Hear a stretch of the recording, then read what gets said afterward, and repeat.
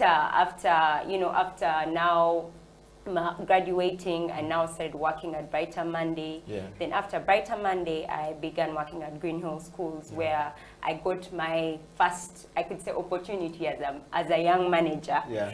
And even in that role, I learned, my God, it just stretched me, and I learned and I grew. Because, as a manager and as a leader, of course, when you're older, there are certain things you have seen over the years. But we young managers, at times we need to learn things by doing. And we also need to learn by asking questions from people who have been there. So particularly that opportunity to manage people, some people who are much older than I am, the opportunity to begin a department, the PR department, right from scratch, was really, really humbling. Because I learned, and I always say, I don't know what the people at Green Hill saw in me. Because as young, as literally 25 years. But, they took a chance on me, and I'm forever grateful.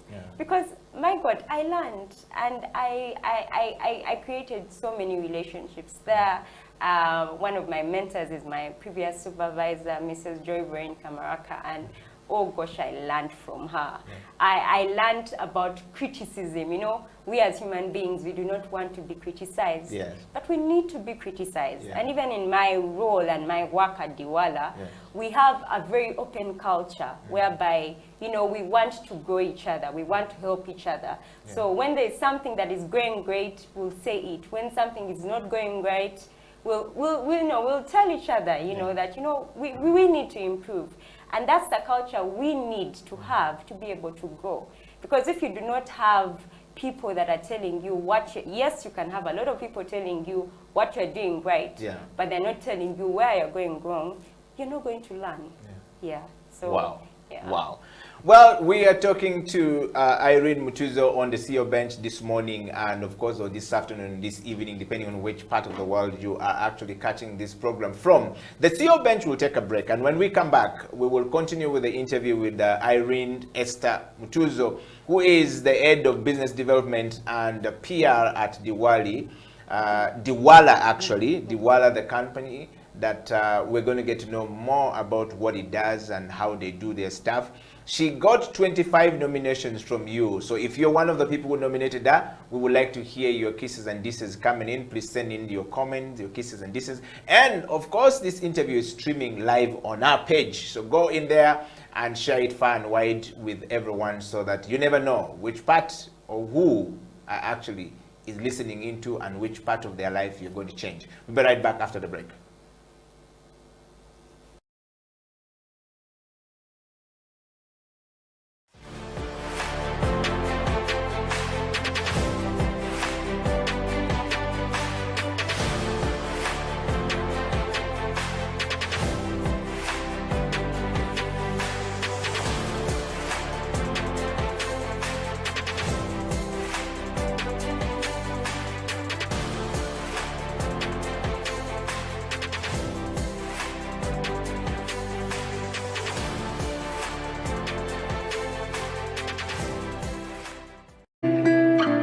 People at the moment are struggling to understand the older generation because times have changed. Technology has come in. They've moved on. Yes. We're the ones sitting back and wondering, what is my child on to? TikTok has surpassed WhatsApp. The other one I call, I never call it Facebook, it's Bookface. Why are you on Bookface? Dad, it's Facebook. Yes.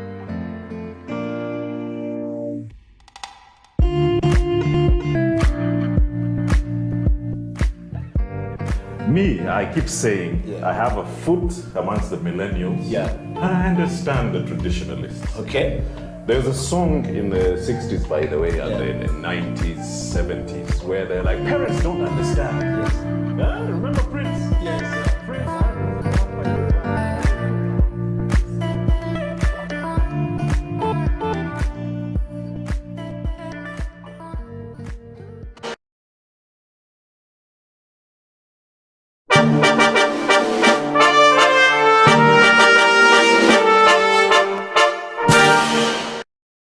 private sector is not yet fully utilized, because not everybody can be employed by government.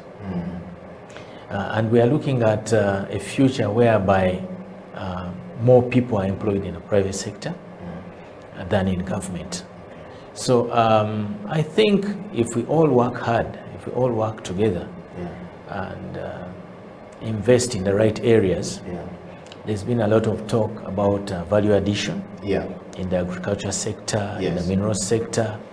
If there is enough investment in those areas, I think it can create enough jobs for our children and grandchildren. Okay. Yeah. I just want to take you to question number 4, Andrew, which is, let's talk about your journey at City Hall and the foray into the Executive Director's office, which is as Andrew Chitaka, Very interesting. as well as the Director Engineering. Very interesting. I joined KCCA on 1st November 2011. And before then, I was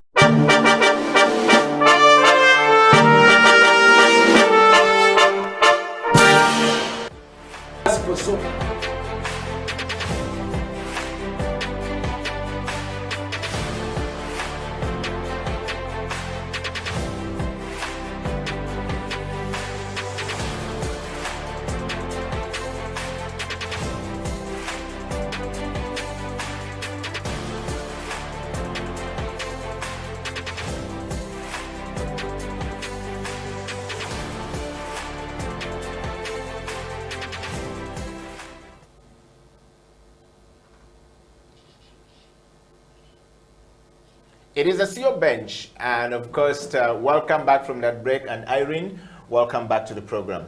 Thank you. Before we went for a break, you were telling us a little bit more about your life, and we're trying to get to understand who is Irene Mutuzo and the work you do. I want to take you straight to, the core part of this interview, the CEO bench, where you are actually in right now, or at the moment. The program focuses on leadership, change management, and transformation. You've spoken very profoundly about your life, where you come from, and what you're doing. But we want to focus more on leadership, starting with, what is your understanding of leadership, Irene? Okay. My understanding of leadership is service. Yeah. That's it. It's not about yourself. It's not about being the most intelligent person in the room. It's not about the money. It's about serving. Okay. And leadership, to be a leader, you don't have to lead a team. You can be a leader in your home. You can be a leader in your cell group. You can be a leader in your group of friends. You can be your own leader as well. For example, today when I got up in the morning, I had to make decisions about how I look, how I move, and that is leadership as well. Yeah. Okay. And what is your understanding of self-leadership? Self-leadership, to me, is first of all understanding who you are. Yeah. You know, what are your strengths and what are your weaknesses? How do you keep getting better at your strengths, and how do you keep working on your weaknesses? Yeah. If you have that understanding of yourself, it even becomes easier to serve other people. Like I say, leadership is serving at the end of the day. Yeah. It's making impact in people's lives and making impact in community. Self-leadership is also, to me, it's also being proactive. You know, you are the master of your life. Yeah. You choose where you want to go and where you do not want to go. When you are faced with decisions, you choose what to do. If today you're given 2 jobs or 3 jobs or 4 jobs, the decision comes to you. Yes, you'll have a lot of opinions, you'll get a lot of advice, but the decision still comes from you. So it's very important to be aware of who you are, be aware of the people you serve, be aware of those people that you listen to. You know, I call them my village. Yeah. Your family, your friends, your mentors, to be able to guide you in decision making. Because at the end of the day, also leadership is a lot about decision making. And that's why, you've used the term self-leadership, because very many times we have to make decisions as human beings, as individuals. Wow. Irene, on that note, have you been a leader? Yes, I have. in many, I could say, capacities. Yes. How did you know that you were a leader? At what point did you realize that I'm actually now a leader, I'm leading self, and I can lead people? I think I got to know that at a very young age. Yeah. At a very young age, and even people around me would notice it. Yeah. So I'm always those people that like to get things going.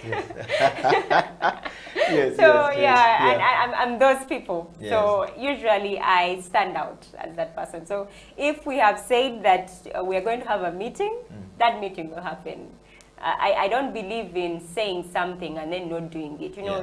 And sadly to say, we have a lot of people like that, you know, being a great talker and not doing anything about it. Yes. If you shouldn't do something about something, it's okay because it happens, but explain why. Okay. Yeah. If you say that you're going to call back someone and you do not call back, you know, apologize to them and explain why. Probably you forgot, and it's okay because we have a lot of things on our plate. It's okay. If you say that you'll give someone feedback, you know, in our society, we do not want to give negative feedback. For example, if someone has come to you with a proposal and you do not like it, or you think, you know, this is not for me, we'll just keep quiet. So we'll just leave someone in limbo and not give feedback. So for me, those are very important aspects of leadership. And I think those are the aspects I bring to table as a leader. And ever since I was young, people noticed that about me. So right from my primary school, I was a leader. I was a head girl in primary school. At high school, I was the president debate club. Then, you know, then I went to now the work world where I had gathered a few skills enough to apply for some leadership positions, which I got. So I think it was really, really early in my age. And also, I think it comes naturally because I'm a firstborn. I'm a firstborn of 4, and naturally you're a leader. So I babysat all my siblings, all of them. So when they are, you know, they're there and they're trying to talk back at me, I'm like, I raised you, and particularly this year also, you know, being a leader on the family front, I've been challenged. I lost my mom last year, and I have had to step up. Wow. Yeah, I've had to step up for my siblings.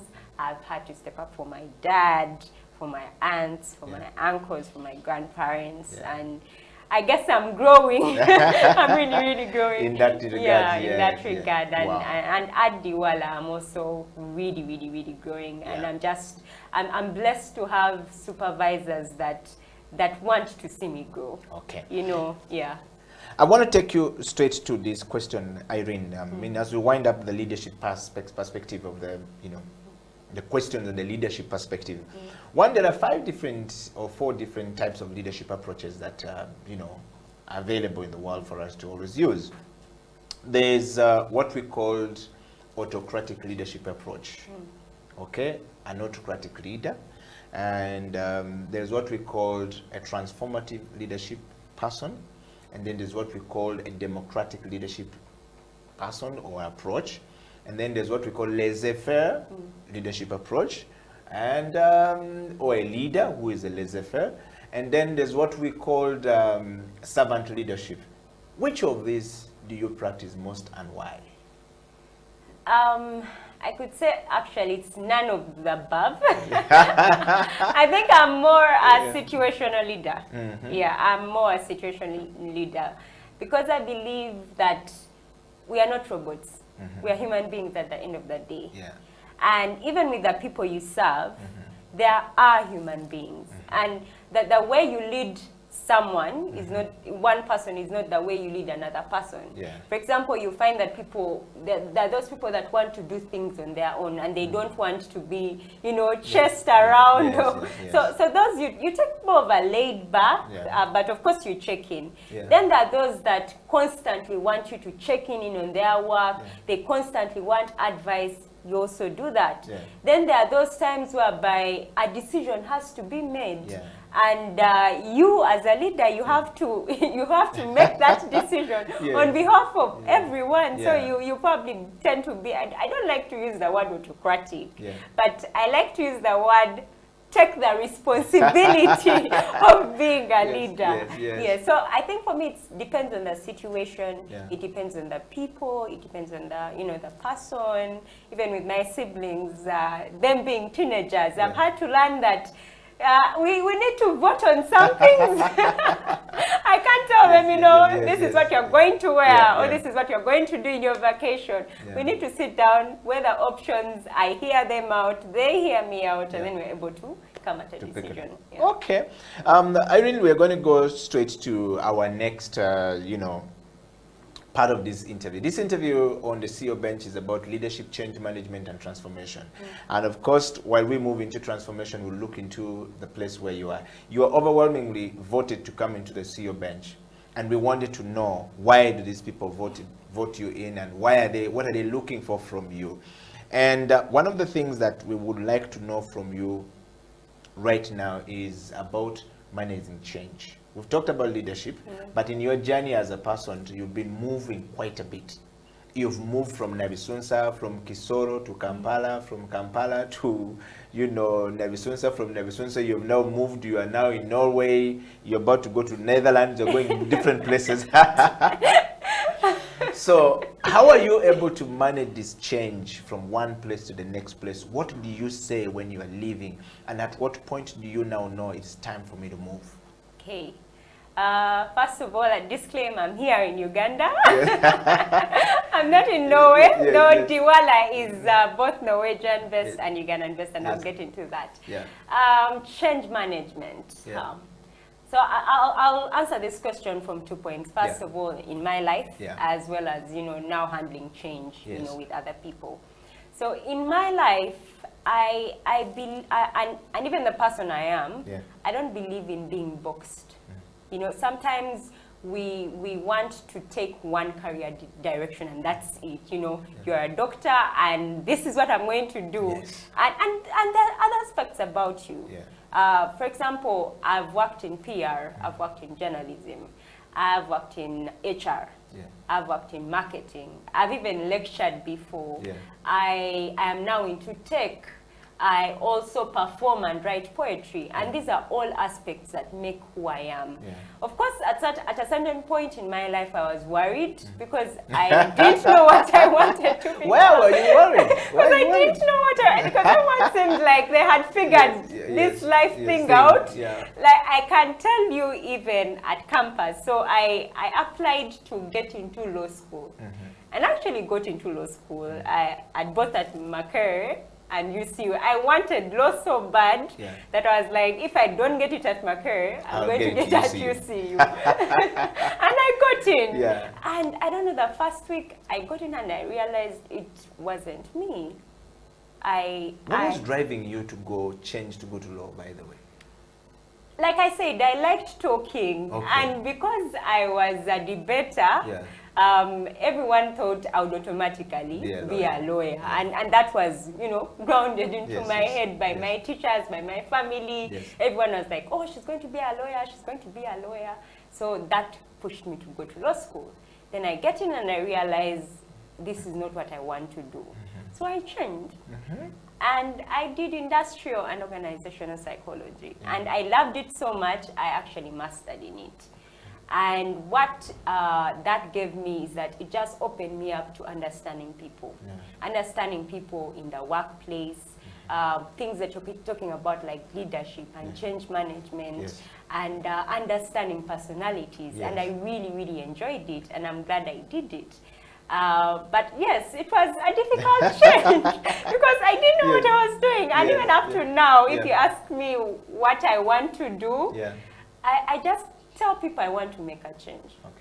How I do it, in what field or what sector, I'm still figuring that out. I just want to make a change. I just want to change lives and serve people. Wow. So for me, it's been one, being open-minded, being ready to learn, and that's very important. If you, the best way to handle change is to be ready to learn. Wow. If you go into a new environment Yes. or into a new workplace and you're just going with your headspace in one place with what you want to do, it will be so difficult for you to integrate into that new environment. Wow. Yeah. Irene, listening to you talk about change management, my next question would be, so at what point would you actually realize I need to move from here, I've outgrown this place? Because there are many people who are stuck in certain places. They don't know how to go. You had New Vision, for example, you said 4 years. I suppose was a good place for you to be, and you would like to be in that place, you would like everything to be there, but you had to move. Then you went to Bank of Africa. I mean, who don't want to be in a corporate space where there is, money? You can even get a loan very easily. You can buy a car very easily. Young people are often driven by such comfort, but yet you moved.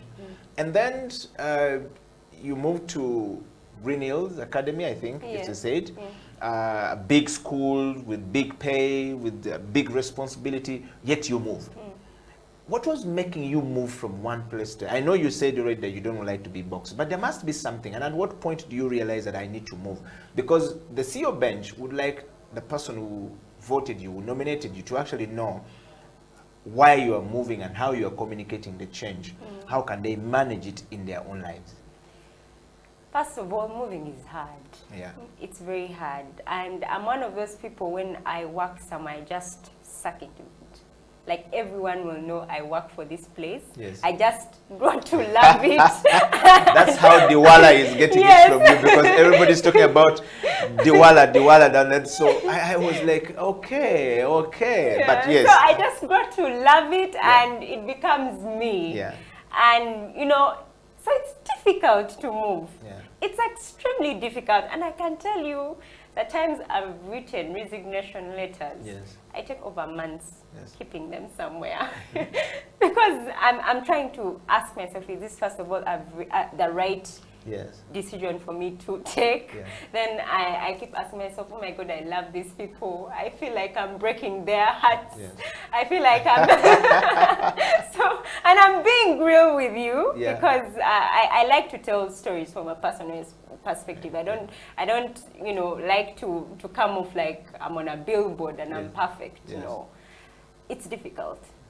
And the times I've realized I need to move is when I feel that there's somewhere I need to make more impact. Yeah. Right? There's some, it's not that I feel like, oh, I've learned everything I need to learn from this place. No. Yeah.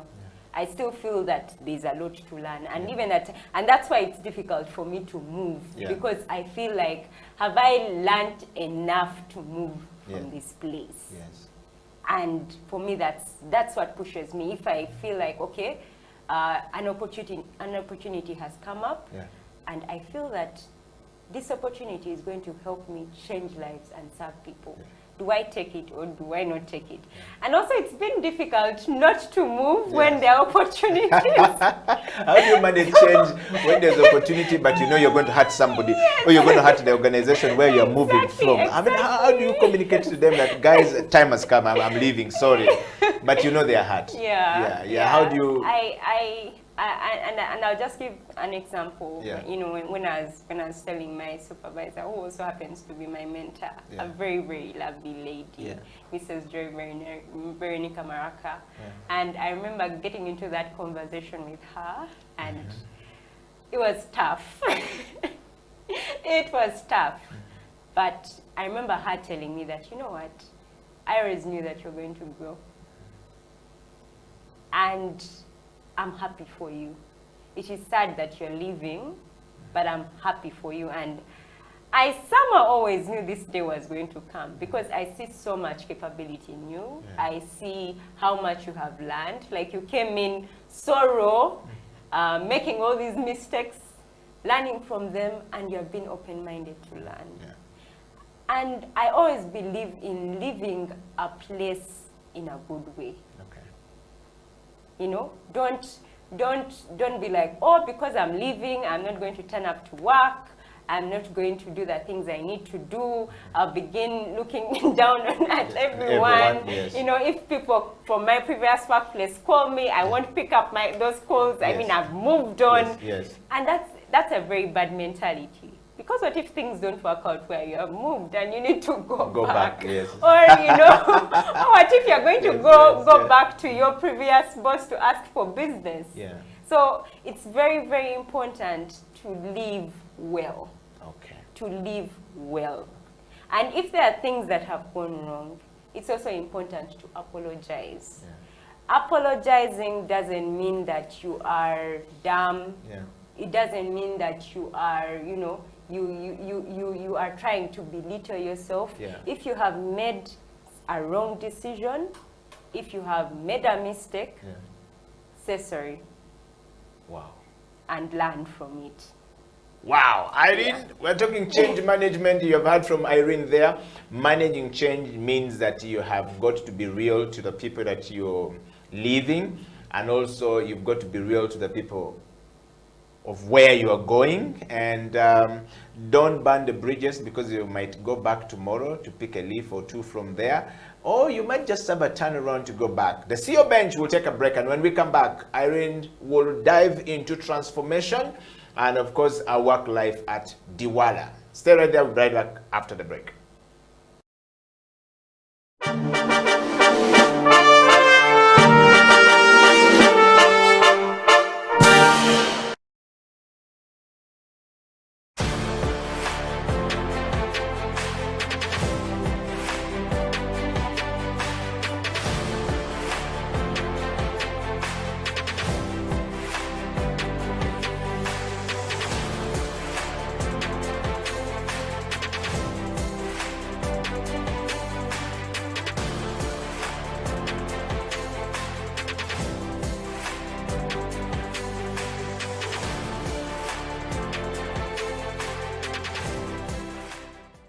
My name is Dr. Jinpo Olowo. Thank you for watching House of Talent Television. I love to inspire people. I love to talk about my experiences and how God has been able to use me in the different exposures. And through the leadership, through change management and transformation, I've been able to do a couple of things in my life. Now, are you a kind of person who is tired of your status quo? Do you want your situation to change? Are you tired of what is going on in your life? You know, change is a fact of life. We've all been through experiences in the last couple of months that have taken us to a place where we need to do something about our lives. We need to change whatever is going on. So if you have not piled up investment for yourself, you need to do that. If you've not done businesses to hold your family in future, you need to do that. Are you thinking of full-time employment? You need to be thinking about your life after employment or your business in the next couple of years. So if you want us to chat, if you want us to talk about this, please get in touch with us at SEAL Uganda on number 0772443085, or check our website www.sealuganda.com, or on all the social media handles. You can hook me up or Facebook, that is Jinpo Olowo, on Instagram, Jinpo Olowo, and on Twitter and LinkedIn. Then we can chat a way forward with you. We can help you, we can coach you, we can walk with you this journey of financial freedom. Thank you.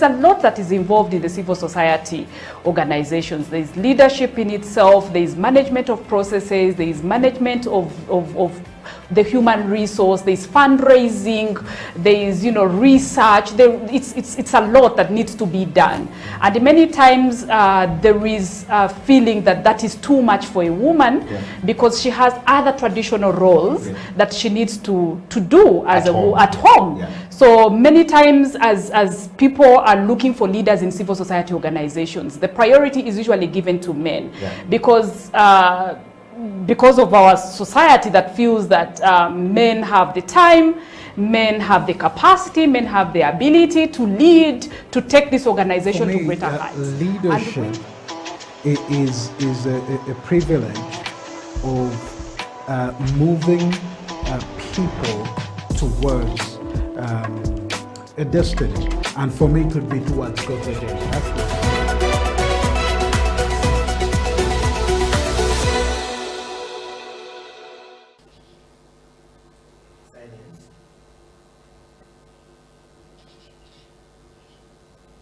It is a CEO Bench. My name is Ed Yokela. Irene Mutuzo, who is the business development manager for Diwala and the PR at the same time.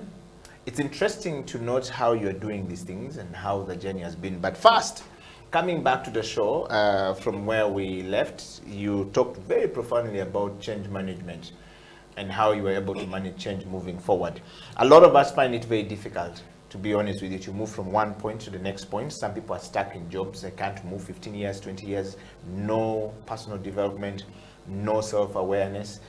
The leadership journey is completely severely limited, that they are not able to move from one point to the next, and so there is no growth.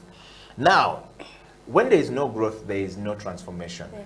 We want to go to the transformation, Irene. And transformation means you have managed change, and if you manage change, you transform to a different person, and if you did transform from a different person, you transform the community. We begin to see the transformation in the community. You've been to different places. Yeah. Describe for us the transformation in different places that you have been to. Okay, so where do I begin from? First of all, what is your understanding of transformation, the word transformation? Transformation to me means change, but it also doesn't mean changing completely. There are aspects of yourself that make who you are. Yeah. Those values. Just because you have moved to another place, and maybe there are certain things that aren't going right in that place, doesn't mean that you change your values. So yes, much as you change and you transform, which is growth, if there are certain values that you stand for, they need to continue being there, because values make you. All these things can go, and even when you're out of a job, people eventually forget you, but people do not forget who you are. People do not forget the values that make you. So for me, that is very, very important. So do you think Irene Esther Mutuzo or Mutuzo Irene Esther have been a transformative person everywhere you've been? I would like to say yes. How did you know that you have been a transformative person? Yes. For example, again, at New Vision, the pullout that we began grew, really grew, and even to date, it's now quite big. It's been rebranded, and every time I look at the pullout, I no longer send articles, but I'm proud. I'm proud and I'm humbled about how far we have come. I think I've been transformative in the poetry space as well. And when I see a lot of budding poets coming up, I'm happy. And one of the things I do in the poetry space is I sit on the Lantern Meat Foundation board, where we provide Daniel Mutembesa. Yes, the Lantern Meat of Poets. That's where I grew as a poet, and we provide a space and initiatives for writers, filmmakers, poets to be able to grow their art, to train them in their art so that we can get African work out there. Yeah. And I'm happy that I'm also transformative in that way, you know, encouraging those young people and helping to train them. In my role at Green Hill Schools, I'm happy that, you know, when I came in, I was literally beginning the PR and marketing department. Yeah. And, you know, it took a lot of work, of course, with a great team. And I keep telling people that you can have great ideas, but if you do not have a team, you know, behind you, a team with you, then those ideas, you know, won't happen. So for me, you know, having a great team, having a great leader, we grew a really, really strong department.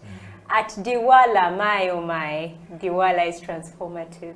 And the things that we are doing, the things that we have in our minds, our vision, my God, it excites me. And I love that we are making change. I love that we're improving lives. We are solving day-to-day challenges.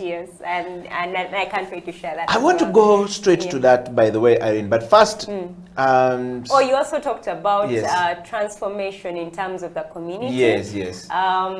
For me, it's been listening to your community. From a business perspective, and I'll talk about the tech world. If you build something on your own with your own ideas, yes, it may be a brilliant idea, but it may not be taken up by the people that you're trying to build it for. So it's important to listen to the people that you're trying to transform, or you're trying to take change to. What are their fears? What do they like? What do they not like?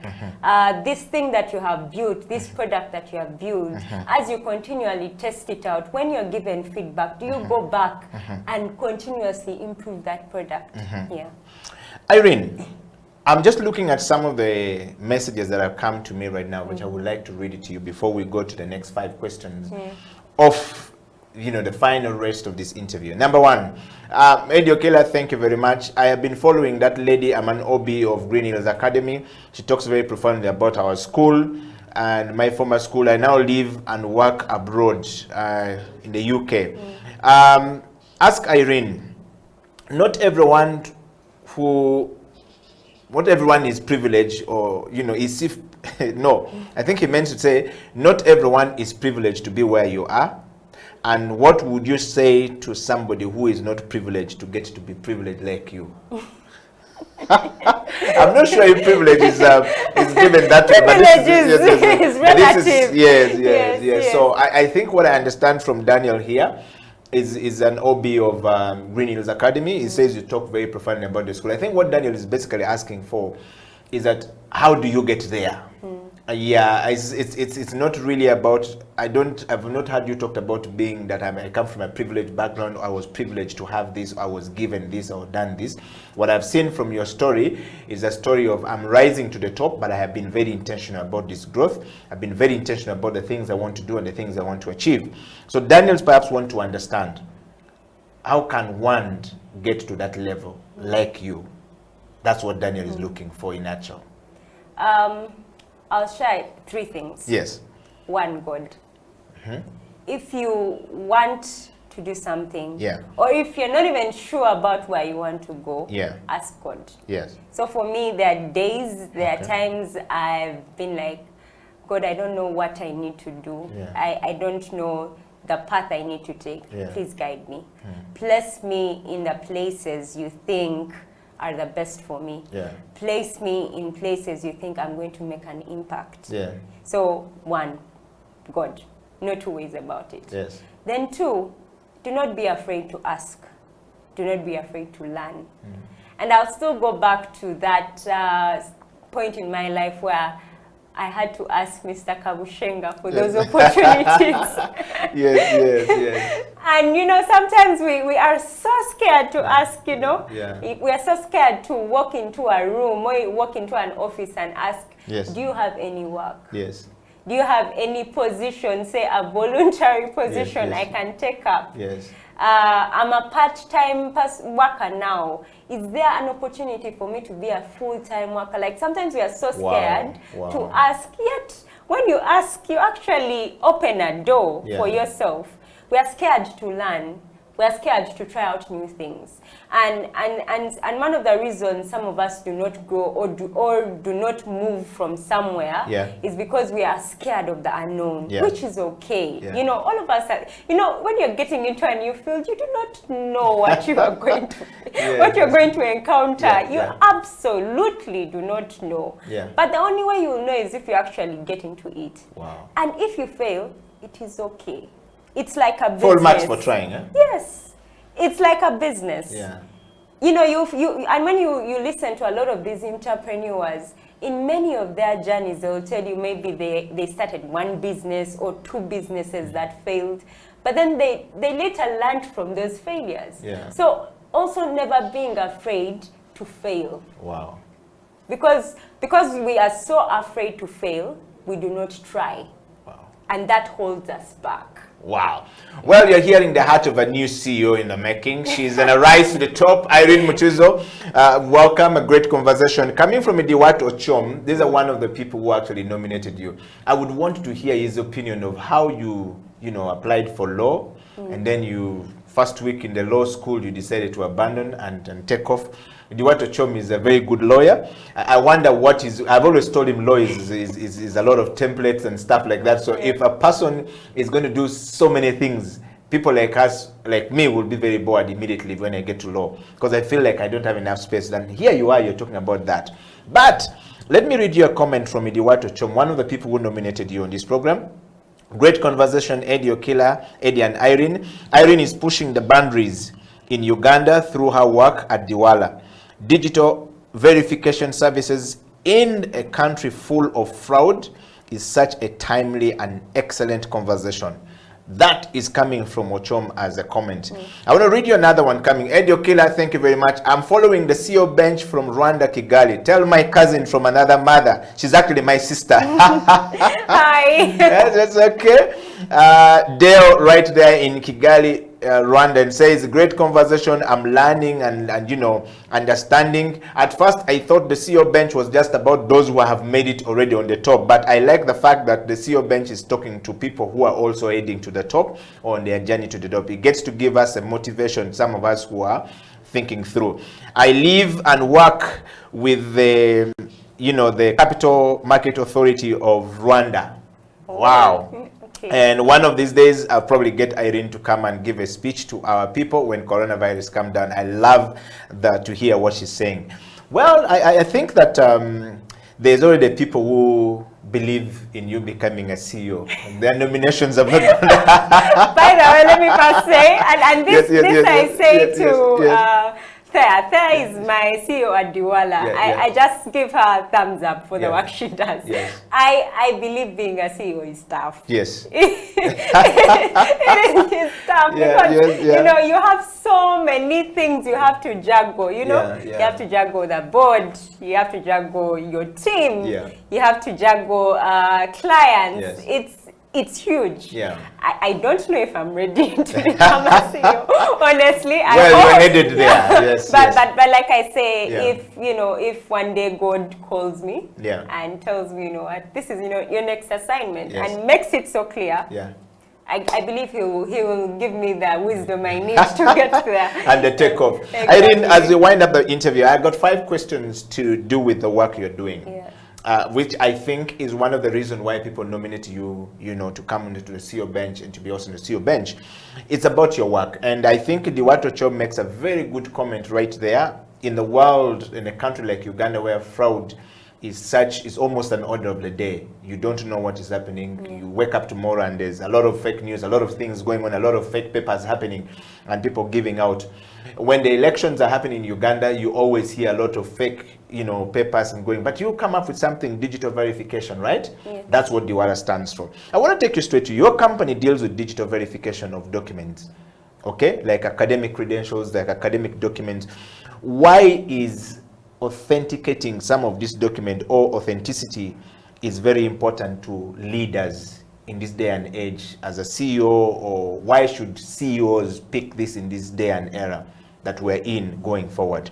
What value does it bring to the table? Okay, thank you very much. And before I answer your question, I just want to highlight the challenges we face around. And also want to know what is Diwala in Diwala? Yes, okay, so Diwala is a Norwegian and Ugandan-based blockchain technology company that was born from a UN Women Hackathon in Norway. And we basically provide a digital solution that enables the issuance and verification of credentials, which could be proof of education, proof of training, proof of health, licenses, and any other important document you can think of. Currently, we have presence in over 6 African countries. And what challenges are we solving? I will begin by sharing that from a personal experience, both as someone that has needed a document and also someone that has needed to verify a document from the HR end. So in 2019, I completed my master's degree. And by the time COVID hit in 2020, I was still waiting to receive my certificate. When everything closed, there was no way I could access it. And I eventually had to wait over a year to get this proof of my education. Now, of course, like many people, when COVID hit, a lot of sectors were affected. And naturally, a lot of people were looking for jobs. And there are also jobs that I looked at and I thought, well, I can do this job. I have the qualifications. But I couldn't even get past the application portals because I didn't have my credentials. And I'm not the only one facing a challenge. Like you said, a lot of institutions, a lot of organizations, reputations are at risk because of the number of forged credentials on the market. Think of forged transcripts, forged certificates, recently forged COVID-19 tests and certificates. And all these things negatively affect reputations of institutions. Then thirdly, on the verification side, the employer, the banks, the authorities, investors have to take a lot of time and money to verify information. I'll give an example of the HR because I've worked in the HR sector before. You'll spend up to $15 per certificate verification and over 250 hours minimum yearly. That is a lot of time and money. And this is where we as Diwala come in. So we provide a platform that enables any institution or organization to issue digital credentials. And the beauty about these credentials or these certificates, if you may call them, is that they can't be forged because they have an added layer of security provided by the blockchain technology we use. Then secondly, recipients of these credentials or certificates, who could be people like you and myself as a former student and alumni. It could be people like you and myself that need our permits. We can be able to access our digital credentials or certificates anywhere we are at any time, whether or not we have a smartphone. And, we don't have to worry about things like your certificate getting lost or someone having to fly back to the country just to follow up their document. Then also the platform enables the easy verification of these documents. Someone can, as long as someone has a link to the document or even has the physical document, they can be able to verify it in seconds. So what was, I could say, 240 hours minimum yearly has been cut down to 3 seconds. Wow. Yes. I can see the reason why they have to hire you. And we have a vision. At Diwala, we have a big vision. We want to enable the issuance and verification of any important document you can think of. Any important, your ID, your license, your proof of work, service. Today I can say I worked for Diwala and maybe my CEO is my friend and she can write me a reference letter and it may not be true. How do we also curb that? Because a lot of people will have quote-unquote fake CVs. How do we also curb that? So that's what we do at Diwala. And as leaders, authenticity is very important. Wow. Authenticity is real. Authenticity as a leader, authenticity in your work. And, this is also a culture at Diwala. we never lie. I'm saying try not to, but the culture is do not lie. Do not lie about your numbers. Do not lie about what you have done. If something is in the works, clearly say it's in the works. And you know, when we're doing business, we want to lie and exaggerate numbers, and those things catch up. You know, they catch up. Because what happens if someone goes and does a background check? Wow.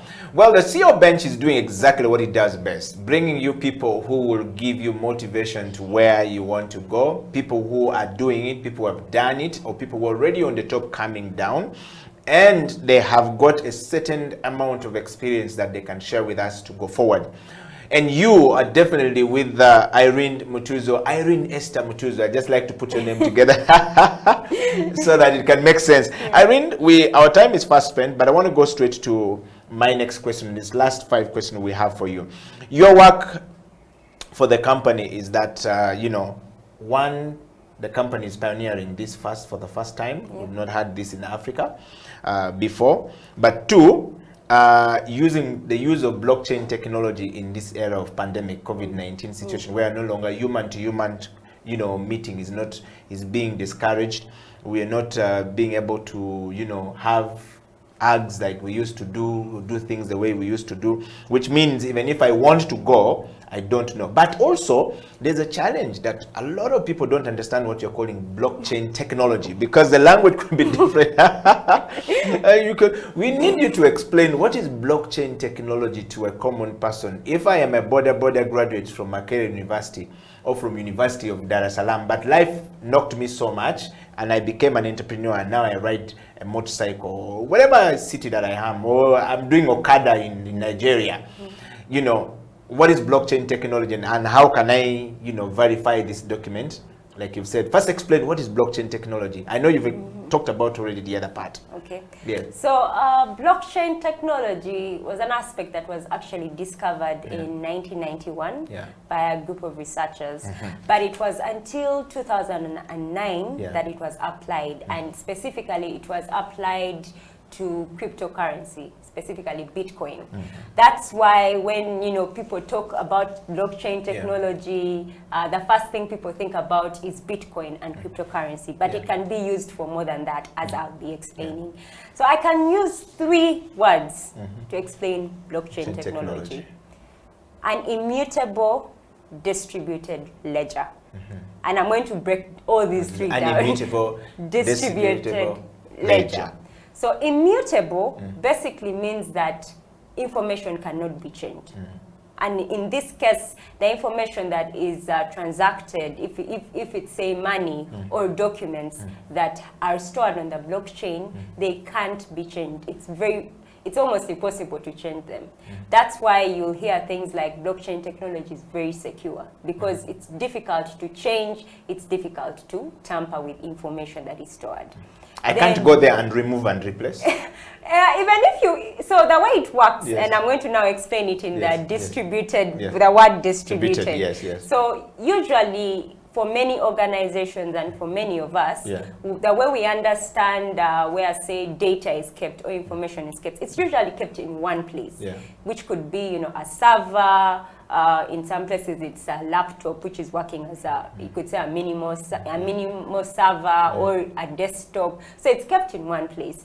But the disadvantage of information being kept in only one place is that someone can easily get into it. Someone can easily hack it. That information can easily get lost, you know. So it's in terms of security, it's not really secure. But the way information is stored on the blockchain is that it is stored in a decentralized manner across a large network of computers. So it sort of creates like a web. And you know, it's very difficult to get into a web and try and change something. And say if we're working on a document, you and I, and maybe the cameraman, or we are having transactions as 3 friends, you know, money transactions. Now, all of us will have access to what is happening in a document. All of us will have access to what is happening on the transactions. So if, as Irene, I try to make a change in the document, the only way that change can, you know, be approved is if everyone says, yes, we know about it and it is what it is. If you know, I try to change something and everyone flags it no, then that thing won't be changed. Wow. So that's the way it sort of works. So everyone knows what is happening. So even for you and I, if someone makes a change and it is approved, it will be clearly seen that this person was the one who made that change at this particular time.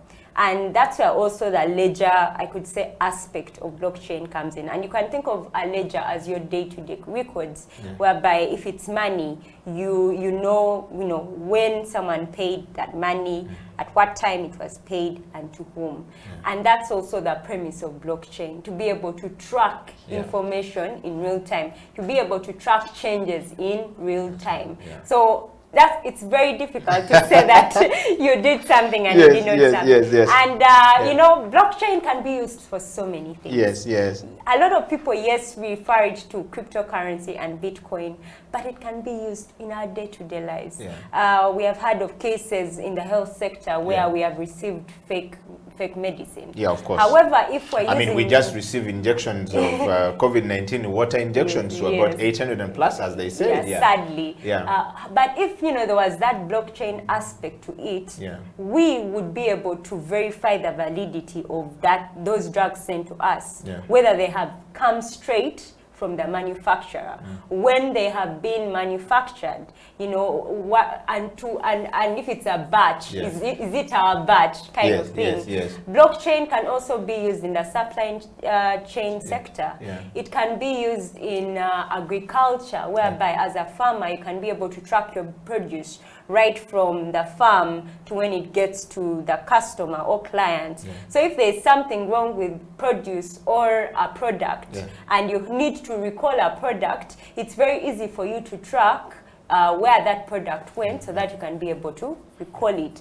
Then recently I came across an interesting use case of blockchain, and this company is actually piloting it with a fleet of 100 cars, whereby you can be able to track mileage. So if you have bought a car before, or you have gone to the bond, you have heard that, the mileage is tampered with, and there's usually that yellow paper. But that yellow paper can be forged. And very rarely do you also check, go into those documents, the export documents and all those things. But, you know, and someone will tamper with the mileage and sell to you the car quite expensively. But with blockchain, people will be able to track that. So someone won't be told that, you know, the mileage is 4,000 kilometers when it's not. So it's interesting, and it can be used for so many things, even in governance. You talked about voting. You know, if voting was based on blockchain, it would be difficult to tamper with votes, or to, you know, things like, this vote was tampered with, this vote is not for this person, this is a ghost vote. You will arrest very many people in Uganda. I won't say Uganda, I'm not political. I'm not very political, but I believe it can change so many aspects of our lives. Wow. Irene, being the very first person in Uganda, earlier on when we were talking to you, you became the first employee of Diwala in Uganda. I mean, what does that make you feel like, being the first leader of a new innovation happening in Uganda? What experience has it given you so far?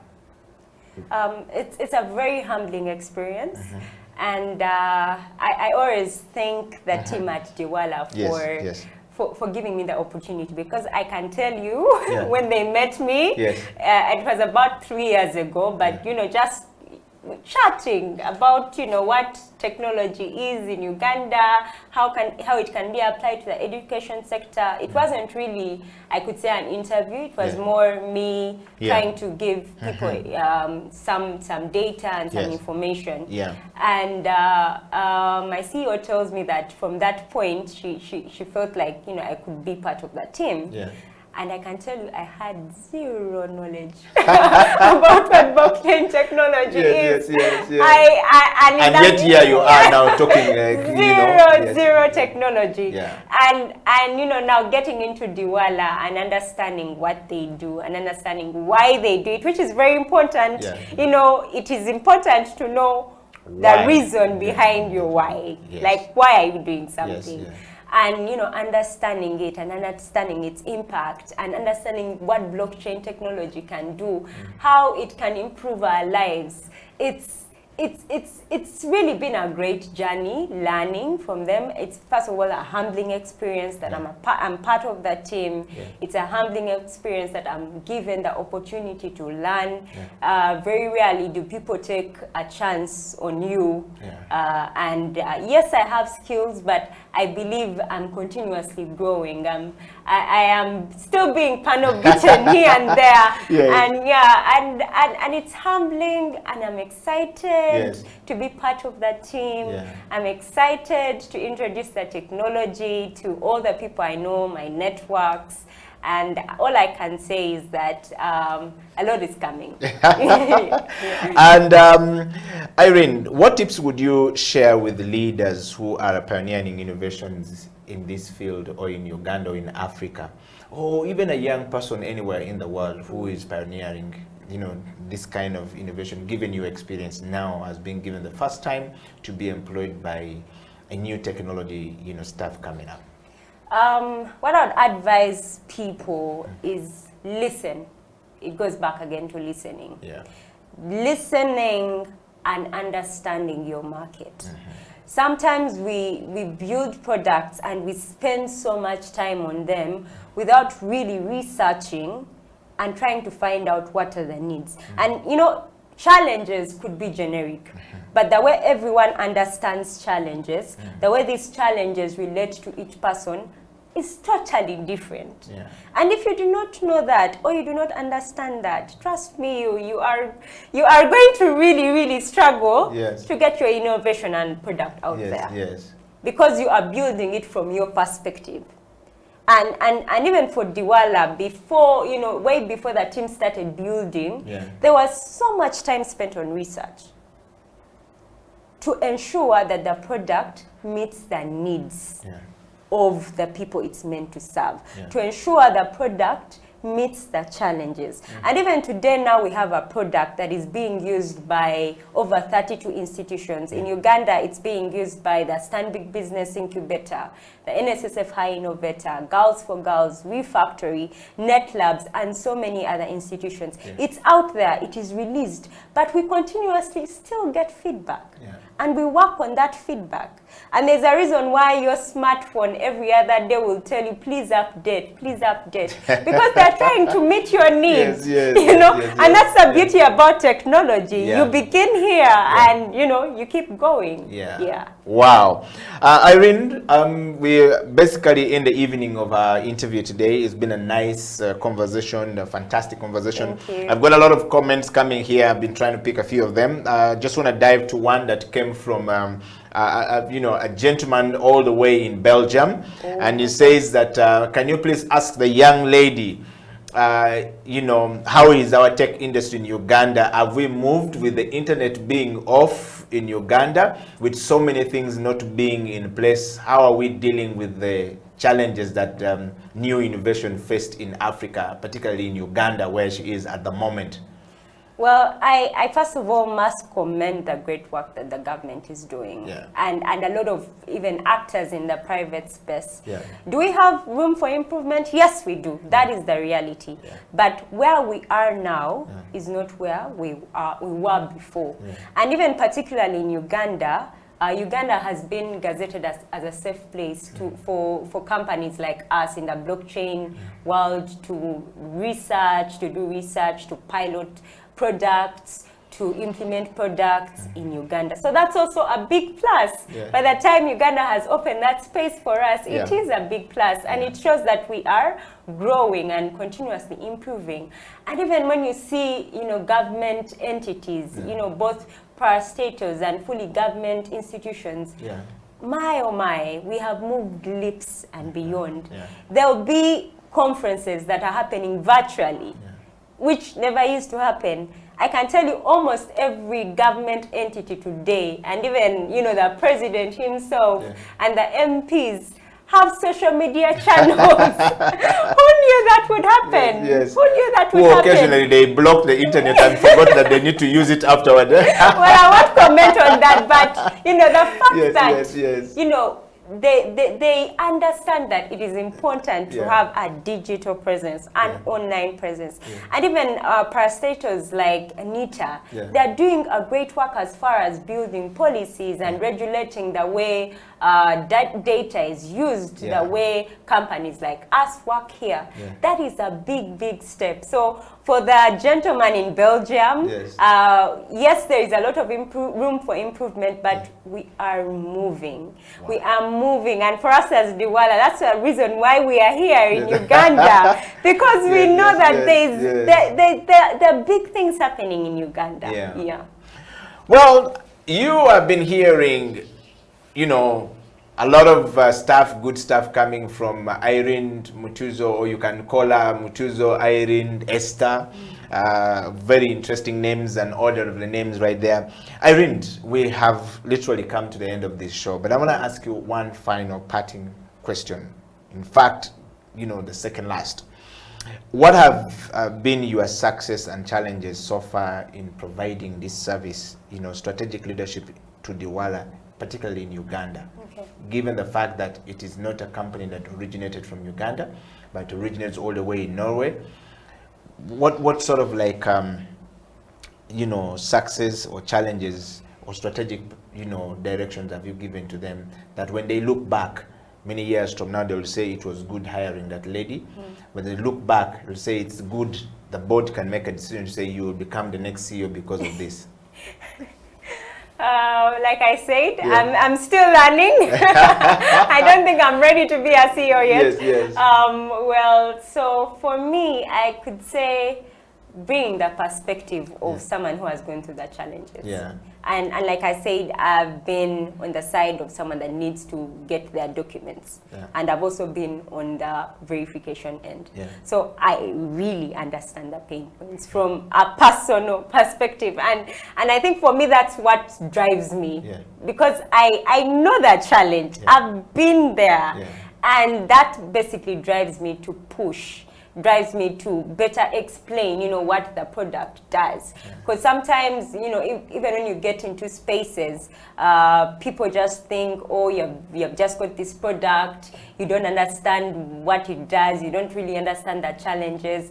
But as someone who understands the challenges, I'm able to better explain what the product brings on the table from a personal perspective. So I think that's been a success. And the fact that we have managed to get partners here is a huge success. It's a huge success. You know, when something is new, it's very difficult for people to hop onto it. You know, and if people get onto it, sometimes it's usually for the wrong reasons. But when you actually find people that you know that believe in it, that want to work with you to keep improving it, that want to, you know, work with you to keep having that feedback to improve the product, it is a big plus. It's a big plus. Because you could build a product, put so much time and money into it, and it's not used by anyone. Which we have seen before. It's a reality. But the fact that, you know, our product is out there and it is changing lives, because for us that's the end goal. Yes, money is important in business, but we also want to change lives. We also want to meet challenges, and that is also our end goal. And seeing our product out there and doing what it's supposed to do is my. It's a success. The challenges, of course, and I'll speak from the digital transformation point, is there's a big challenge in digital literacy. And us as Diwala, we are also big on digital literacy. We want to empower people to understand, you know, a lot of people think that their smartphones are only for WhatsApp. And yet your smartphone can do so much. You can work on your smartphone. You can run a business on your smartphone. And until people understand, you know, what more, as for example, a smartphone can do for you, what more the internet can do for you, why it's important to have these digital tools and how they can be able to help, then adoption to digital tools becomes hard. But when people understand, you know, why they're there, when people understand that, you know, sometimes people are scared of the unknown, like I say, you know. You'll find that people are scared of, or if we're going to move to digital, our data is going to be out there. Probably if someone wants to track us, our information is going to be out there. But it's not always the case. Digital has its strengths. Yes, it also has its challenges that we need to, you know, we need to be aware of. So like anything, everything has a good thing and a bad thing. So it's important to understand both sides, and usually, at least in all these digital tools we see, there's a big good side.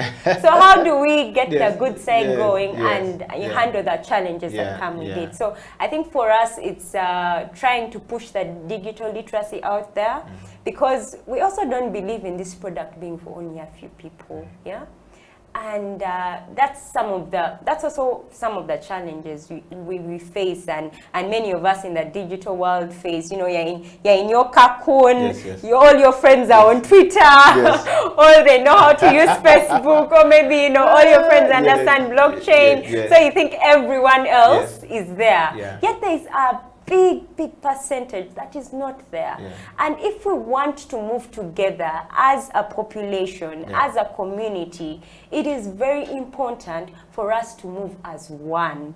That's why, for me, I believe in ensuring that even my jaja in the village understands a bit of technology, so that if a tool is out there for them, they can be able to use it. It's not for only us young people, it's for everyone.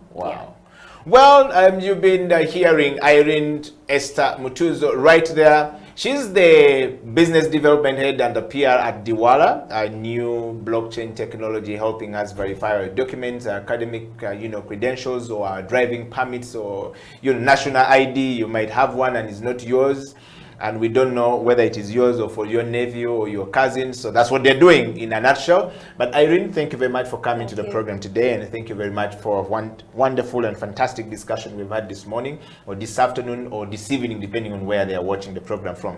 Now, as you go, assuming you were elected the Member of Parliament for Kisoro today, and you are now also voted as the Speaker of Parliament of the Republic of Uganda, what would be the first, you know, state of address of the new Speaker of Parliament from Kisoro, the woman Member of Parliament for Kisoro? I'm humble, but like I say, sometimes God has jokes, so we could be laughing about it. Well, for me, it would be encouraging leaders to serve. And that's the challenge I've seen. And even, you know, naturally, you unconsciously, you actually end up going that route if you're not careful. That at the end of the day, when people, you know, as a speaker, you're speaking to so many MPs and ministers, at the end of the day, people have put you there to serve. Because they believe you have something to add. They believe you can bring change. They believe you can make an impact. So you have 3 to 5 years to do that. If you have 5 years as a leader and you haven't made any change in the place that you have been put to lead, then you haven't led. If you are a leader and you haven't served your people, you haven't led. If you are a leader and you haven't listened to your people, you haven't led. Wow. Irene, thank you very much for coming to the program. From us here, we want to say thank you to Irene Mutuzo for coming to the program, and thank you to Diwala. The journey is, of course, you know, brighter. We're seeing you becoming the next CEO in the next couple of years, and we want to wish you well. And until then, we're tossing out and we're saying goodbye, Africa, goodbye, the wide world. The CEO bench has come to an end. Signing out.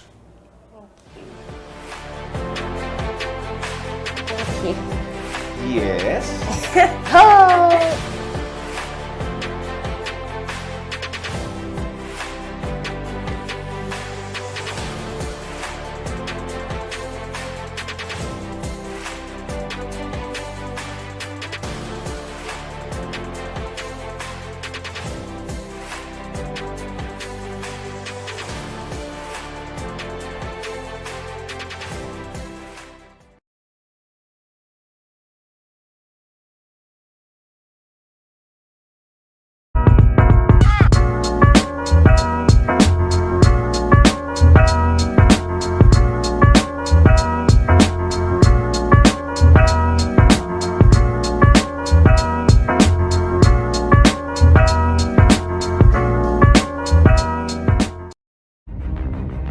Engineered in the heart of the pearl, one face, four perspectives.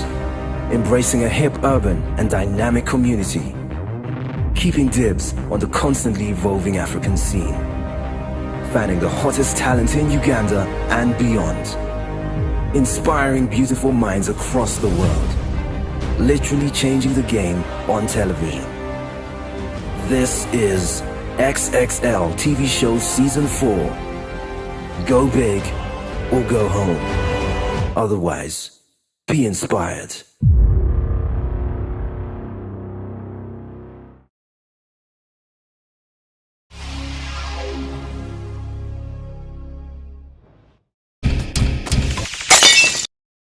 One face, full perspective, finding the beauty and the talent of the people of Uganda. This is XXL Season 4. On the Glass House this week, I happen to have the one and only Mr. Uganda, Richard Kawesa, on the show. Richard, welcome to the show. Thank you, Eddie. And of course, Engineer Pete Nyeko. Pete, you're welcome to the show. Thank you very much. Are you Ugandan, Pete? I couldn't be more Ugandan. What makes you Ugandan? I am part of the beauty, the awesomeness, the fantasticness that is Uganda. Every part of me is Uganda. Okay. And Richard, are you Ugandan? Yes, I am. So what are the values that define you as a Ugandan? For me, is every time I think as a Ugandan, I think in terms of being just, of being productive and orderly in what I think, say, and do. The topic of the discussion is a Ugandan on a global stage for economic relevance. And Richard, you have been writing a lot of stories about Uganda, and so is Pete. Are we fit to be on the global stage as a country, as a people? I am certain that we are very positioned to be relevant. There was a global entrepreneurship institute in Europe that did a study to understand what the most enterprising nation in the whole world. Okay. And Uganda came out to be the most enterprising. I liked the definition of their definition of an entrepreneur so that they can then qualify their study. And they defined one as a person who takes a financial risk in hope for a financial return on their investment. Mm-hmm. And they looked at people who have earned out of that risk at least in 3 months and not more than 2 years. Okay. So that was their parameter of defining an entrepreneur. Wow. So they go out to the whole world to look for who qualifies there. And it turns out that 26, I think, point something, is what we achieved, meaning out of 100 people, 26 of them in Uganda, they fit perfectly. Now, it's not only the person who has invested and actually works there, but they also earn from the investment. Yes. Yes. And you know the next country that came number 2? I think Indonesia or Malaysia. Yes. And they were at 16 point something. That's almost huge difference. It's a huge gap. 50%. So then, do you know the first world country to appear on that list? What number they took, and what country it was? No. It was Australia, the first world country, first world. Which was a former prison. They used to send people there. The world was a prison list. So that country there, yes. That country, Australia, came at number 26 on the list. Okay. Now, when you put that study, it's independent, but there's a relationship with another study. We're talking about our relevance on the global stage of economics. Yes. If you put another study that was done by Harvard Business School for 10 years, they also carried out a study. Now, the question is, you wonder why Harvard Business School would do an anthropological study. What's the relationship between culture and business is what you should be asking. Ultimately, if you think of, so business is a word which you can use to mean many things. But if you mean business as in entrepreneurial or economic endeavors, then obviously the culture of a nation, or of a community pays a lot of importance to that. Yeah, okay. Take, for example, a country where you've got a culture of people coming together, people communicating and people sharing, that probably has a consequence to how people will do business. A closed-off society will probably have a different one as well. For example, if you compare, let's say, Uganda and let's say, I don't know, Antarctica. You've just got ice, you've got penguins, and you've got, so if you're going to do business in Antarctica, you've got to think, what's the culture there? A few scientists maybe, a few explorers. So it's a different environment. But in a place like Uganda, you've got lots of people, it's a warmer climate, So obviously, culture ends up determining what type of business you would do, how you would do the business, how you'd sell, and how you'd grow, and how you'd make your projections, and so on. Yes. Okay. And that's why I wanted to bring that comparison, because that's one study of entrepreneurship, and then this is another study of culture, which means one study of business and one study of culture, but done by a business school of Harvard. And who turns out to be the most culturally diverse nation in the world? Uganda. Aha. Now you tell me where or which university or what course or which lecturer or professor is going to create a course that increases your appetite for risk to make you an entrepreneur. They can teach you economics and stuff and how you run a business, business management, they can, but the appetite for risk. Now that tells you that if Uganda has such an advantage by 26% and the last person comes at 26 in the first country, that tells you we should be relevant globally because we have an appetite for risk in any market.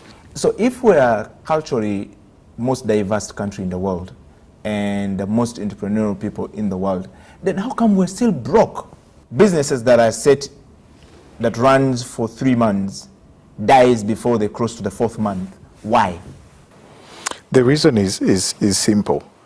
There's what we call an enabling environment for any organism to function. Yes, a seed is perfect, it's brilliant. It has the raw ingredient to bring you a harvest. But put it in a sandy pit and don't give it water and sunlight and then blame it for being broke, for not producing. Can you? So Uganda having these endowments of risk-taking, the idea that someone doesn't have enough money but they still feel they can go out and serve, because entrepreneurship and business is about serving. Yes, and somebody feels I need to go out and serve. I have something to contribute. That's not brokenness. That is abundancy, that I have something to offer the world. Now, if the world doesn't give me a monetary reward for that input, you can't blame that on me. So who should take that blame? I think it's not about blame. It's about understanding and recognizing what is the most conducive environment that we should be able to grow entrepreneurs in, and what systems and financing mechanisms and ideological mechanisms can we put in place to support already a seed that has potential in itself. And that could be by leadership and governance. It could be by the way development partners look at Africa in terms of aid and say, no, not aid, let's do development financing, meaning let's have more people investing more of that money, not through government, but directly by saying, Eddie has something beautiful, XXL.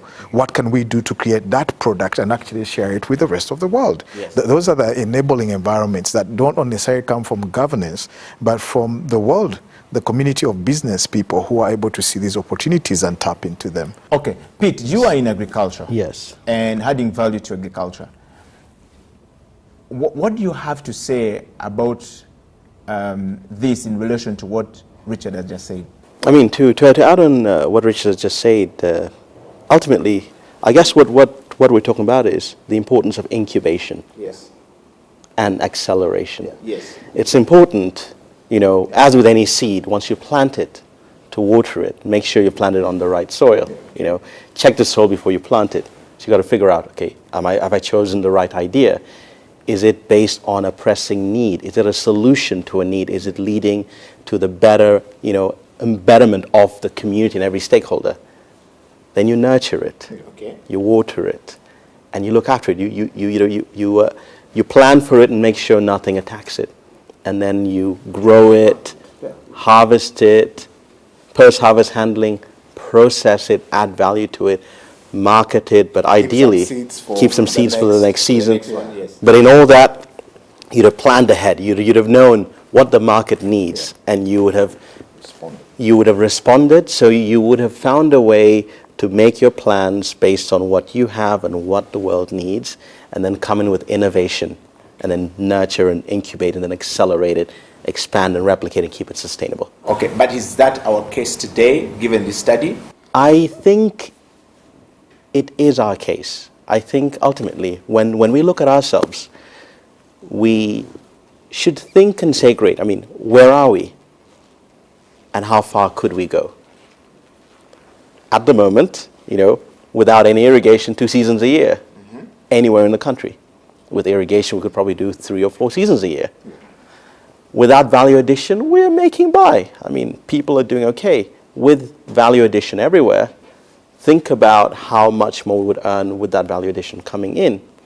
With a keener understanding of what the marketplace is like locally, regionally, and globally, and based on the soils we have, the temperatures we have, the weather, and kind of the industriousness of the people, everyone's grandmother has a coffee bush. I mean, think about it. Imagine if you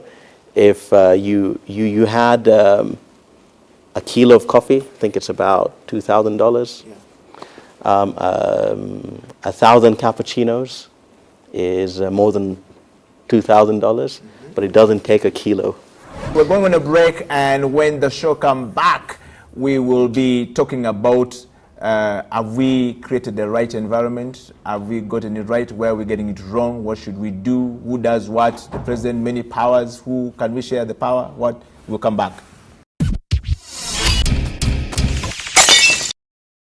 Welcome back. This is XXL Season 4, and this is the Glass House. Of course, with Richard Kawesa and Engineer Pete Nyeko. We are the most entrepreneurial country in the world. Yes. Okay? And the most culturally diverse. Are we taking the advantage of this? Let's stop beating around the bush. Just get to the point. Are we taking the advantage of this in the global stage? I don't think we are. Yes. Because the people probably who sit in positions of leadership do not necessarily appreciate some of these studies. Not necessarily even appreciate. Probably some of them don't even know these studies were done. Yeah. And if those who know. I was sharing with the deputy governor, Mwami Kasekende, and I was telling him about this study. And I said, do you have strategists who interpret these thoughts and know their implication? It's one thing to have information. Yes. It's another thing to know what does it mean and what do we need to do. And then it's a third thing to say, this is then what we've decided to do. So in our new policy now, for example, Uganda should be able to say we have an intellectual property policy in place.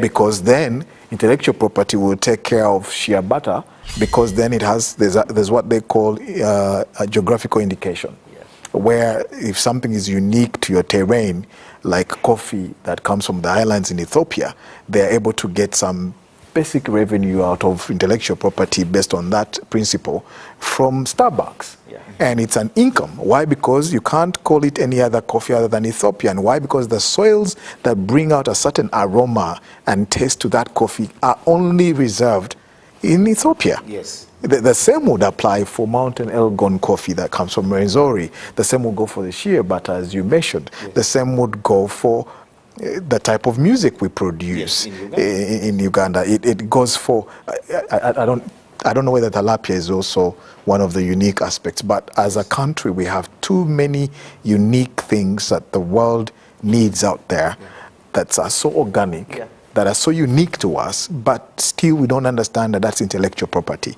And therefore, in the absence of that, how then can we grow our intellectual property on a global stage so we can start earning from that? When I think of Uganda, I think of every Ugandan, not one or two or three. Yes. And I think of every Ugandan who thinks about the issues that are around them, the issues that are closest to them, and looks at these issues not as a problem, but as an opportunity to create a solution that actually makes Uganda and the world a much better place. And if I take an example of what has happened in the US, it's a great country, Silicon Valley. think of how the private sector has actually led this. It is possible that with private sector intervention, benevolent private sector looking at conscious capitalism, looking at social entrepreneurship, looking at a sustainable future, looking at sustainable development, and giving a helping hand to the public sector, and civil society, and the community, and actually setting up incubation centers. There are a few already in Uganda. Building up on that and saying, great, what are we good at? What can we be good at? What could we be good at? What does the world need? How can we meet that need? Think of it, one crazy example. I mean, we've got lots of amazing young people with great, bright minds. Could we possibly be, an interesting place where everyone comes to get their algorithms and their mathematical equations solved for the next space launch?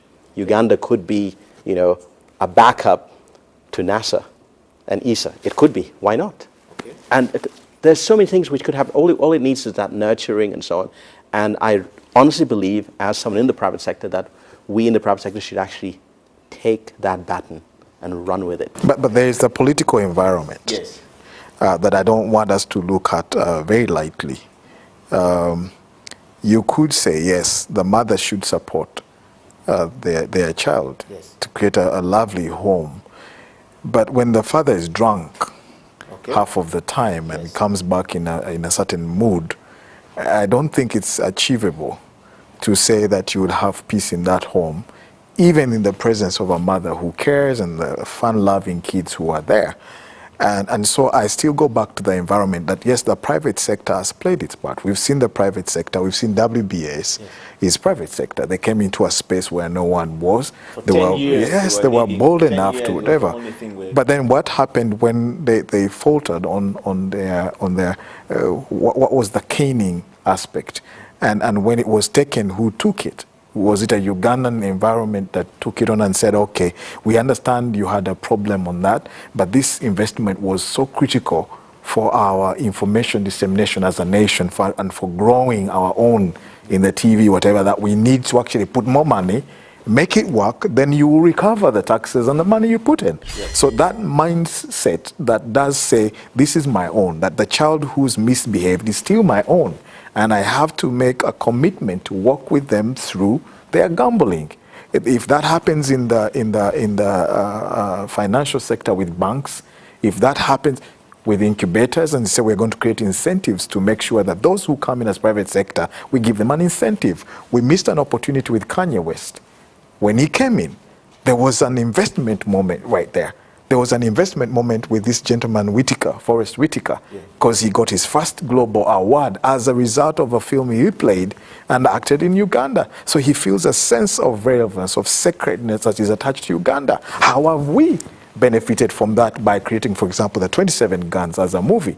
Have we gone to Whitaker and say, sir, if you created this as a platform, could you design it in such a way that it makes us globally relevant?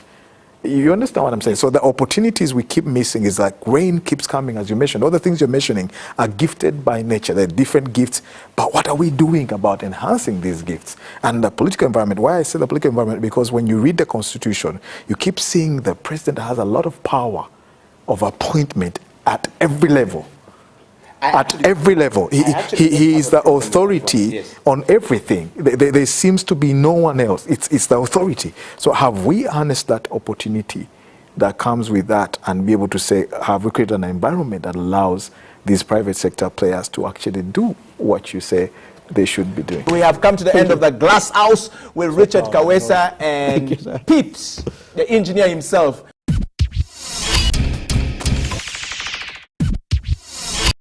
Mando ya Musa, twesala bukumba sivya Medusa, Tolina Kalimo follow Liluza, Reconesami, Beba producer, got chains on my neck and I'm looking like Kunta, wanna close, boy I'm a shooter, I'm the boss with the dream like Luther, Namwongo boy that's the hood I'm coming from and I thought you knew that, thugs and drug dealers, body mukako, nah. Why do I rap? I rap because I want to talk about stuff that other people don't talk about. I want to inspire people. I want to be the voice to the voiceless. I don't smoke. I don't do drugs, no. Wafuka so mean. In fact, Osinga Amin, Chirabikori half man, half machine, Mununzira Bakuburi street, Burichimwe Chichocha gunpoint. My nigga, tell us the point. Power to the people, Tevicha Kola Kubanga Nobulura, Baniga Babuba, ba good cop, Babakuba Masasi, our only hope, Nebaba Kwata, ba MPs, Babakuba, Kalimo Rufuna Kalulu Nebebaka. Katitamuji Kwata Ko. This is Leo Rich, rated fresh on XXL.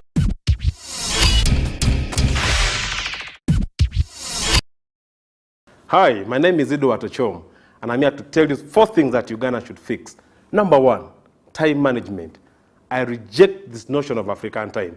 This business of starting meetings 2 hours late should stop. We have many things to do in our life. Number 2, dishonesty. You give a person 100,000 to do a small errand for you. He wants to save 20K out of that. It's just 100K. You can make money elsewhere. Leave my 100K and do what I told you to do. Number 3, greed. You read in the papers every other day, so and so has eaten this amount of money, so and so has done this, a district plan has stolen this. I mean, you cannot eat everything in this world. And lastly for me, really, is about whining. You know, this advent of social media now, you go on Facebook, everybody has negative energy. Kanye shouldn't have come, we should have gone to Rwanda, stuff like that. Man, stop whining. Facebook should help you market yourself, make money out of it, instead of quarreling every other day about politicians, about this, about that, about this. Stop it. And my name is Edward Ochom, and I just fixed you.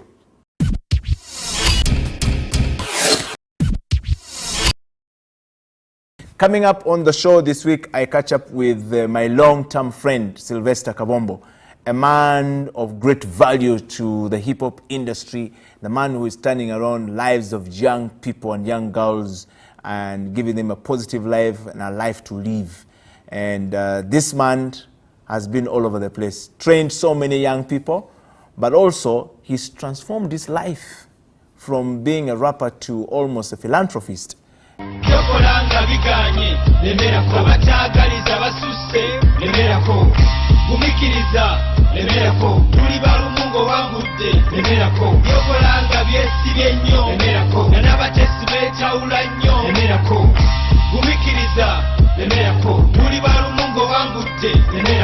Who is Sylvester Kabombo?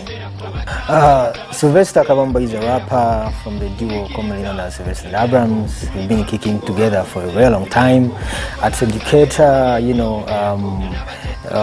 entrepreneur, and so many other freelance, things that might come in. I'm a performing artist, a medist, or other stuff I do. I still perform on stage, so wherever there is dime, I try to, to dip your hand in. Yeah, because as you know, so you need more avenues of earning. You have been in the music industry for a while now. And obviously you come out from the crop of artists who are trying to turn things in the industry around to try and give it meaning. What has the journey been like for you so far? It hasn't been an easy one. Nothing is really easy. Music is like any other business. You have losses, you have gains. You persist. Of course, there are successful stories. You wake up one day and you feel alive. Then the next day you're like, I wish I didn't start this. So, those moments when power goes off on stage when you're performing, you're like, oh my God. Then the next day you get a gig, you paid a lot of money. So there are success stories and non-success stories. Basically there are lows and highs. Yeah, they are there. It has been a bumpy ride from way back to now. A lot has changed to support the arts. So many platforms, so many gigs now, so many connections. Then social media, which took over the sector. So many TV stations. So there's so many of everything now. So many artists. Yeah. Which you guys didn't have when you were coming up. Yeah, I mean I might not even take you way back. Just the early 2000s. There were a few stations, a few radio stations. Facebook wasn't there then. MySpace, because I got to know Facebook and MySpace around the mid-2000s. So you can see just close there. If you compare now and just early 2000s, there's a huge difference. Now, so many things are done on phone. Your phone has everything, the email, the what. Yes, yes. It also has everyone. Yeah, I rarely visit an internet cafe. So all that has changed. Like, the gadgets they have put, almost everything that, in our hands. At times you used to walk a distance, do something. Now you do it, within, your place of comfort. So there is so much that has changed. Of course, for the good and the bad. So yeah. Okay. Music as a business. Can an artist run music as a business? It is, because I mean there are many who are really getting paid. They have gigs every week, outside Uganda. Concerts sell. What you can say that is not selling right now, or just a few copies, are the physical CDs. Physical CDs, because people know they can get the music for free. Even if you lock it, people who create these websites are the same who create the apps. So, CDs, yes, you can sell a few copies, you can make copies. I mean, for record keeping, you cannot keep a flash, So you need something that you can put in a shelf at home that is a CD. So, some artists still make them, but there's not so much money you can really get, from physical copies. But downloads now, it's like anything now, someone can download just one song, two songs, 3 songs. Concerts are still really doing well, even outside Uganda. For someone who buys a physical copy now, in this day and age, just know he really likes to support, and he likes to buy original content from the artist. I am one of those people who really buy music from the artist. From the artist. Yes. So anyone who buys a physical copy now in this day and age, just know he loves your music, he loves to support, he likes to buy original stuff. I come from a background where content is quite key. Do we have content in our music in Uganda? If you're doing an album, there will be, definitely there will be songs that are life-changing. Apart from just telling people to party, but trying to inspire them to make the best out of their lives. Yeah, so they are there because sometimes we hit by these situations, the life experiences, as I first said, or people around us, communities. So that music will always be there. There will always be music that can make you laugh, can make you party, can make you drink more. Music that can make you spend more. Yes. And then that music that will make you spend more, but wisely. Yes. Put something at home. Buy something for your wife. Make her look good. You can have fun, but at the same time mindful of the responsibilities ahead of you. So there will always be everything, but it depends what you dig out. Okay. You as a listener, what do you want to listen to? Long ago, echanda mukaka wali olandiro digo bayitanga seka yali mukwata mpola nyonga mukubanjeze enjuta kukaka. Yes, nali mpankisa uwe waka ngomwezi gugwako nga tukyaseka eyo ewamuze iseka gate wetu gambulo kuba kubanja nze nemnancha twacha chancha kanyama gake tulia kuchencha lwalirumu omukuba pangise yesiuka mpisa olwengeri je yeisa ya duka ne sente z'obupangisa emyezi 2 teyakwatibwa kisasi bakisa lwerwasemba landirodi waffe otukwatiwe kisa wowe. Sylvester, how did you cross from just being a rapper to becoming a serious, clothing line and It started in 2012 actually. I didn't know the direction.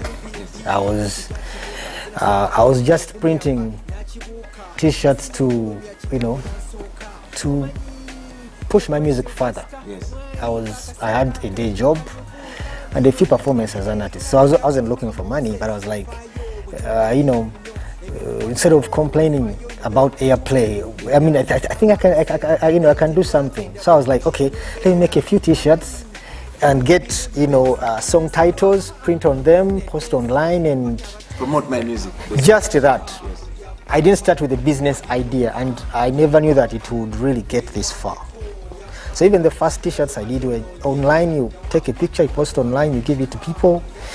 Then some people were like, oh wow, this is nice. How much?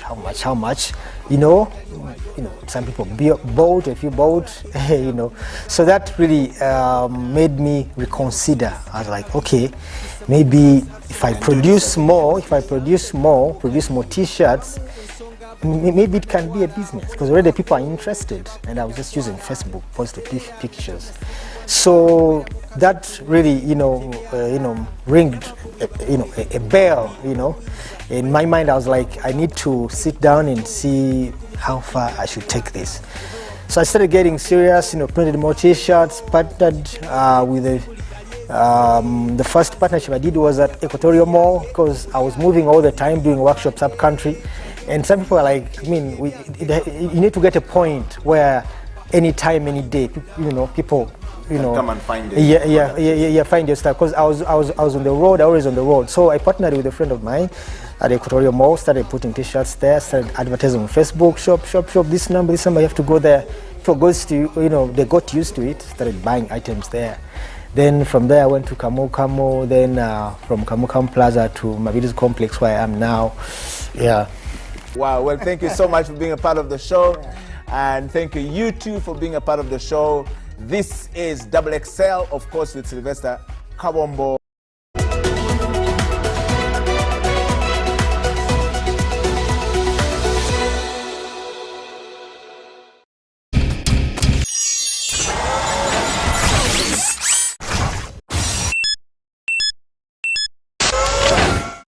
Usually when you see me around, you think it's about soul music. But today, I'm on the fix. I'm here to fix up this city.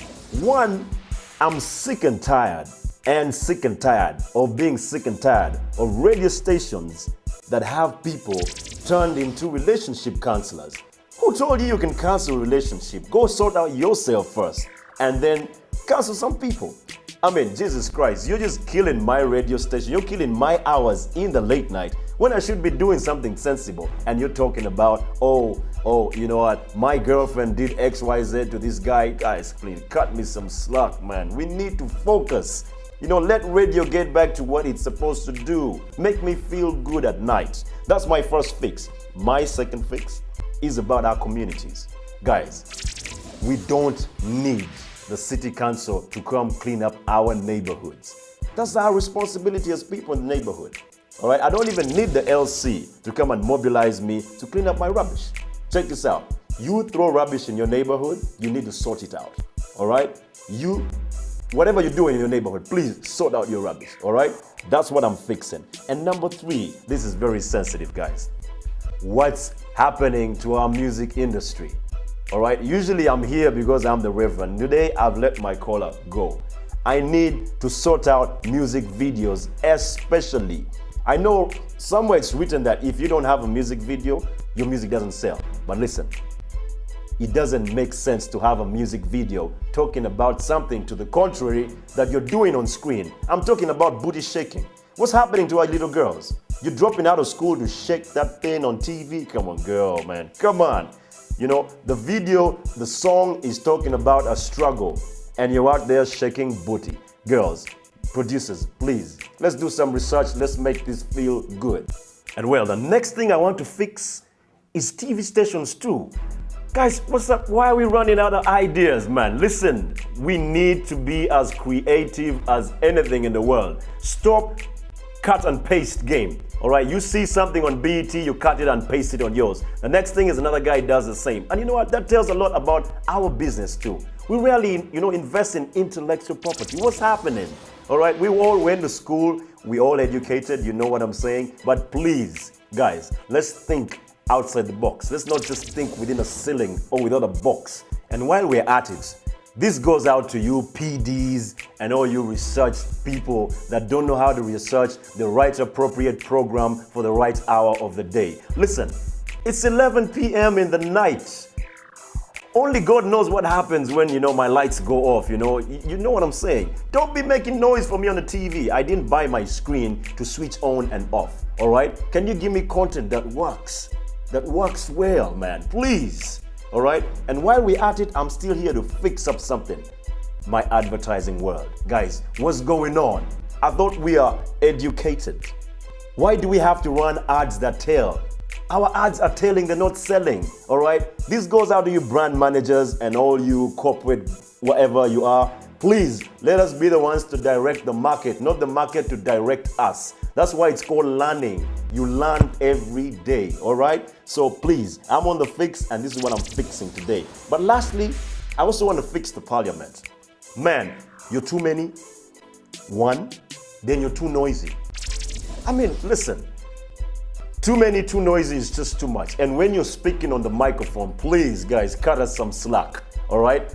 Address the issue, research and address the issue, not emotion. That doesn't sell anymore, all right? You don't go with your waha waha and all that. Listen, trying to cry like a baby. Face the fact, put it on the ground, analyze it and present it, okay? That's what I call my member of parliament. Don't go out there and start crying, man. It's not a cry festival here. This is real business. You're talking about human rights and human issues, all right? So you don't have to scream out in the parliament when driving a point home, guys, all right? When you're speaking the truth is when you should be at your calmest point. You only shout when you can't understand each other. But you know what? We don't have to fight all the time about that in parliament. So guys, please, and I'm begging you, please don't make me regret my vote. I put you in there, I might get you out. I'm Daniel Ngole, aka your Reverend, and I just fixed your city.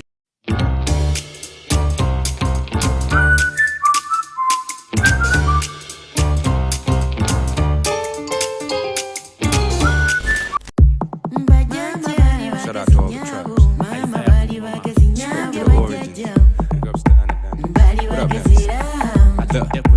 Now pre-saved, I was still raised right, so we were always culture boys, but boys would be boys, so sometimes we'd be them and soldier boys. Had quite a few friends were army dads, real soldier boys, red top status. They walk in and you better hold your voice and tongue and watch your mouth, cause they could be drunk or packing, no time to stomp you out. Just throw you in the back of the pickup or ghost your whereabouts. UG, KLA, home of the Impala, we're all different tribes, but everyone's bound to speak some Luganda like Mugamba G. That's from my old schoolers to Sidori G. That's from the new students with that slang edition, from urban to local tradition, while handing down that history through those oral renditions, like the story of Kintu. Musajja Nenteye, Kintu ya Wasanambi, Mwanyina wa Warumbe is only one of the stories that explain things like our origins to death and everything in between. Oral historians before us young MCs at the scene. Mental recordings, those been in my makeup since time immemorial. Respect to those before me, yo.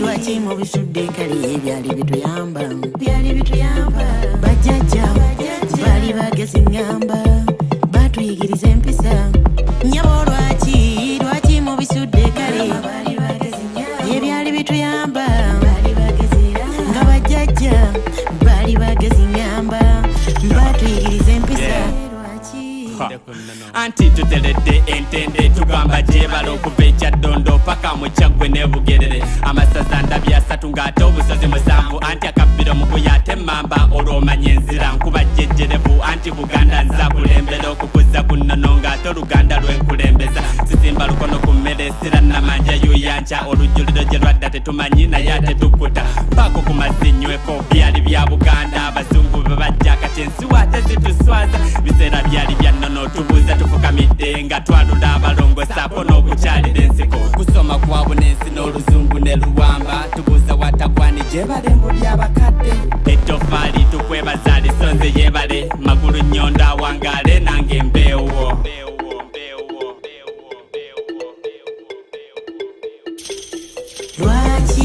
lwaki mu bisudde kali ebyali bituyamba bajjajja baali bagezi ngamba batuyigiriza empisa nyabo lwaki mu bisudde kale ebyali bituyamba nga bajjajja baali bagezi ngamba batuyigiriza empisa Yes, sebo.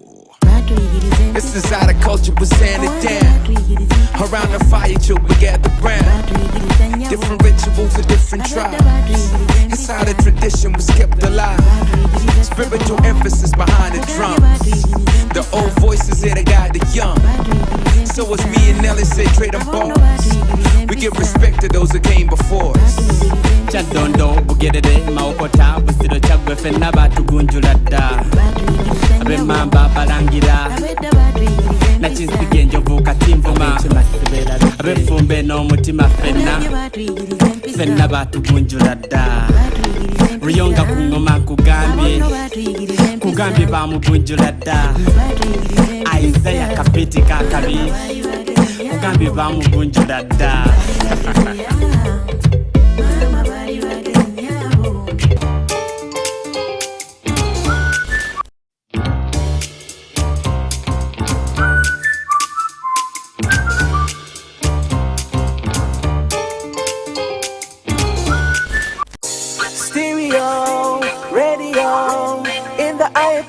The video, stereo, radio. Turn up the stereo, volume of the radio. Headphones in the iPod, watch the video. Turn up the stereo, volume of the radio. Headphones in your iPod, watch the video. Sijukira muchere kulusania, sijukira kaunga musefulia. Ebiziwe binchize nembigumira, sijukira emikwano kuntabukira. Sekatawa yali mulokole nebimutama anti ku mulimu bagasoma ebyobulokole tebiza magobano. Me and my house will walk with you, cause of your love so real and true. Topo wake mumwachu topo wa mwana weka tunula jolaga topo wa Yesu wakulemesai topo mwana weka tunula jogenda topo wa Yesu bakulemesai ebirungi byonna jakubikuwai. Ono sister teofisita yali alina pulasa mu kanisa mwatu bali bamazeyo kwanjula ekyali kisigaddeyo nga yembaga tetwamanya jefu gye yava ow'amamotoka gali munaana okukutadde n'edduka mu kibuga zanyisanga duniya bulaza bamuzalawa omukwano gwe bamine bakuyiwa mu binika yazirika yatabuka omutima nekumenyeka. Topo wange mu mwacu topo mwana weka tunule jolaga topo wa Yesu bakulemesa ebirungi byonna jakubikuwai. Topo wange mu mwacu topo mwana weka tunula jogenda topo wa Yesu bakulemesa ebirungi byonna jakubikuwai. Send me look you kaya simple, send me from the disco. Love you Lord more than every girl loves a dimple. And I won't serve you on the lay low, aka Mr. Enough of the intro. You're always on time, never been slow. I focus on you, Lord, let the world know. When alone and everything feels cold, you my umbrella jacket, everything feels warm. When I go and get stuff, I keep on keeping on. Truth is, trouble don't last long. When I'm weak, you're strong. And it's in your presence that I be loved, presence that I be loved, yeah. Topo wange mu mwacu topo mwana weka tunula jolaga topo wa Yesu bakulemesa ebirungi byonna jakubikuwai. Topo wange mu mwacu topo mwana weka tunula jogenda topo wa Yesu bakulemesa ebirungi byonna jakubikuwai. Topo wange mu mwacu topo mwana weka tunula jolaga topo wa Yesu bakulemesa ebirungi byonna jakubikuwai. Topo wange mu mwacu topo mwana weka tunula jogenda topo wa Yesu bakulemesa ebirungi byonna jakubikuwai.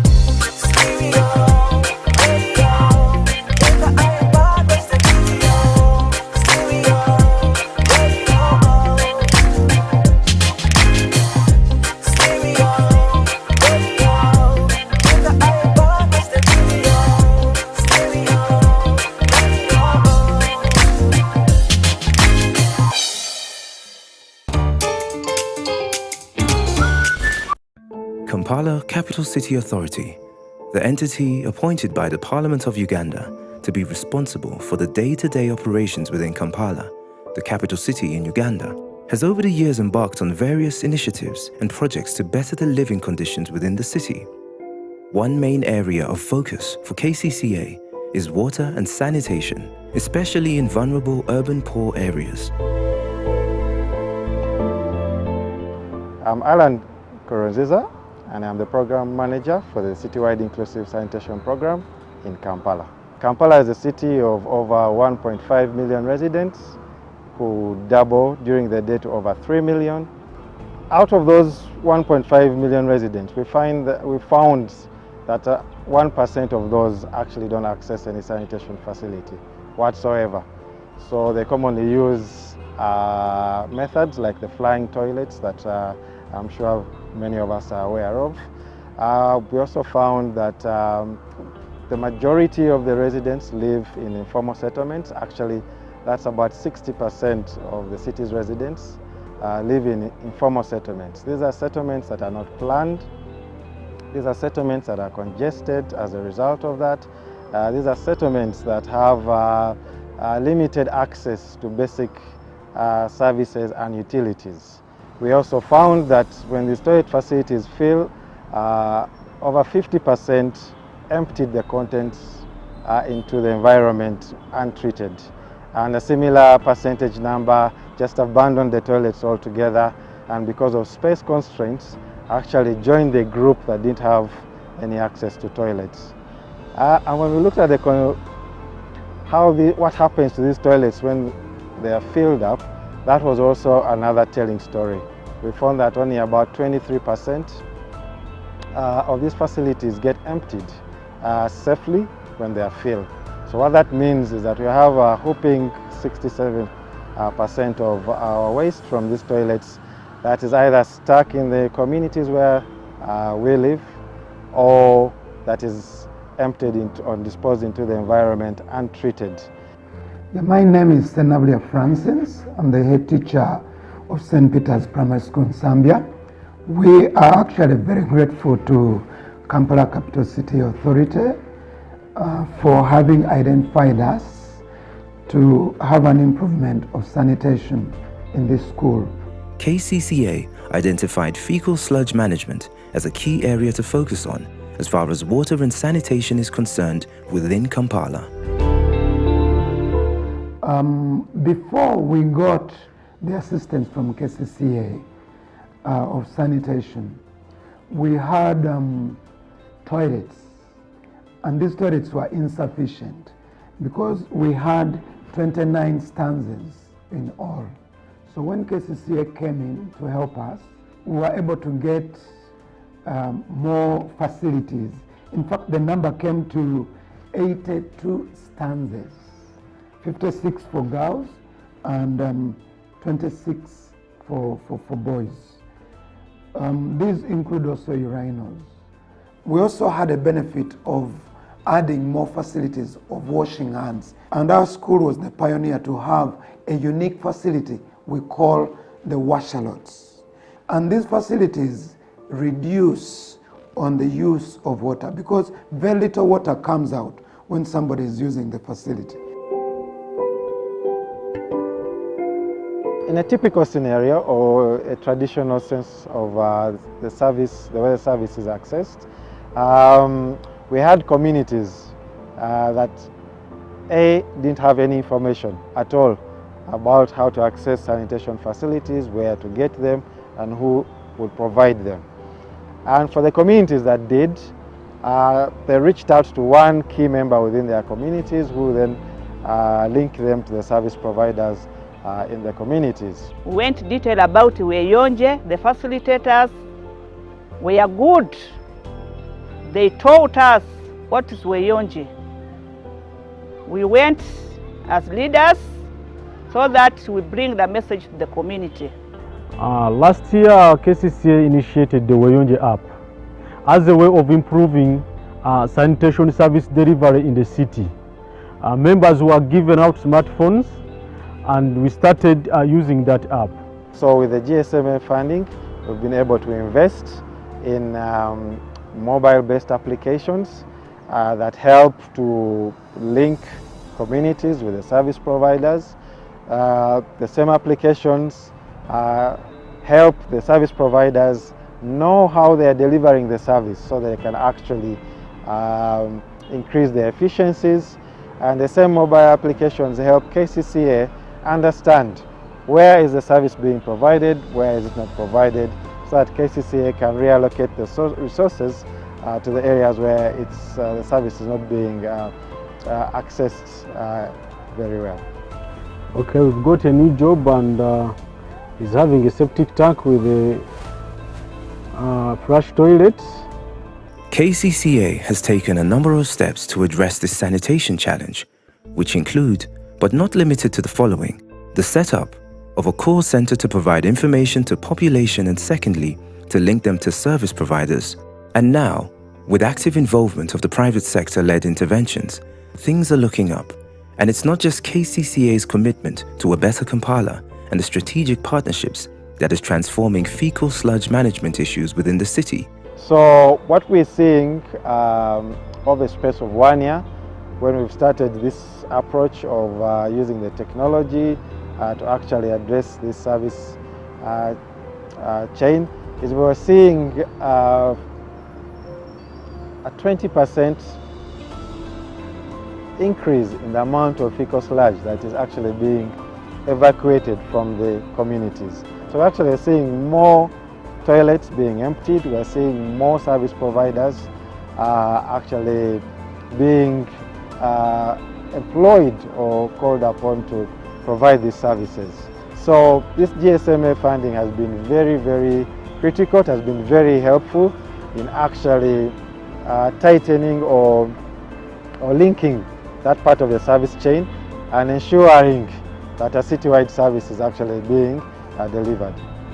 The whole program, I can range it, it has been a success by 95%, because initially we were operating in a very informal way. Everyone was in his own. So we got trainings, we started companies. After starting companies, KCC and GIZ started also to legalize the sanitation business.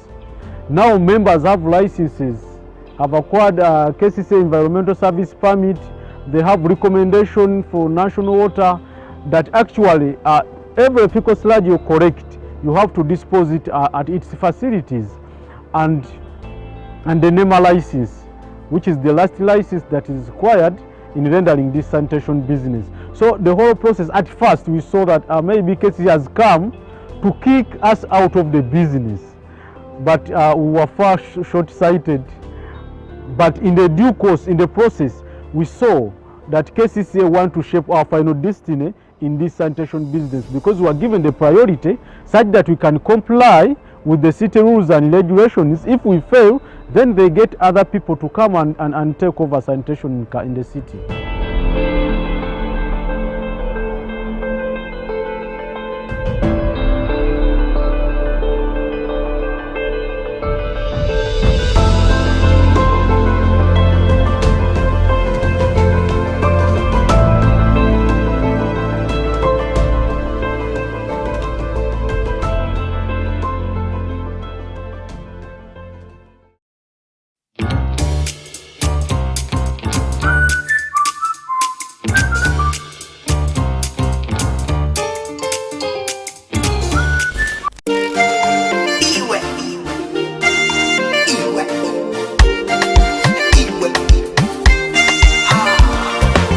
Likapunjako mu nyanja amaiso agange kagakwata n'omutima gwange okagutwara ninzigora bokiwe ninzigora bokiwe abokigija mutwale ogwangiwe abokigija mutwale kabara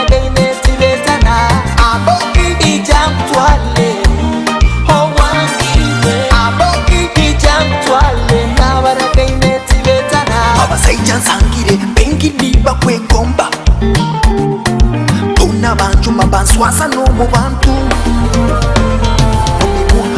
bamapimba banakansomya kibaire kiroto. I love you, love you, love you. Aboki ijamtwale owangiwe. Aboki ijamtwale nabaragaine tibetana. Aboki ijamtwale owangiwe. Aboki ijamtwale nabaragaine tibetana.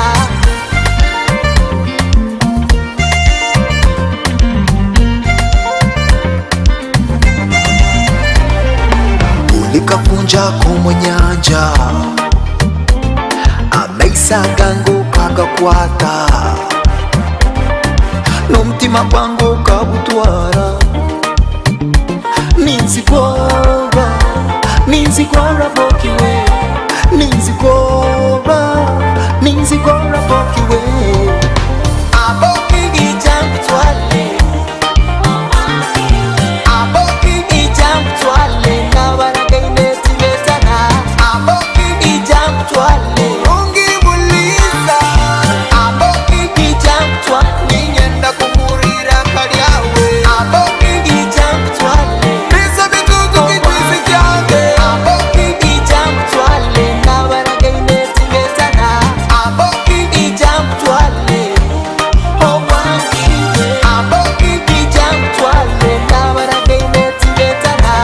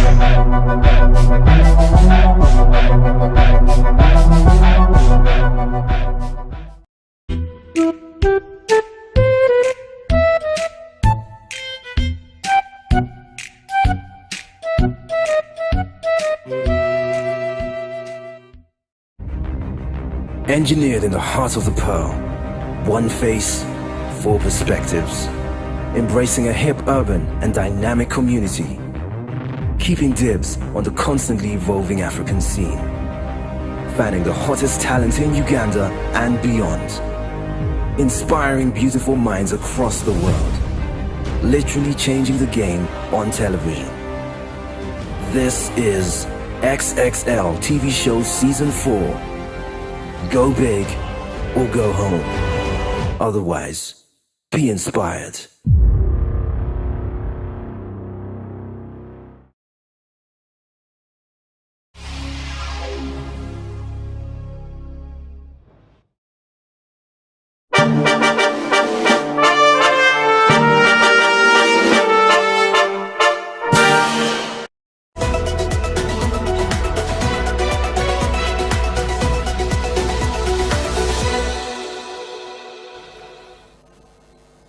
Irene, being the very first person in Uganda, earlier on when we were talking to you, you became the first employee of Diwala in Uganda. I mean, what does that make you feel like being the first leader of a new innovation happening in Uganda? What experience has it given you so far? It's a very humbling experience. And I always thank the team at Diwala for giving me the opportunity, because I can tell you when they met me, it was about 3 years ago, but you know, just chatting about, you know, what technology is in Uganda, how it can be applied to the education sector. It wasn't really, I could say, an interview. It was more me trying to give people some data and some information. And my CEO tells me that from that point, she felt like, you know, I could be part of that team. And I can tell you, I had zero knowledge about what blockchain technology is. Yes. And yet here you are now talking zero technology. And you know, now getting into Diwala and understanding what they do and understanding why they do it, which is very important. You know, it is important to know the reason behind your why. Like, why are you doing something? And you know, understanding it and understanding its impact and understanding what blockchain technology can do, how it can improve our lives. It's really been a great journey learning from them. It's first of all a humbling experience that I'm part of that team. It's a humbling experience that I'm given the opportunity to learn. Very rarely do people take a chance on you. And yes, I have skills, but I believe I'm continuously growing. I am still being kind of beaten here and there. And it's humbling, and I'm excited to be part of that team. I'm excited to introduce the technology to all the people I know, my networks. And all I can say is that a lot is coming.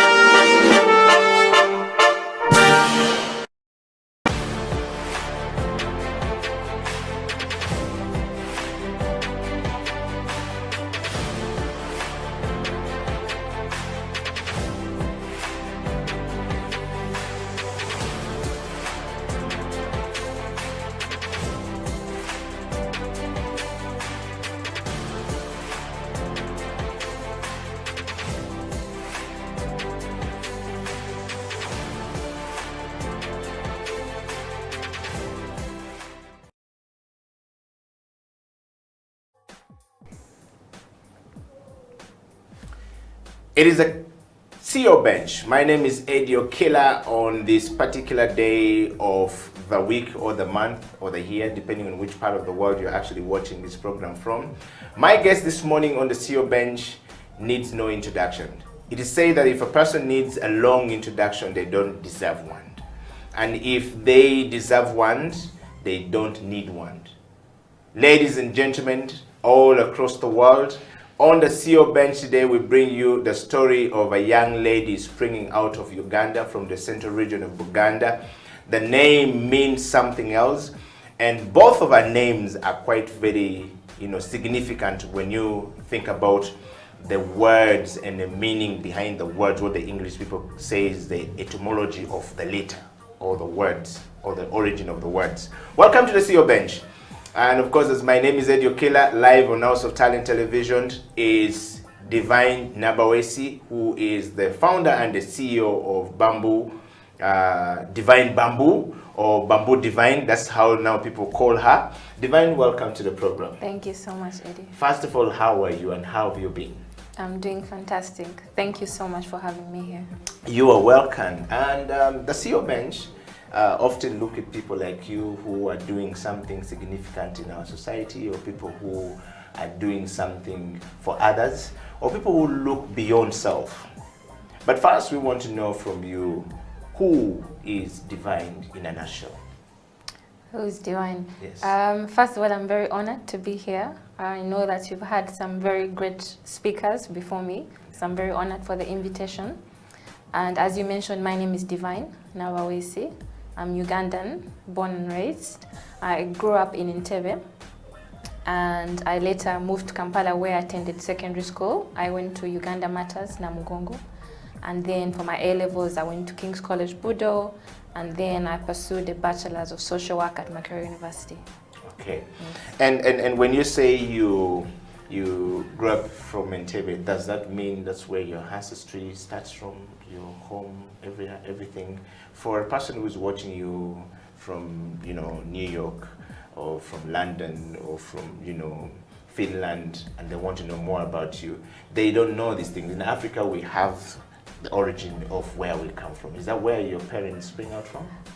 Okay. So the origin story is will sound a bit funny because my village is actually Nigeria, which used to be a village, but now it's not a village. So yeah, that's where my mother is from, and my father is from Masaka.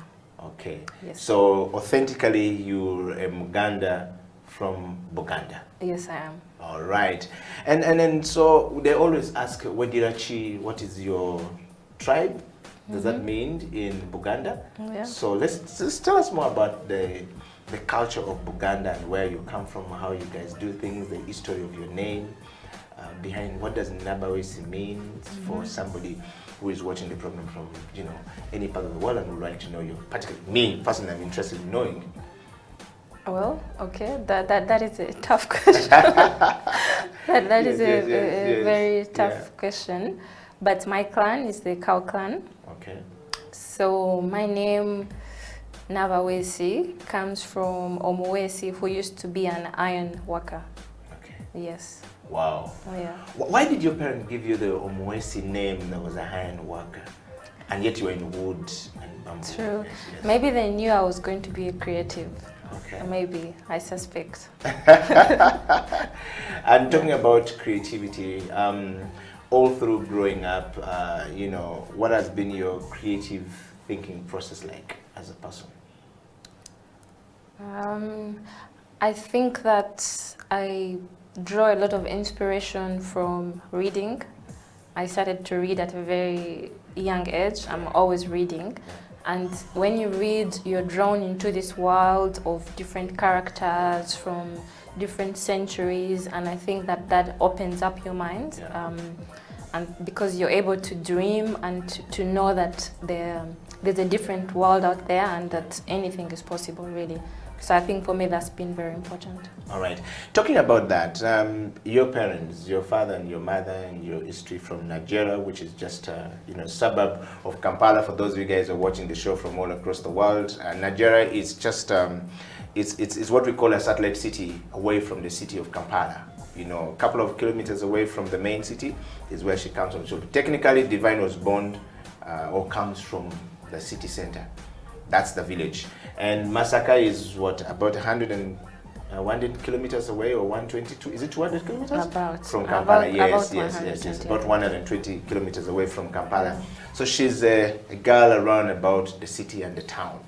All right? And talking of that, when we want to look a little bit deeper on the background of Divine from the family point of view, growing up as a child, what was it like with your parents?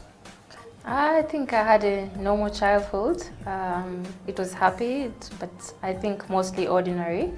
I was able to explore and play as a child, so I think, yeah, it was a good childhood. Okay, and what was your character like when growing up as a child, that when you look back at this point where you are right now, you can say, yeah, I was always leaning towards this? Were you beaten like a typical, African child who is always given a few slaps here and there for being stubborn? At some point, we would just see parents give you a look, and you'll know what the look means and what it does. Not very many people know this. How was yours like in your family? Are you the only child? Are you, how many are you? Okay, so I have 3 siblings, but I think that growing up, I was a good student, what some call teacher's pet. So I was very good. I did my homework on time. I was excelling. So I think I always survived the caning because of that. I was a good student. I also loved nature. I joined the Girl Guides, and because we were in Entebbe, we would go camping in the botanical gardens. So I always loved nature from a young age. I was planting flowers and trees already at a young age. So I was drawn to nature very early on. Wow. Yeah. Which basically brings us to this interview that we're having today. So Divine, let's talk about you and the leadership. The program you're on today is about leadership. Change management, leadership, change management, and transformation is what the CEO bench is about. We bring people who are, you know, moving forward or climbing the ladder to the top of leadership, or coming down from the top as leaders, you know, retiring, or people who are on the way, the verge of going. And right now, you are a lady on the rise. And the nomination that brought you to the CEO bench suggests that. We want to just know from you that your self-leadership, what is your understanding of leadership first of all, and what is leadership to you? My understanding of leadership would be someone who is able to inspire others. So a leader should be somebody that other people look up to for guidance on, it could be a specific discipline, maybe a sport or entrepreneurship, but a leader needs to be able to inspire others to be better and to achieve a certain goal, I guess. Okay. And what is self-leadership to you? What would you define as a self-leadership from a divine point of view? Self-leadership, I think reminds me of something that Jim Rohn once said, that you have to motivate yourself, always. If you wait for other people to motivate you, it's like waiting at a train station where no trains come, so you'll be waiting forever. So you basically have to motivate yourself. That's the only way to be a leader, I think. Okay. There are 5 different types of leadership, divine, that exist. There's what we call a transformative leader or transformative leadership approach. There's what we called a laissez-faire leadership approach and style. And there's what we call a democratic leadership style or approach. And there's what we call transactional leadership approach to things. And then the 5th one is what we call charismatic. Which of these do you practice and why? Interesting, because I feel like there's maybe one missing. Yes. And I would call it collaborative leadership. Yeah. Yes, because I don't think that in any organization or country or any setting that just one person has all the answers. Yeah. So I believe that it's always a team effort, whether it's a family or in a company. Yeah. So I think my style of leadership is collaborative. Okay. Yes. All right. And that said, Divine, just as we take a break from this, we want to take a break, but when we come back, we want to focus a little bit more about knowing you and, you know, why you do what you do. And of course, to tell us a little bit more about Bamboo, you have been headlining all across Uganda and, you know, even across border about bamboo planting. And we all grew up knowing that bamboo was a tree you can find at home. We played under, we picked the leaves. It was used for buildings, used for building shades, houses in Africa. And at some point it died. It started dying away. It wasn't now the main thing like eucalyptus used to be, the bamboo used to be. Yeah. But you are in this space back. Why bamboo, by the way? Why bamboo? Yes. Why not bamboo? Should I answer now or after the break? Yeah, sure. No, answer that one. Why bamboo? Bamboo is a miracle plant. It's a magical plant. I first fell in love with bamboo, first of all, because it's a beautiful plant. Yeah. Have you been in a bamboo forest? Yes. Where? Not really a forest per se. I would call it a bamboo plant. Yeah. Yes, just a smaller place which is not really a forest. What we'll say 1 acre is not a forest, 2 acres, 3 acres is not a forest. Okay. Yes, I went to one which used to supply the buildings, the places that build places for recreation in Kampala, yes. Okay. So they're the biggest, largest place for production of bamboo. Okay. Yeah. So yeah, that was my first introduction to bamboo. That is just a beautiful, magical plant. When you're in the bamboo forest, the way it looks, the way the wind blows through the leaves, it's just magical. Okay. So that was my first introduction. I fell in love with how it looks. And then as I got to study it more, I found out it's even more miraculous, because from just this one plant, you have over 1,600 uses. So it's a plant that the Chinese have a poem which talks about bamboo, that you can wake up, a man wakes up in a bamboo house, because bamboo is used for construction. You can sleep in bamboo bed sheets, in a bamboo bed. You can eat bamboo. You can use it for paper, you can use it for so many things. So it's a really magical plant in terms of development. And so for a country like Uganda, we can really benefit from bamboo. Wow. Yeah. Divine, we're going to take a break, and when we come back, we will be focusing more on your work at Divine Bamboo and what you're doing right now, why you're doing what you're doing, and the leadership in that space, the change and management of change in that space, as well as the transformation. This is the CEO Bench. We'll be right back after the break.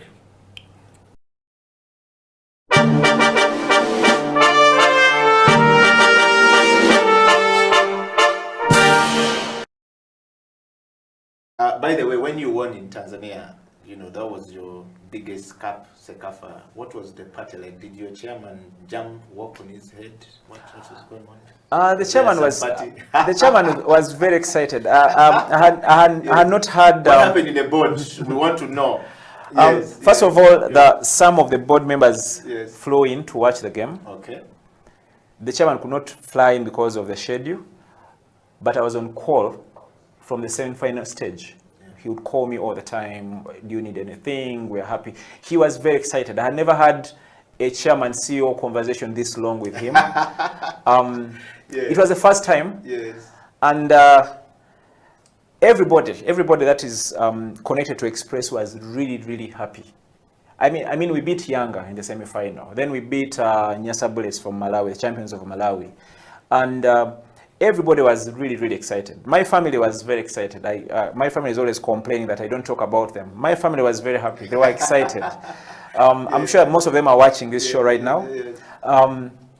The families of my staff, this for me is very exciting. The families of my staff are always following Express because their children are working for Express. Wow. And many other people. It was winning the Sekafa. Yes. Kind of cemented the kind of transformation Express has had in the recent times. And we have a Sekafa. Every time I look at that trophy, I keep telling my people, well done. Yes. And I'm sure the chairman, wherever he is, I'm sure he's busy, but he will watch this show. I'm sure he's happy that we have the Sekafa in our bag. We have the Premier League in our bag. In his third year, by the way. This is his last year, but I know he's around, but he had a plan from 2018 to 2021, and 2021 he has won all this. I'm sure he's very happy. For the first time, and we believe it's not the last time. Okay. Yeah.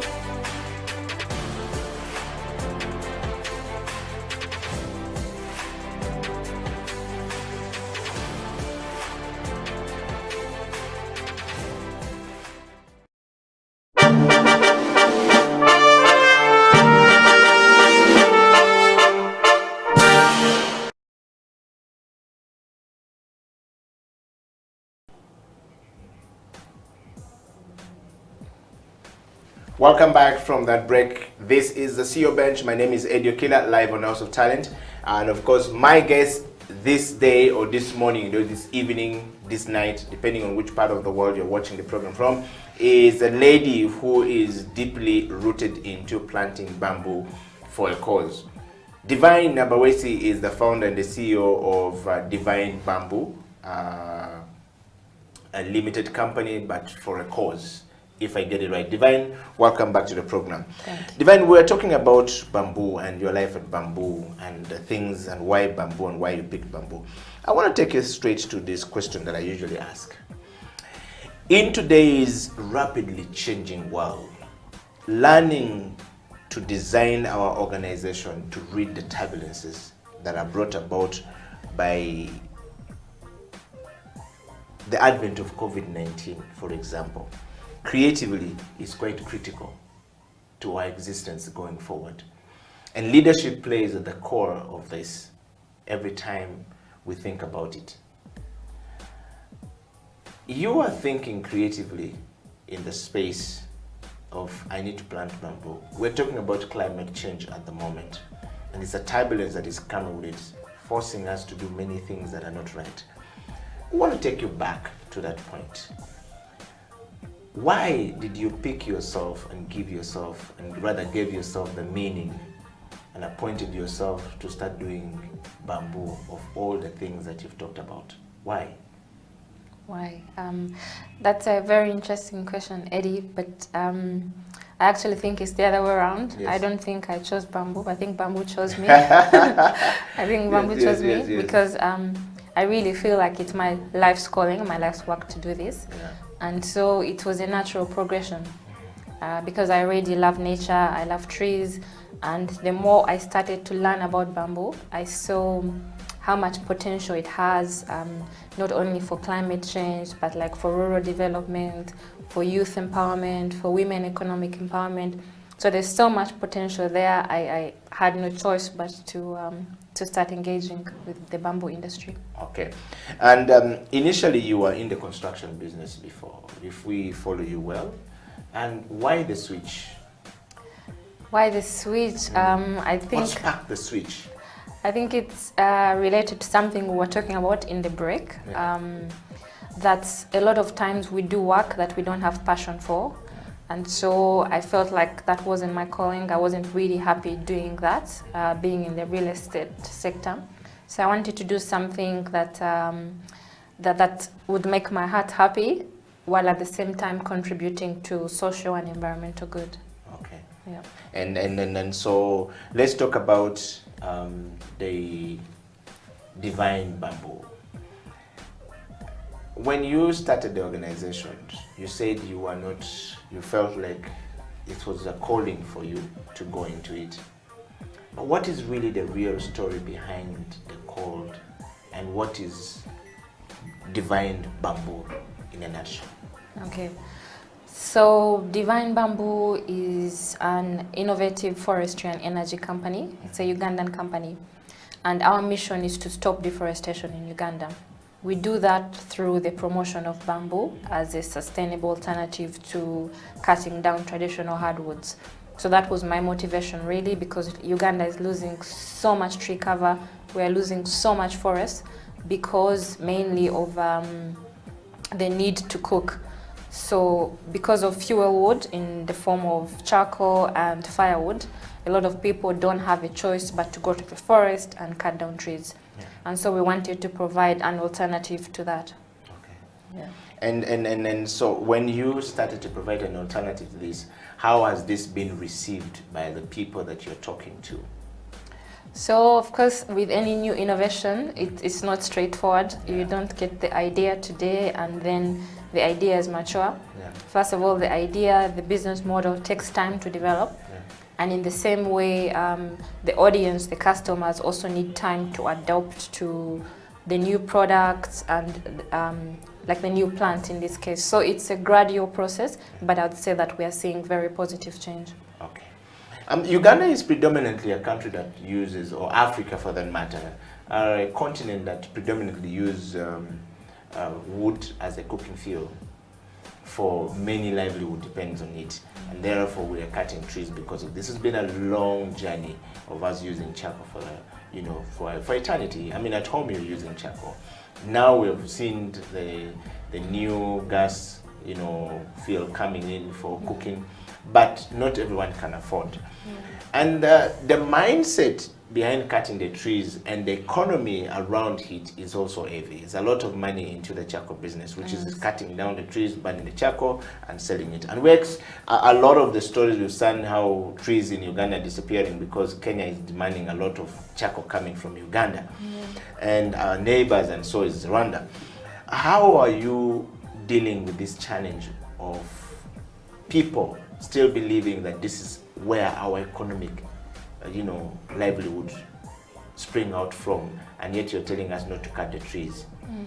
I mean, since you started this campaign and this organization to sort of like educate us and change our perspective and take us back to the dangers that faces us from a climate change perspective, how's the journey been like, and how are you dealing with the perception and the mindset of these people? So I would say it's interesting because we no longer have to do a lot of the talking. Yeah. And unfortunately, because of changing circumstances, it's now self-evident. For example, when we started Divine Bamboo 5 years ago, a sack of charcoal in Kampala was like 50,000. Right now it's like 100,000. And that shows you the scarcity. So charcoal used to come like from Luero. Now people are going as far as Arua and Moyo to cut down trees. Yeah. So sadly, eventually there will be no more trees to cut. So even at 200,000, the charcoal just won't be there anymore. So that's self-evident, everybody can see that. And so the solution is now more obvious. The other evident thing is climate change. 10 years ago, if you went to the village and told people about climate change, they would not understand. Yeah. But now, you don't have to be in COP in Glasgow to understand climate change. Even farmers in the village can know that the rain is taking longer, the sun is hotter, the harvests are changing. So because of the way the world is moving, the problem we are solving is now very obvious. And I think that's why finally at COP we were able to see a focus on nature solutions, because we have to use nature to fight it. It's not the only solution, but I think it's a big part of the solution. Okay. Yeah. Divine, let's talk about more about the people that you're working with, and at Divine Bamboo. How do you get people motivated to join your dream and your vision and your mission? If you would start from your mission and how you recruited people to it. So again, we try not to recruit people and then motivate them. Yeah. We try to recruit motivated people. Okay. Yeah, because we would like to have a team which is already motivated in solving the problems of climate change, of deforestation, of youth empowerment. So once somebody already has that as a foundation, it's then easy to bring them on to the team and to inculcate in them what our values and mission are. Okay. Yes. I'm talking of the youth empowerment just before we take another break, if you'll break that more. Everybody is talking about youth employment, youth empowerment, youth employment, but we don't tend to get the substance coming out of it or the impact of it coming out. And we watched yesterday or the other day during the COP, 26 in Glasgow, when everyone was talking about the impact, the social impact, the youth, the entrepreneurship it needs to do, and everyone was talking about impact. But yet, when you look at the impact on the ground with the people that we're talking about, it doesn't seem to be quite immense. What are you doing as Divine Bamboo to bring this out? And what is youth livelihood and entrepreneurship from your perspective as Divine Bamboo? So again, I would preface that by saying that the work we don't do by ourselves. We have a good team in-house, obviously, but we also have a network of partners. So for example, we are working with UNDP on a youth empowerment project, and some of our activities included training youth in Kamwocha. So we had a training about a month ago where we trained over 200 youth in Kamwocha. And we want to see how we can bring them on board in the value chain of clean energy. And so our ethos is to meet them where they are. So it's not about preaching, you need to use clean energy, you need to not cut trees, but you need to give them alternatives. And then you also need to show them how that works within their current situation. So for example, if we go to somebody making Rolex or making barbecue, we can show them how if they use our bamboo briquettes, they're cleaner, so there's less smoke and soot, so means better health for them, but also they cook longer, so in the end they're able to have a saving. So it has to be practical for your audience and for the customer. Okay. Divine, talking about that, obviously Africa struggles quite a bit, and Uganda is no different from leadership. Mentorship management in leadership is not quite easy. And the young people of today are not finding it easier compared to the baby boomers, and then what I would say, our fathers. They had a certain level of mentorship. The ones that came after that stopped the process. The ones that are supposed to be mentoring, those we're calling millennial today, or Gen Z, are not even trying it. What are you doing with Divine Bamboo from the leadership perspective to get this youth that you're training in any of these areas to actually know that leadership is a very key component of them, succeeding in life? I actually have a different take on that. Yeah. I feel that today, more than any other time in human history, there are more opportunities than have ever been there. There's so much information in books, on the internet, and so I actually feel that young people today have more resources than ever before. You can go on Twitter and learn from the best minds possible without paying anything, both globally and even locally here. Like, for example, what Robert Kabushenga is doing with his 360 Mentor. He's having incredible people there. You can access it for free. So I think that the opportunities today are greater than ever. But yeah, so what we are doing is we have internship programs. So we have internship programs where we bring on the youth and we teach them how we are working and how they can maybe be a part of the organization. Okay. Yeah. When you talk about this, Divine, it's a good point and I would like to agree with you. But I want to just take you a little bit back to one thing is telling them this is what you need to do or this is how we need to go. The other thing is holding their hand to go with them to reach there. How are we doing this at Divine Bamboo? Because you fairly deal with a young generation motivated by your work, they're training the younger people. What is their response toward your call and how are you dealing with it, holding the hand to move them forward? The response is very good. We have a lot of engagement on our social media channels, but I think the biggest one, like I mentioned, is the internship program, where they actually come and join the company, and for a few months, maybe 3 or 4 months, they get to work with us. And through that program, we've actually got, I think right now, like 4 current employees who came through that program. So I think that would be our biggest engagement, on top of the outreach that we do, like in Kamocha, where we had the training to show them how to use briquettes in their existing businesses. Wow. We're talking to Divine Nabawesi, who is the founder and the CEO of Divine Bamboo, an organization that has focused itself in planting bamboo and making sure that we actually have clean energy coming up from that space. If you have a question, we would like you to post it out there and Divine will be able to answer it. Kisses and disses are welcome. We don't take things personal. Divine is here to, answer your question. We're going to take a break, and when we come back, the CEO bench will continue on change management and how bamboo is causing transformation in our society.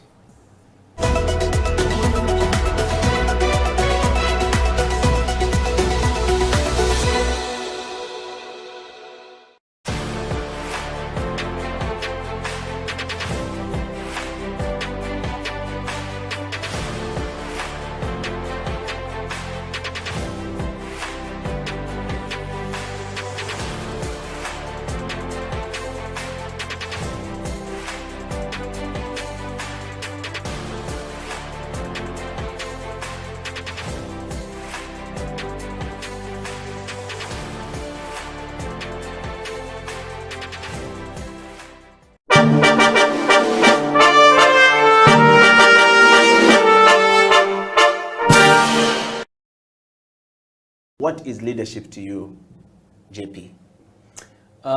So for me, the leadership, I would say there are different components, but the most important is the art of knowing people. Yeah.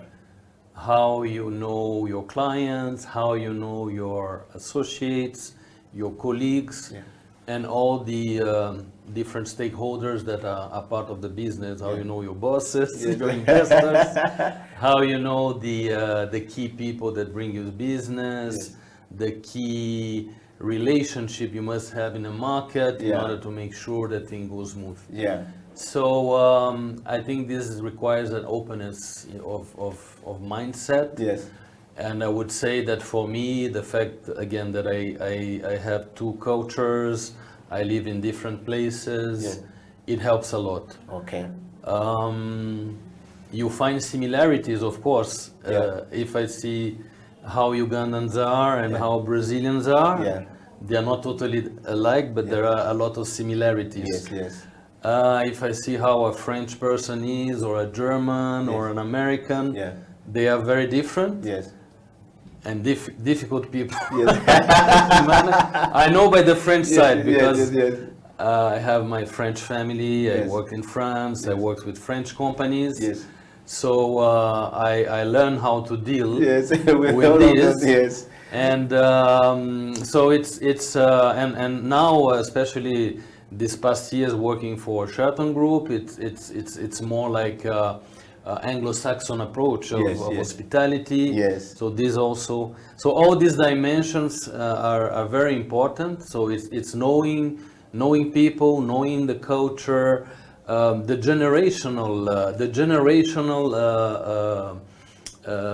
different generations you deal with. It's a very important. Yeah. It became more and more because the gap between generations have changed. Yeah. I would say, or I mean. People that analyze the market trends, how things go. Before, a generation gap will be 10 years. Yes, yeah. Now it's shorter. Yeah.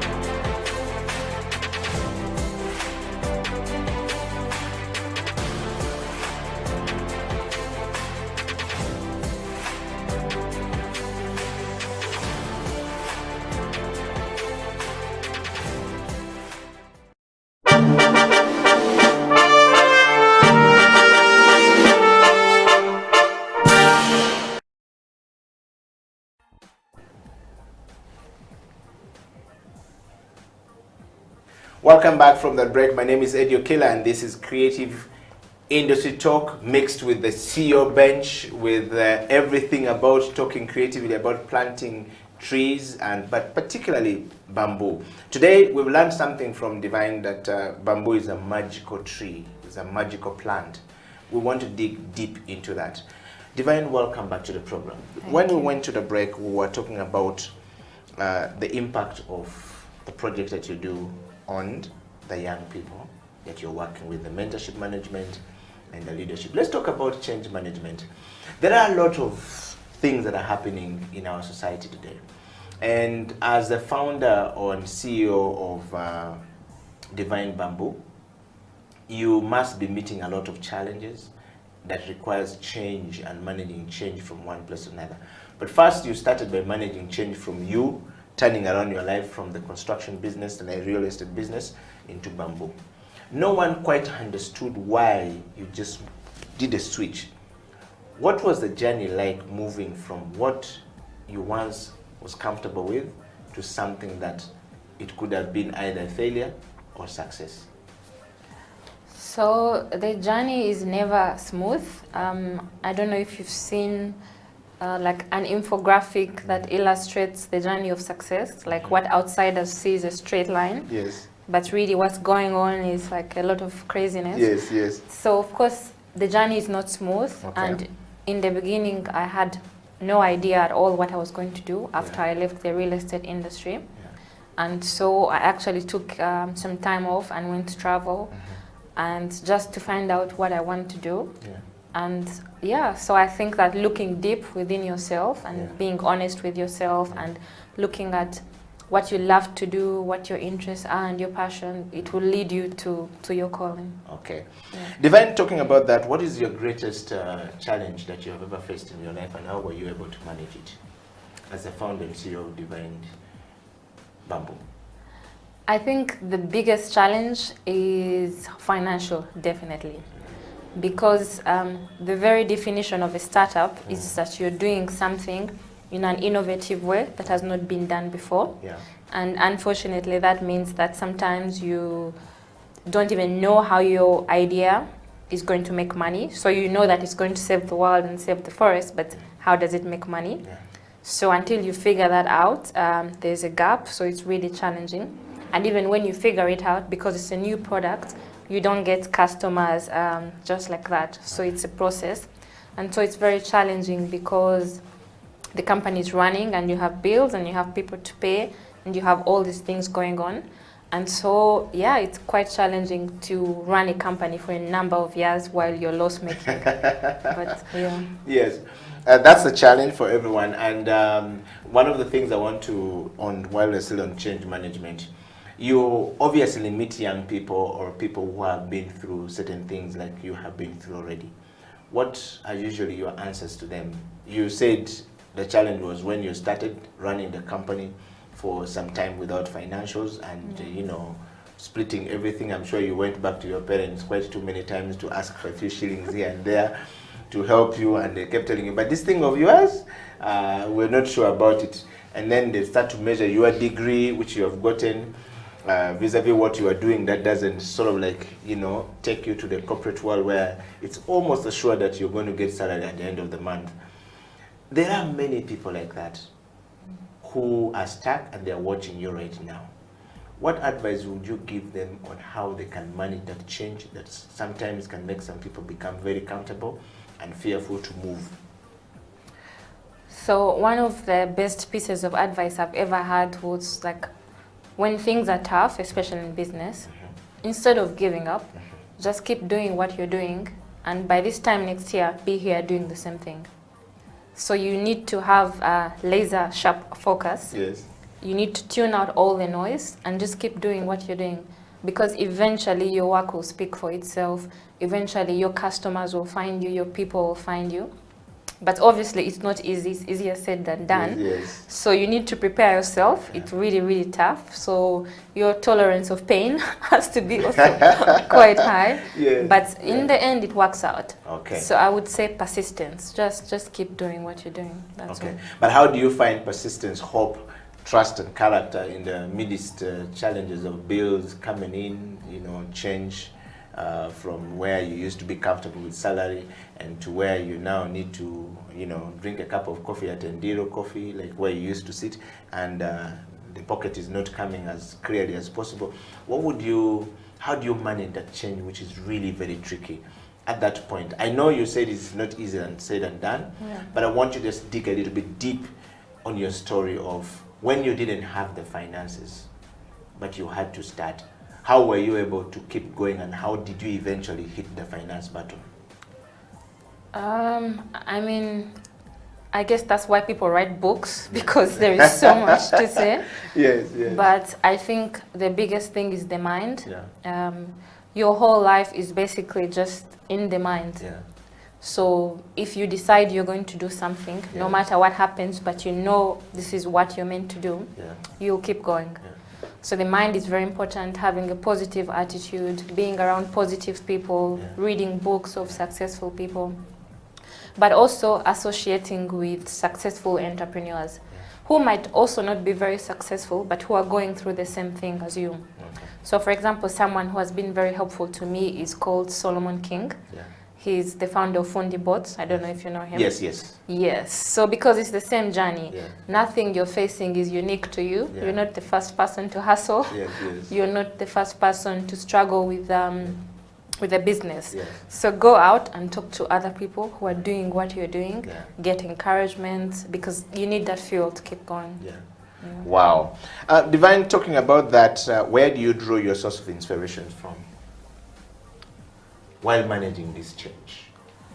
From quite a number of sources. I think nature itself for me is my inspiration. So even if planting trees is my work, to relax I still go to nature. So I go and visit forests, I go to see the lake. So nature is I think my biggest source of filling up my cup. Then friends and family, that's also very important. Because if you're working, in the beginning it's difficult to make the balance, but as you mature as an entrepreneur, you start to understand that you need to have the balance. You need to create time intentionally to spend with your friends and family, and also reading. I like to read a lot because you learn so much from books. Okay, let's talk about finally Bamboo and Uganda. Uganda has a plan 2024 as our vision. I want you to share the vision of Divine Bamboo, the mission behind it, and how does that fit in the vision of Uganda 2040? So the beauty about bamboo and Divine Bamboo is that our company ticks about 10 of the SDGs, from good health and well-being to economic development, gender equality, life on land. And so we find that we have a very good fit with the government and government programs. In fact, we were part of the key stakeholders who were able to draft a national bamboo strategy for Uganda. So the government is on board. They are interested in bamboo. They want to promote bamboo. And so we look very much forward to working with like the National Forest Authority, Ministry of Water and Energy, the Ministry for Youth and Gender, because we believe that our programs can really help with rural development. We're increasing farmers' incomes through programs like agroforestry and through programs like Mandela's Energy as well, where we work with the farmers and then the waste can be used to produce energy. So our projects and our company can really help to work alongside existing programs to increase people's incomes, to help to reduce deforestation, and to make sure that we preserve our forests. Okay, let's talk about the Uganda Vision 2040, and I want us to go a little bit deeper into this. Uganda had a vision of 2040, which you've talked about, but what drive and legacy would you want to be part of this 2040 vision of Uganda from that perspective? So again, I'll take us back to the last week. The news has been dominated completely by COP26 in Glasgow, and especially nature solutions coming to the forefront. So prior to this, I feel like nature solutions were a bit underfunded and underrepresented, but finally nature got to be center stage, and now everybody is waking up, from government to billionaires like Bezos and the Gates. Everybody is now waking up to the importance of nature. So I feel like we are ready. We've been waiting for a long time. So we are ready to work with all partners to help achieve the targets that the world is setting. How can we reduce global warming? How can we contribute to the decarbonization?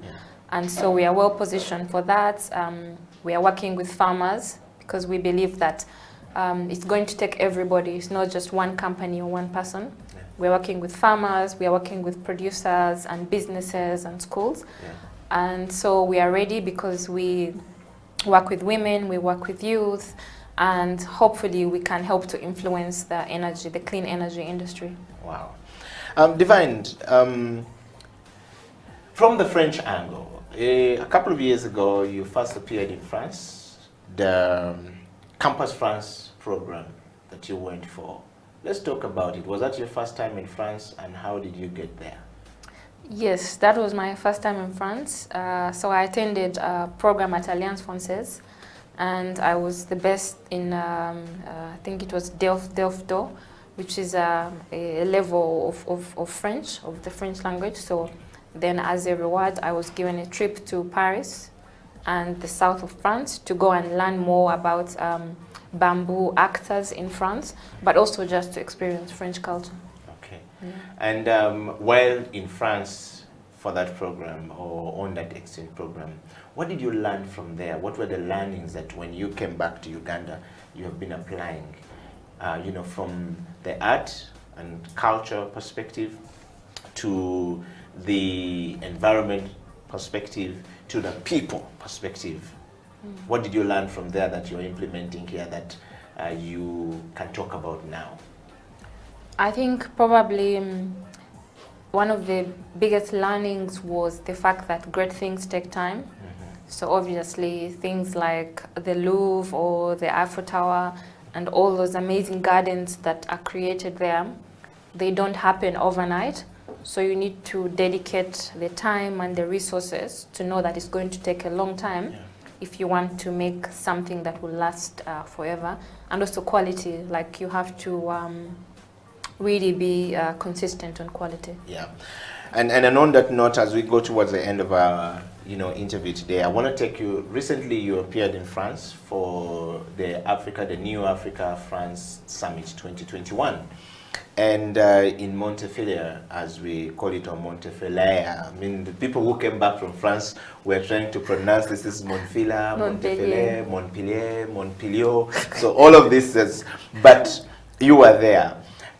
What was the learning that you picked from there?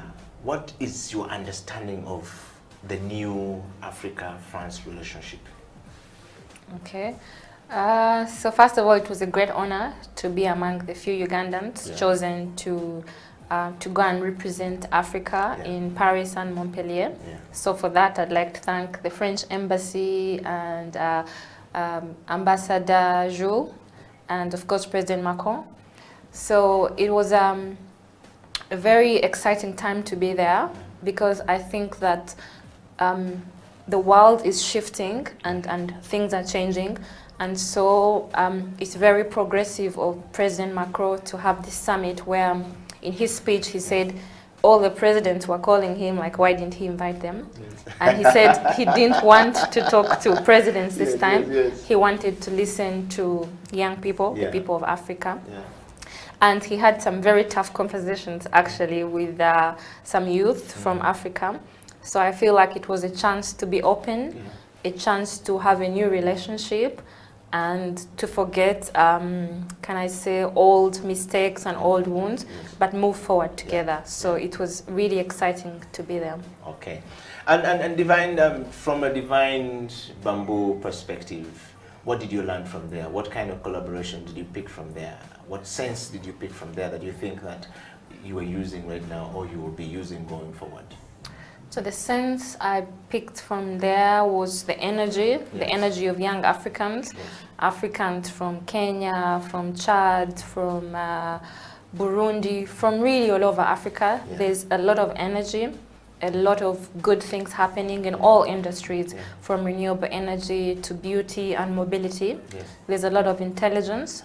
So Africa as a continent has a lot of potential, and so that was really invigorating. But also within the Ugandan delegation that went there, we were able to really network within the delegation and to form some very good synergies, and I'm happy that some of those are already moving forward. Okay, and let's talk about the transformation of your business from that perspective. When we were into following what was happening in France, we would see a lot of France talking about, we need to transform Africa, we need to work with Africa, transform Africa, we want to focus on the collaboration. Collaborations means equality, it means fairness, it means forward thinking, it means many things from their perspective. And you guys were in the audience.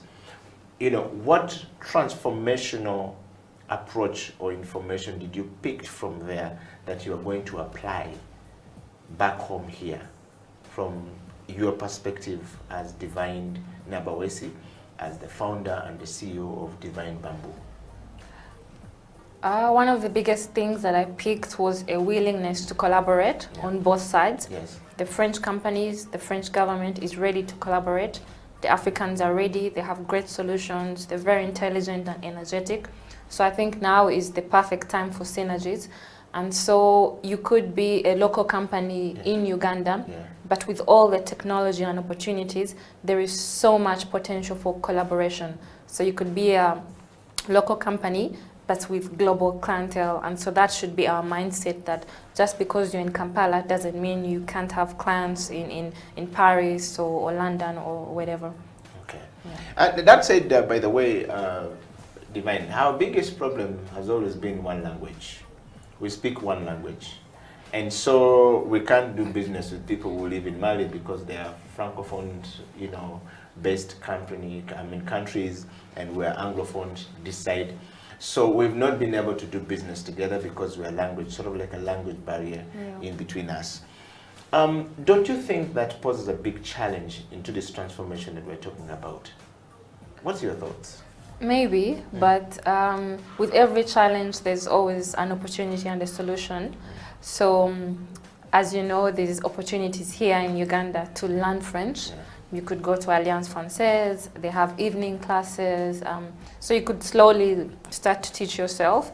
There are apps that you can use like Duolingo, but you could also maybe have a translator or work through a website that manages the interaction between Anglophones and Francophones. I think there's always a way if where there's a will. Okay.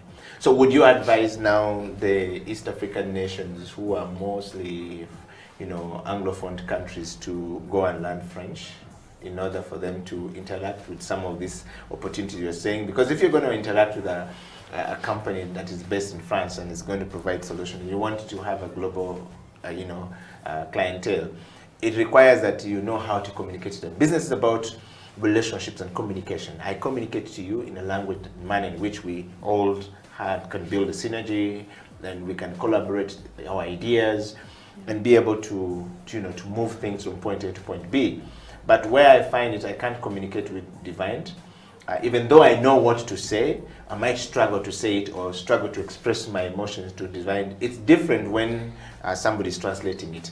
We saw it on the stage that most Ugandans who went and most Africans that went there and couldn't speak French struggled to understand because the translator was giving the translation, but things were being lost in translation, and some people may not have gotten it very well. Luckily for us, Uganda, we had one Peter Nyiko who was there to, in the evening, sit down with the 20 people, whoever was available, to sort of like break things down because he studied in France, he's done all these things.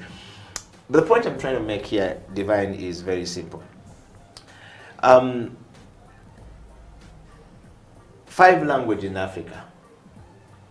Shouldn't you start doing this at Divine Bawesi by sponsoring some of these children that you're doing to learn, so that the villages where you're planting the trees, you know, there's a language that can begin to come out from there? Because should your customers come from France and say, we want to buy bamboo from the northern part of Uganda in Noya, for example, where you've just planted, I'm told, 7,500 trees or thereabout, how will they communicate? Would you use a translator or you work with them? Are you having any program, in other words, in line of transformation to take the language learning and the cross-cultural learning for peace building and for agricultural, economic benefits? That I can talk to you, you can talk to me, we can transact business based on that we understand the language. Are you doing that, or are you having a plan in that line of transformation? It's interesting because the conversation today is always about young people and youth, and how the future belongs to them. Yes. So, but therein is also an opportunity, because when you're young, you have a lot of time, you still have time, and your brain is still very fresh. So then I would encourage them, the young people, to start learning different languages, and also parents, I guess. Because at that age, children can be encouraged to learn different languages, because that will open multiple opportunities for them. Unfortunately, we're not able to be sponsors right now, but they could talk to the French embassy or maybe the Ministry of Education, and I'm sure there are programs out there that can support them to become bilingual or trilingual or even more. Okay, on that note, how many languages do you speak, by the way? I speak 3 languages. 3 languages? Yes. Which one? Luganda, English, and French. Ah, okay. Yes. Well, I guess you're already in the process of making more money ahead of some of us who speak only 1 language or 2 languages and not very good. And I'm learning German. Wow.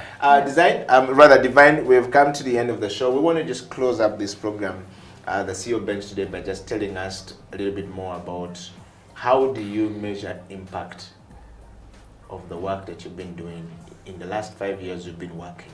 How are you able to measure the impact, and what legacy would you want to leave behind? The day you said, I'm done, what would be the legacy of Divine Bawesi? Okay. So, I mean, you do your best. You do your best and hope that you're going to have impact in your work. So our impact is measured in avoided deforestation, meaning that for every one seedling we plant, we are saving, for example, an acre of bamboo could potentially save 2 acres of hardwood trees every year. Then a ton of briquettes of bamboo is potentially saving X number of charcoal from being produced. So in terms of avoided deforestation, in terms of avoided emissions, but also in terms of opportunities that we give to women, we hope that our impact will be that women have more time for productive work instead of having to walk kilometers to collect firewood, for example, or the dangers they face while they're going to collect firewood. We hope that that would be the impact.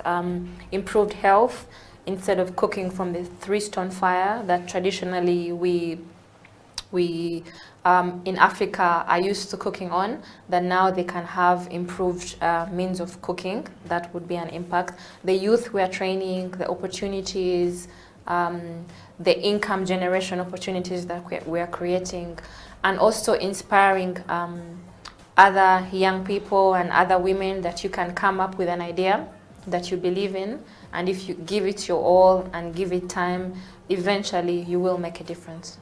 Wow. Well, thank you very much, Divine, for coming to the program today. We want to say thank you for accepting our invitation to come and sharing with the ideas. We're definitely going to bring you back to the program, and looking forward to seeing the impact of bamboo in our society in the next couple of years to come. And what would be your one last parting shot to that one human being anywhere in the world, stuck in their job, don't know how to move from one point to the next, and want to move? And what will be that one word you want to leave them with, or 3 things that you want to leave them with, that when they do, they will begin to see different things or experience a different lifestyle going forward in their life? If you look into this camera. Okay, I think 2 things. One is it gets better. It always gets better, so never give up. Like Winston Churchill said, never, never, never, ever give up. And then the second one, which really helps a lot, which really helps me a lot, is remembering that there's enough for us all. So when other people succeed, be happy for them. And so don't fight for resources, don't be greedy, because in the end, there's enough for us all. Wow. Thank you very much, Divine, and thank you very much, everybody, for coming to the program today. We're gonna, sort of like spread love like we always do. We're taught by Pastor Joshua Martin Mugabe of Watoto, says, whenever you do this, you have to spread love. No, you have to spread love. Yes, you have to spread love to everyone that is going. But thank you very much for coming, Divine. We've come to the end of the CEO Bench today. We want to say thank you very much, everybody. Divine will be coming back on the show on the Creative Industry Talk to talk about the creativity of how they're using bamboo to create more jobs, and how that is being used in creating furniture, building houses, using it. She talked about that can be used for bed sheets and beds and stuff like that. We want to know how that process works. She talks about it being used in the value chain of, you grow bamboo, you use it for cooking, you use it for building the house, you use it for putting the shades, but then also you use it for cooking.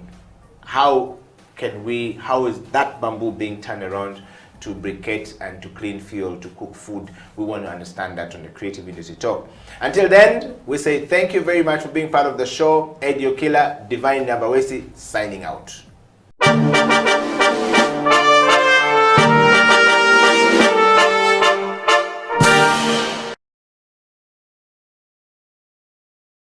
Learned a lot from the YouTube on how to make cakes. I don't need to come to an expensive school in Kampala.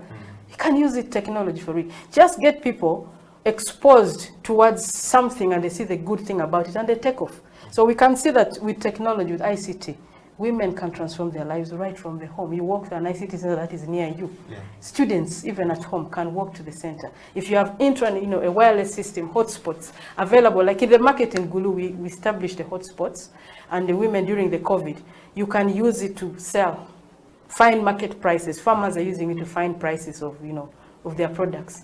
Network, the possibilities. You open people to the world and take them away from their small world. Yeah. Open them up. People are doing businesses, electronically. Wow. So that's the beauty of Bosco Uganda. I see so much that can be done. I can see what you're talking about. I can see through it. And I want you to share your questions if you are for Jennifer. But Jennifer, our time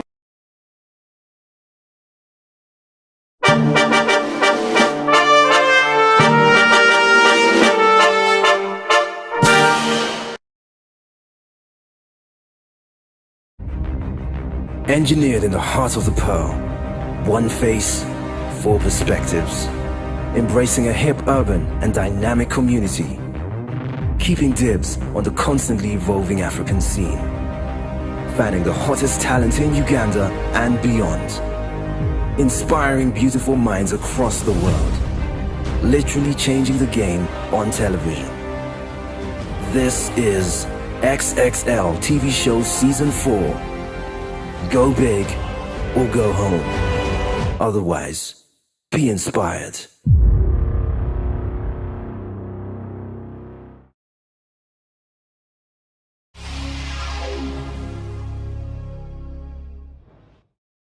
I'm a believer of functionality over form. Oh, yes. What will make you function as opposed to what form must you possess? Like you've done all the theories, you've done all these, but I'm a believer of functionality. Now, people will tell you, for academics is not about only just functionality. So we must give you basis, approach, all the things that you need to know. Granted, must it take 4 years?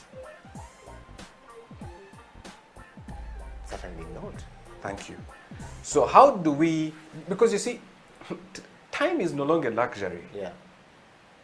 And COVID has showed us that. Thank you. So we need to really search deeply and ask ourselves, what do we want? What do we want to achieve with this? And then how do we run the transformation? How do we change? And how do we manage change? I think for me, like I said, until it is painful, you can't.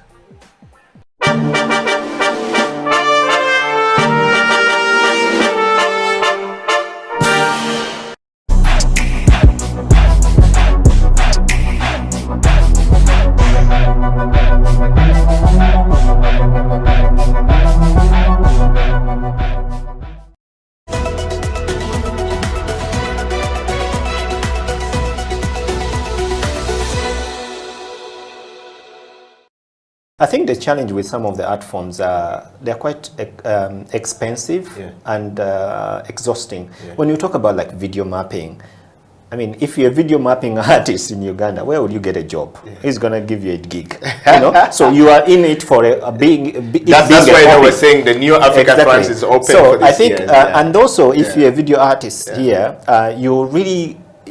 I mean, it will be really hard for you to get a gig in France or Europe because they are at a whole different level when it comes to mind, when it comes to skills, when it comes to software, because all these things work with software. Every time there's a new software, there's a new, it's like being on these apps that people use all the time. Everything, all the time there's something new. And how do you keep up with that? So some art forms would be really difficult for some of the Ugandan artists. And it doesn't mean that it's easy for the European or the Americans. It's also difficult for them, but what happens with them is that first of all, they have the knowledge, they have schools where they go to learn this, and it's recognized. It means that when they come out of those schools, they are respected because they learn that form of art. And then when they go out in the market and they don't have gigs, there is a system that helps them to survive. They are given some, capital or money to survive on, even if they don't have a gig. When they get a gig, they can declare that they got a gig, and then they don't have to claim money from the state. So gig being business in So if there is that, if there was a system like that, and imagine Eddie or young people who are, and every year there is also these opportunities. Like every year there is a lights festival, there is a video mapping festival, there is a all these street theater festivals. So it means that someone is working, even though they know they are not going to get paid all the time, but they know at the end of the year there is something they look up to. And that gives them the motivation to create that kind of content. But if there is no opportunity, there is no platform for them to show their work, then it becomes difficult for them to be motivated.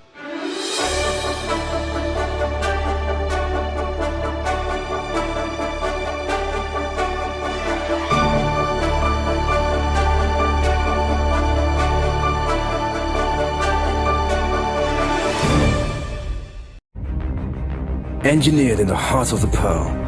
One face, four perspectives. Embracing a hip, urban, and dynamic community. Keeping dibs on the constantly evolving African scene. Fanning the hottest talent in Uganda and beyond. Inspiring beautiful minds across the world. Literally changing the game on television.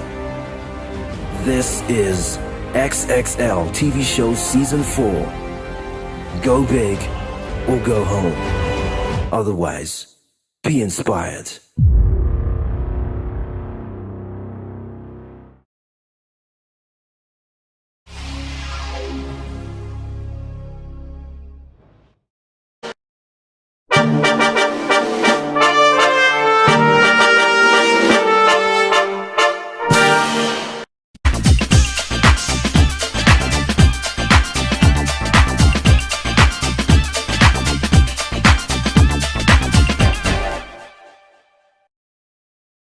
To talk about my experiences and how God has been able to use me in the different exposures. And through the leadership, through change management and transformation, I've been able to do a couple of things in my life. Now, are you a kind of person who is tired of your status quo? Do you want your situation to change? Are you tired of what is going on in your life? You know, change is a fact of life. We've all been through experiences in the last couple of months that have taken us to a place where we need to do something about our lives. We need to change whatever is going on. So if you have not piled up investment for yourself, you need to do that. If you've not done businesses to hold your family in future, you need to do that. Are you thinking of full-time employment? You need to be thinking about your life after employment or your business in the next couple of years. So if you want us to chat, if you want us to talk about this, please get in touch with us at SEAL Uganda on number 0772443085 or check our website www.sealuganda.com or on all the social media handles. You can hook me up or Facebook, that is Jean-Paul Olowo, on Instagram, Jean-Paul Olowo, and on Twitter and LinkedIn. Then we can chat a way forward with you. We can help you, we can coach you, we can walk with you this journey of financial freedom. Thank you.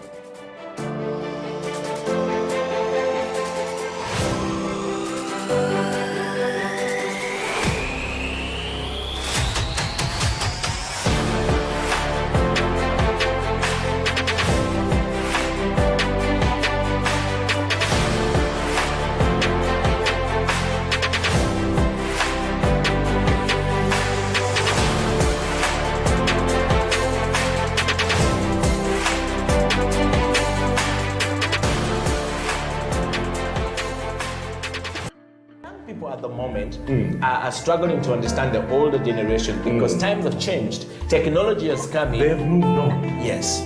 We're the ones sitting back and wondering, what is my child on to? TikTok has surpassed WhatsApp.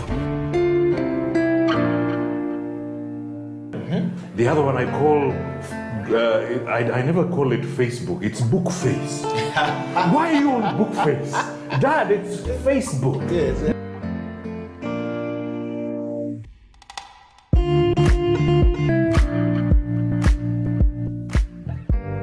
Me, I keep saying I have a foot amongst the millennials. Yeah. And I understand the traditionalists. Okay. There's a song in the 60s, by the way, and the 90s, 70s, where they're like, parents don't understand. Yes. Remember Prince? Yes. Prince.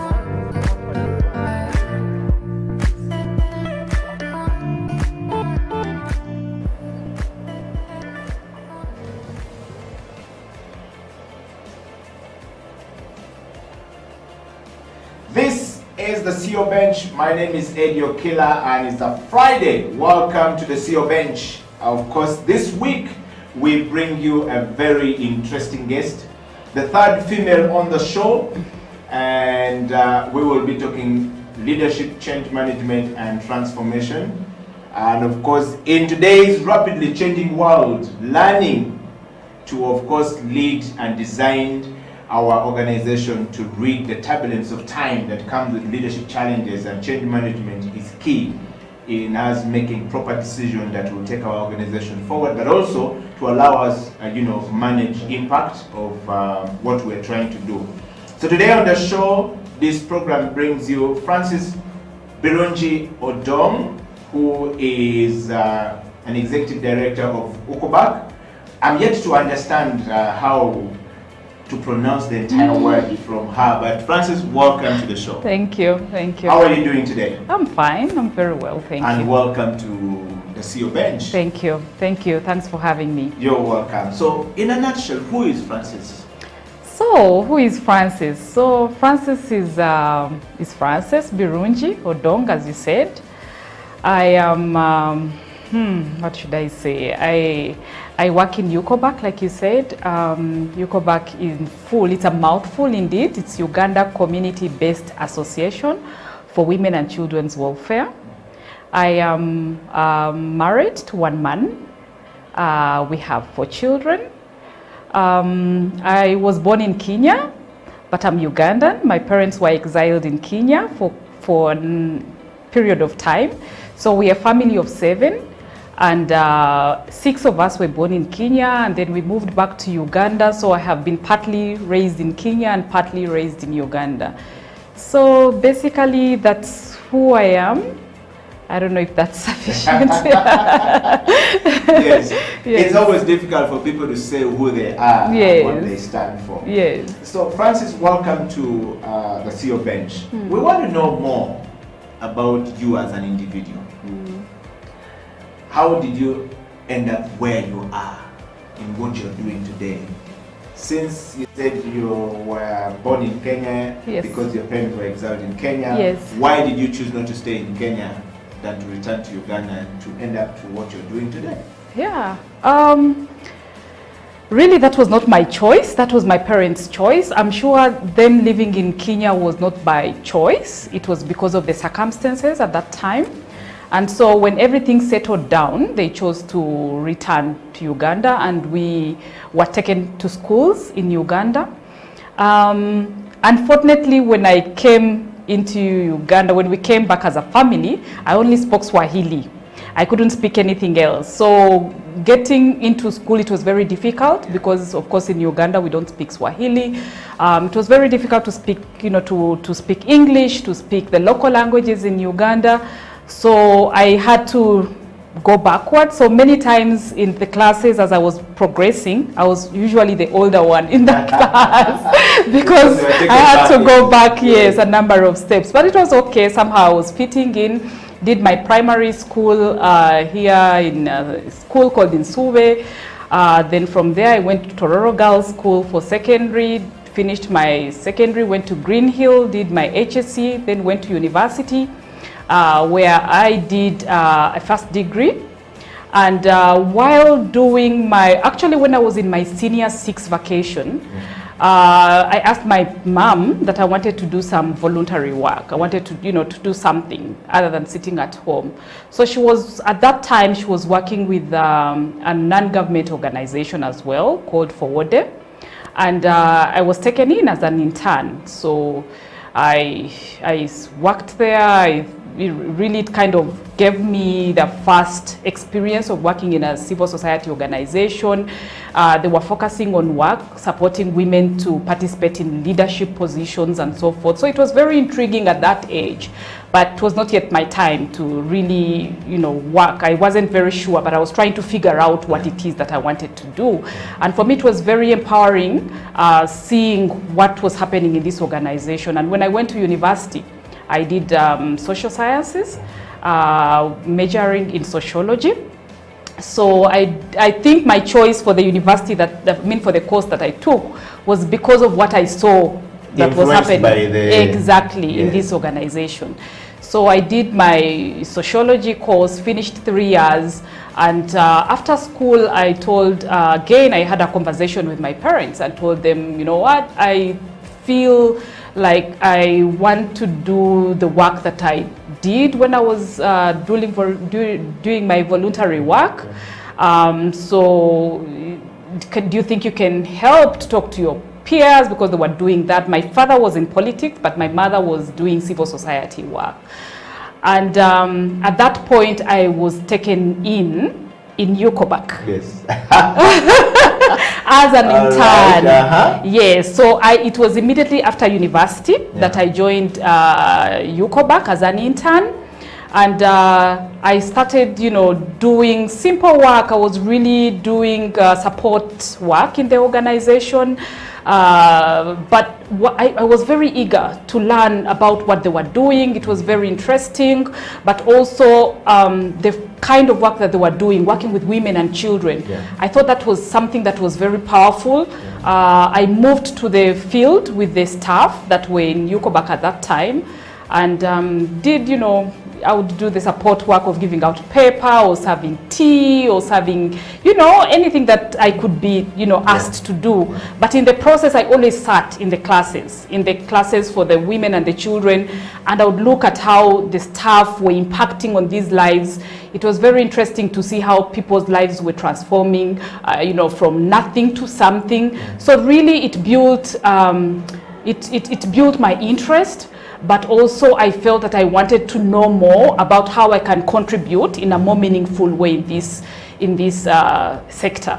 Wow. Yes, so I worked there as an intern for some time, and I didn't feel like I wanted to do anything else. To me, it was I had arrived, if I should say. So basically your mind was corrupted, and this is where I'm going to be. Yes, right. I had arrived at that point, because really for me what was very important to me was transformation, was seeing lives of people changing from nothing to something.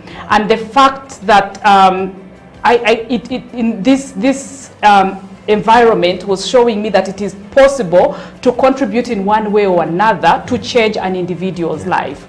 So it exposed me. I came from a background, my parents, I wouldn't say it was a very poor family, so I had not got that exposure.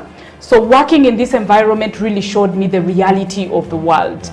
I came to see that actually majority of Ugandans were living in poverty, were vulnerable and needed support. So for me, it was fulfilling to work in this organization, and that is how I started my career in Yukovac. Wow. Yeah. Well, if you're joining the CEO bench, that right there is getting you into what we call knowing somebody personally, and of course getting into their life.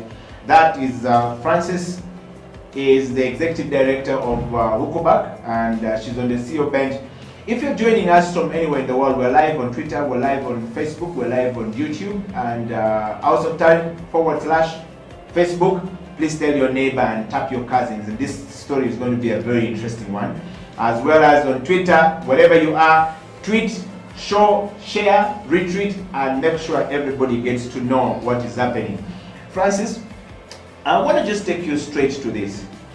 And in today's changing world, it's rapidly changing world, learning to lead and design our organization to read the turbulence of time creatively is critical to our ability to make positive impact.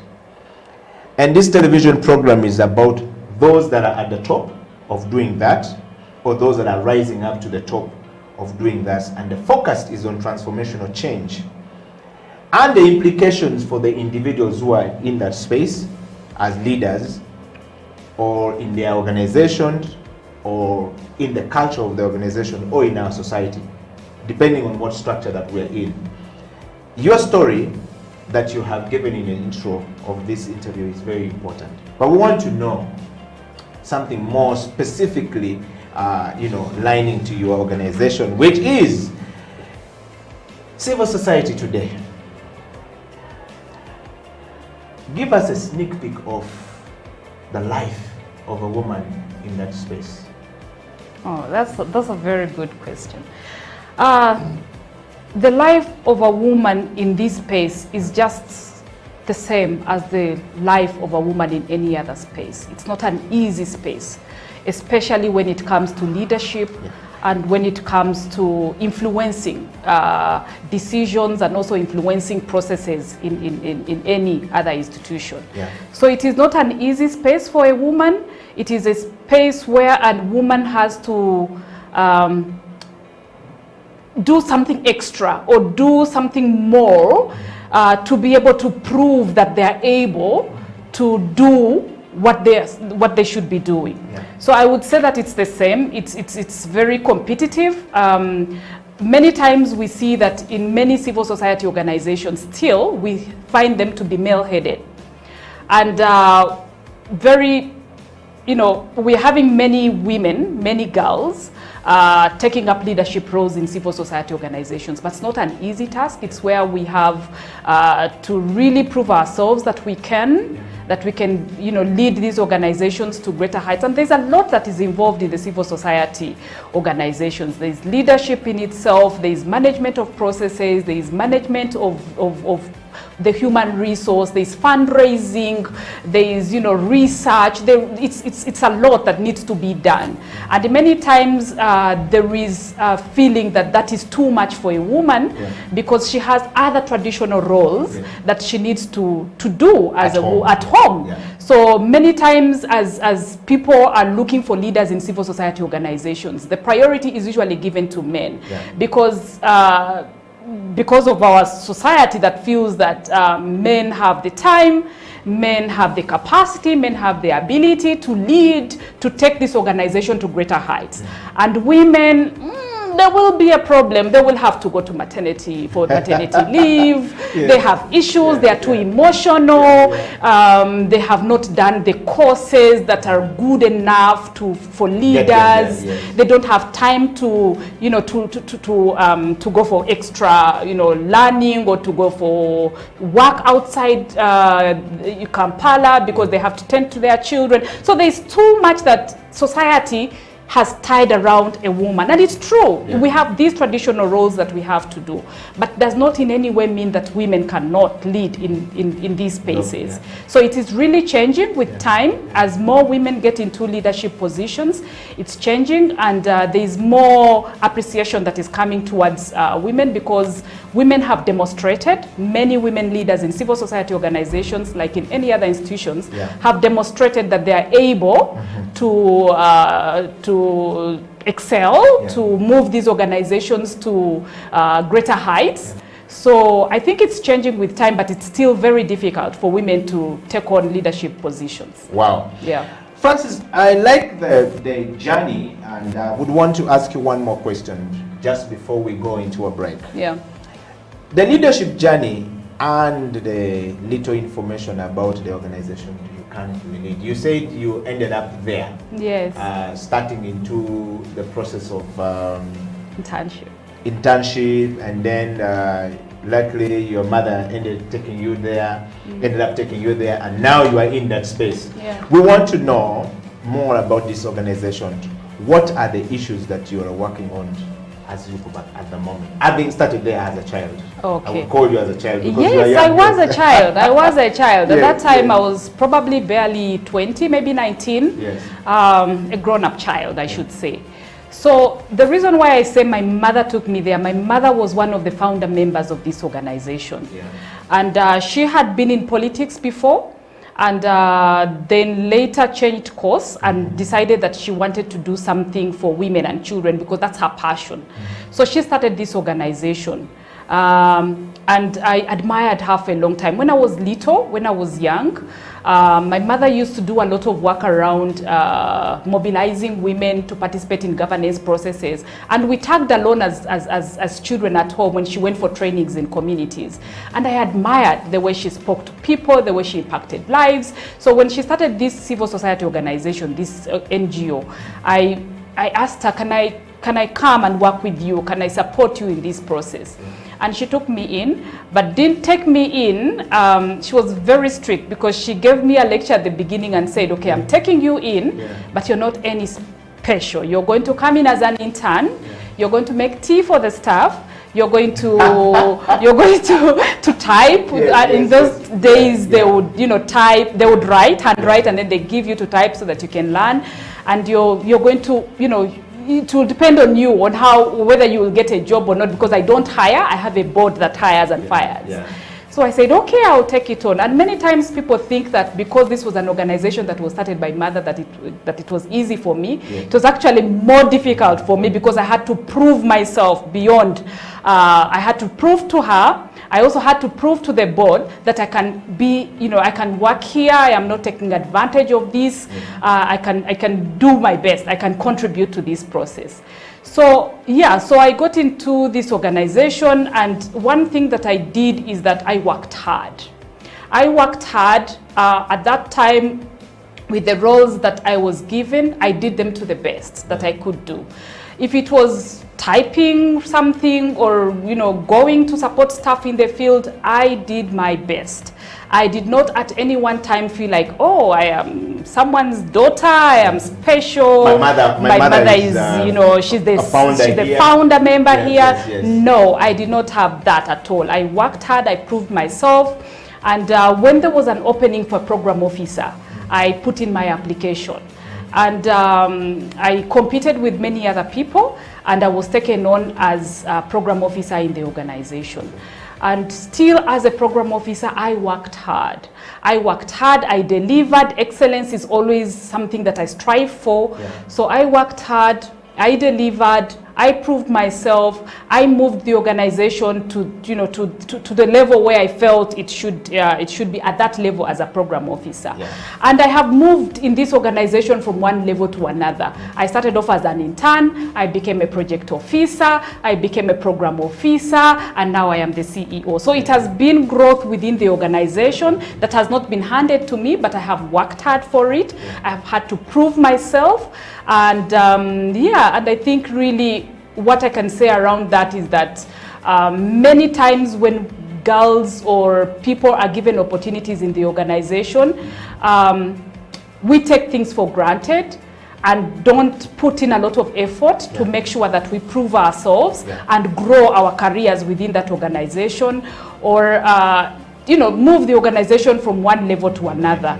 And for me, that's what I did differently, and that is how I've been able to reach where I am. Wow. Yeah. So it was not like come here, hand it over a silver plate, and receive it, go with it. No, it's been really hard work. Yokoback is actually governed by a board.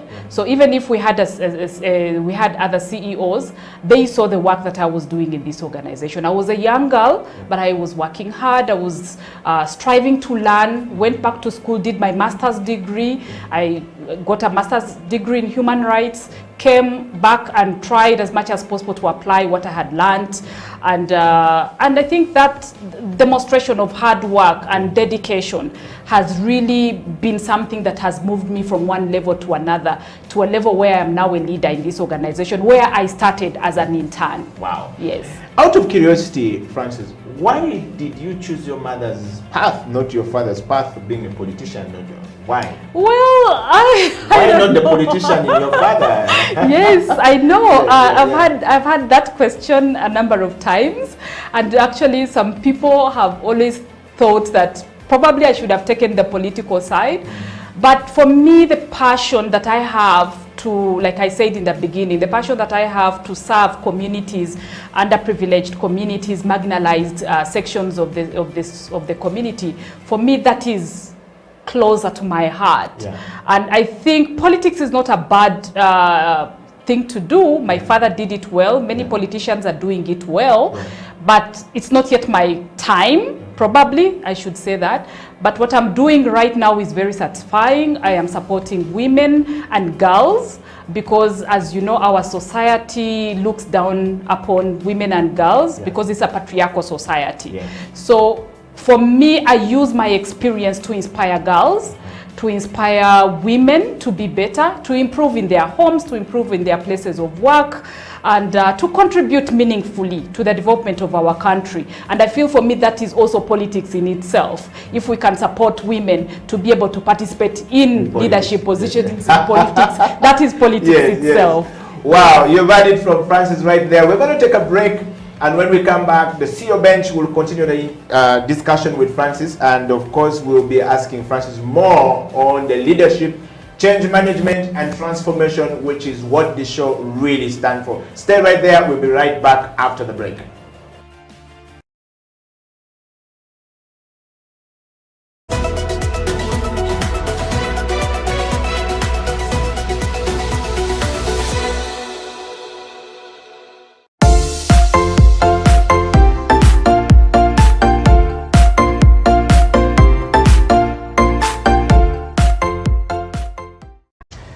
For me, leadership is a privilege of moving people towards a destiny. And for me, it would be towards God's agenda. That's the best, moving people to God's agenda. God has an agenda for everybody. And I know some people will say, oh, it's too much of God. But God has a plan for this world. And so whether you're in business, you're a medical personnel, if somebody came to you, a good medical leader says, I want you not only to be healed, but to be healthy. That's the kind of mindset that I see. And it's about self. So if you ask me, am I a leader? By the grace of God, I am a leader and I am growing as a leader.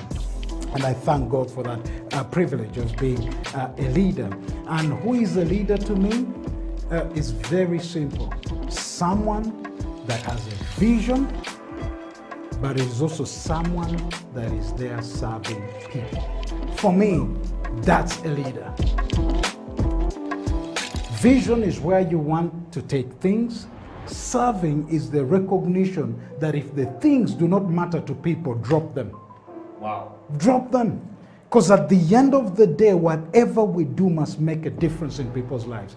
Anybody who has had huge impact in history, in leadership, the impact is not measured by just the things they did, but what those things did for people's lives.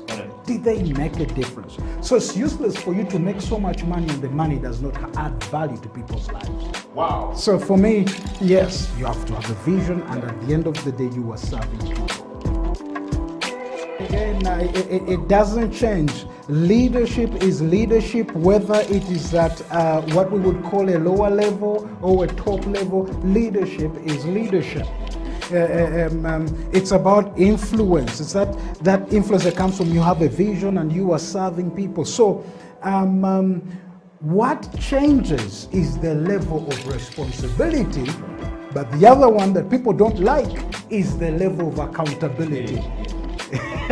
You see, Jesus said, to whom much is given, much will be required. So the only differences there is the level of responsibility. When you're at the national level, you are now responsible for an entire nation. When you are a CEO, now you're no longer just looking at the department, you are looking at the entire entity. The responsibility has changed, the accountability even goes higher.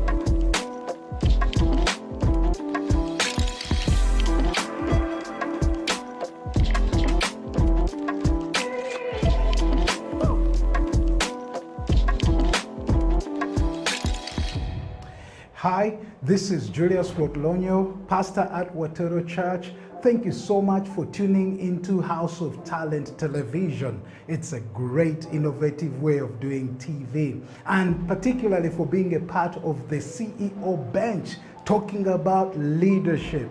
You know what, friends? Leadership can be tough. Leadership can be lonely, and the dynamics of leadership keep changing. I want to encourage you, watch the CEO bench so that you can get to hear real practical tips on leadership from people who are actually practicing leadership. Once again, thank you for being a part of the CEO bench right here on House of Talent Television.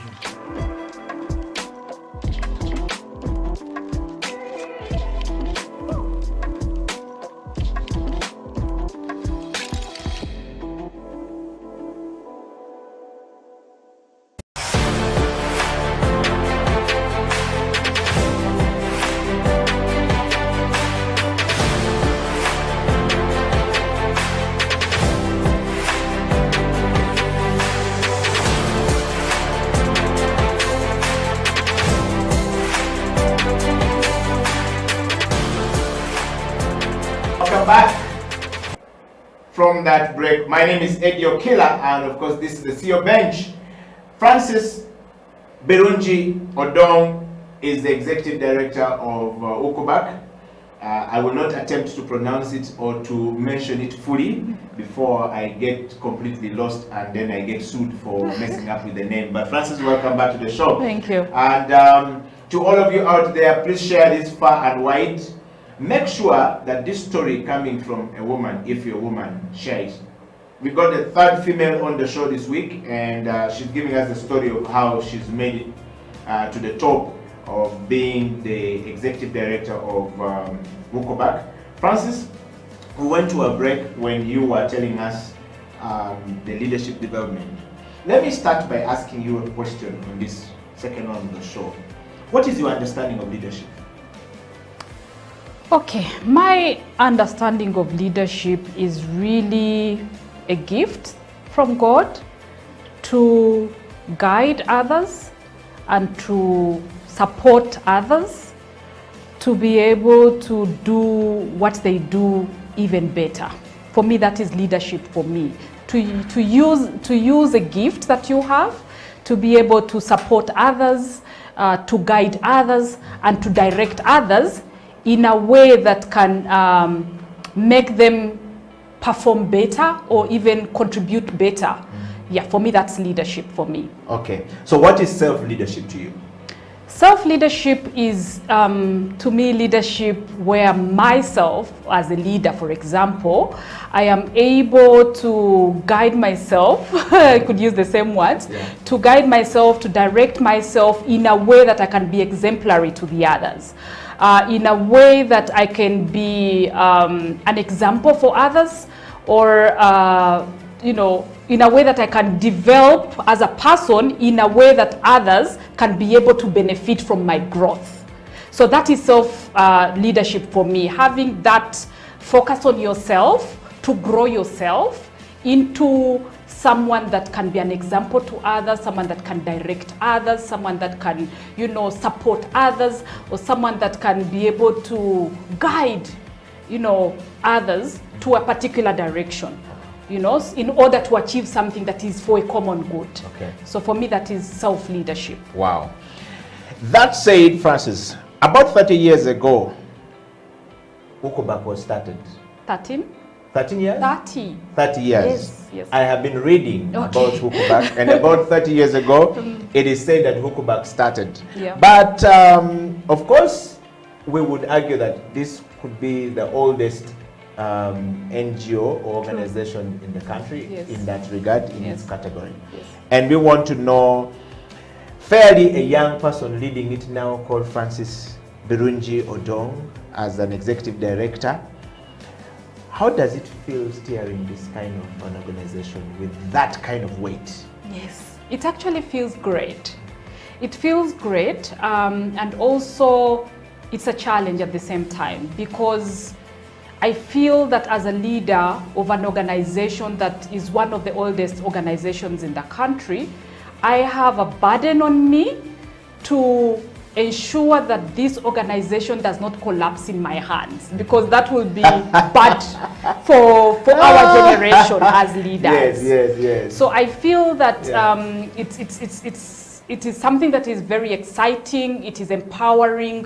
It is something that is really empowering for me, especially as a woman, to be in the steering wheel for this organization. But at the same time, I feel that I have something to prove. I have something to prove in the way that I have to show that this young generation can lead. It can lead differently, and it can, you know, move this organization to greater heights. So that is how it feels for me being in this position. But I know for sure that as a young leader of this organization, I am supposed to look at the good things that have happened by the older generation, that have been able to move this organization to where it is. And build on it. And build on that. Yes, because if I don't look at the history of the organization and how the founder members and the other leaders that have been in the organization have been able to bring it to this level for 30 years. You know, Eddie, that civil society organizations are very fluid. Many times they fail to go beyond even 5 years. So there is something about them that they had that I feel I need to tap into, so as to be able to move this organization forward, so that I can also hand it over to the younger people to move it over. So I feel that I need to do more. I need to do my research to find out what it is that they have done, but also what can I do with the environment that I'm in now, in my time. What is it that I can do for this organization to make sure that it is stronger than it was before, but it is also a healthy organization to be handed over to the next generation. Wow. Yes. So feeling, Francis, is a thought. Feeling is something that goes in the brain of a human being that is processed. But there's what we call responding to a specific stimuli, which is action, signal sent. Do you think you are doing it right now? Yeah, good question. I think I am doing that. I am doing that because I've got a good note from the, the founders of the organization, but also people that have been leading before. And I feel that I'm doing well in terms of action, in the sense that UCOBAC has really grown from who it was to who it is now. Just to take you back, as an organization, we started with one program area, which was basically working with orphans and vulnerable children and supporting them in different ways. But from, probably 1 or 2 years back, the organization has taken on other program areas. We're now operating with 4 program areas in sexual and reproductive health and gender-based violence, issues to do with climate change, and women's land and property rights. So for me, the fact that we are able to do more than what the organization originally thought it could do is amazing. But also it shows that we are able to respond to the needs of the time. And I feel that a leader, a good leader, is one that is able to transform the organization to be responsive to the needs of the current times. And that is what I and my team are doing to ensure that we are responding, we are relevant to the current situation. By that time, by the time UCOBAC was formed, it was orphans and vulnerable children. Today, it is beyond that. It's climate change issues, it's women's land rights issues, it's issues to do with sexual and reproductive health issues, gender-based violence. So how do you make sure that the organization is able to be responsive to the current needs, but also to be relevant in the current times? And I think a leader, if I was a leader that came in at this time and I still had one program area of orphans and vulnerable children, that's where everyone would have question marks and say, okay, something is not right. So I think that is action in itself, that the organization is having more action areas. I am able to create this change in the organization without really disrupting the mandate of the organization, but also supporting my team to be able to, to appreciate that this is the direction that we need to move into right now, and also for them to be able to contribute, to support them, my team, to be able to contribute in these different areas by building their capacity, by giving them spaces to be able to learn and grow so that they can then be able to contribute in these different areas. So for me, I think action is there. All right, so if you are a viewer out there and of course looking into the CEO bench, when I say looking into, it means you are hearing what Francis is saying and what Eddie is saying and thinking. That's what we call looking into it. But watching on television is what you are doing right now. So we want you to watch and also think. And Francis, this program combines intellectual rigor with personal challenge, collaborations with creative expression. Right now, we want to know from you. UCOBAC recently changed its leadership from the board level. Yes. And also, just like any other organization or any other sector, human resource turnaround or turnover in NGO world is a common currency, as my friend Diwato Chom keeps saying. And how are you managing the change in this organization? We are now on the change management process of the CEO bench. Okay. So change is good. I should start from that point. Change is good, but at the same time, change is very hard. And many times we find that there's a lot of resistance to change. But I think the best way to manage change is to accept that it's a good thing. It is hard, it is difficult, it is challenging, but it is a good thing. And as a leader, once you have that change in mindset, that change is good and you're open to change, then it helps. So as an organization and as a leader in this organization, I try to make sure that I am open to change. And this is change in different ways. Change in leadership, change in staffing, change in processes, because change is good, but also change is an indication of growth for the organization. Yes. So how we manage change is that first and foremost, we try as much as possible to prepare the organization for change. So you have mentioned that we have had a new board that has come in. This is not something that happened out of the blue. There has been preparation for this change. The board members themselves have been prepared. Were prepared that this is going to happen, and they were supported to understand why it is important for this to happen. Yeah.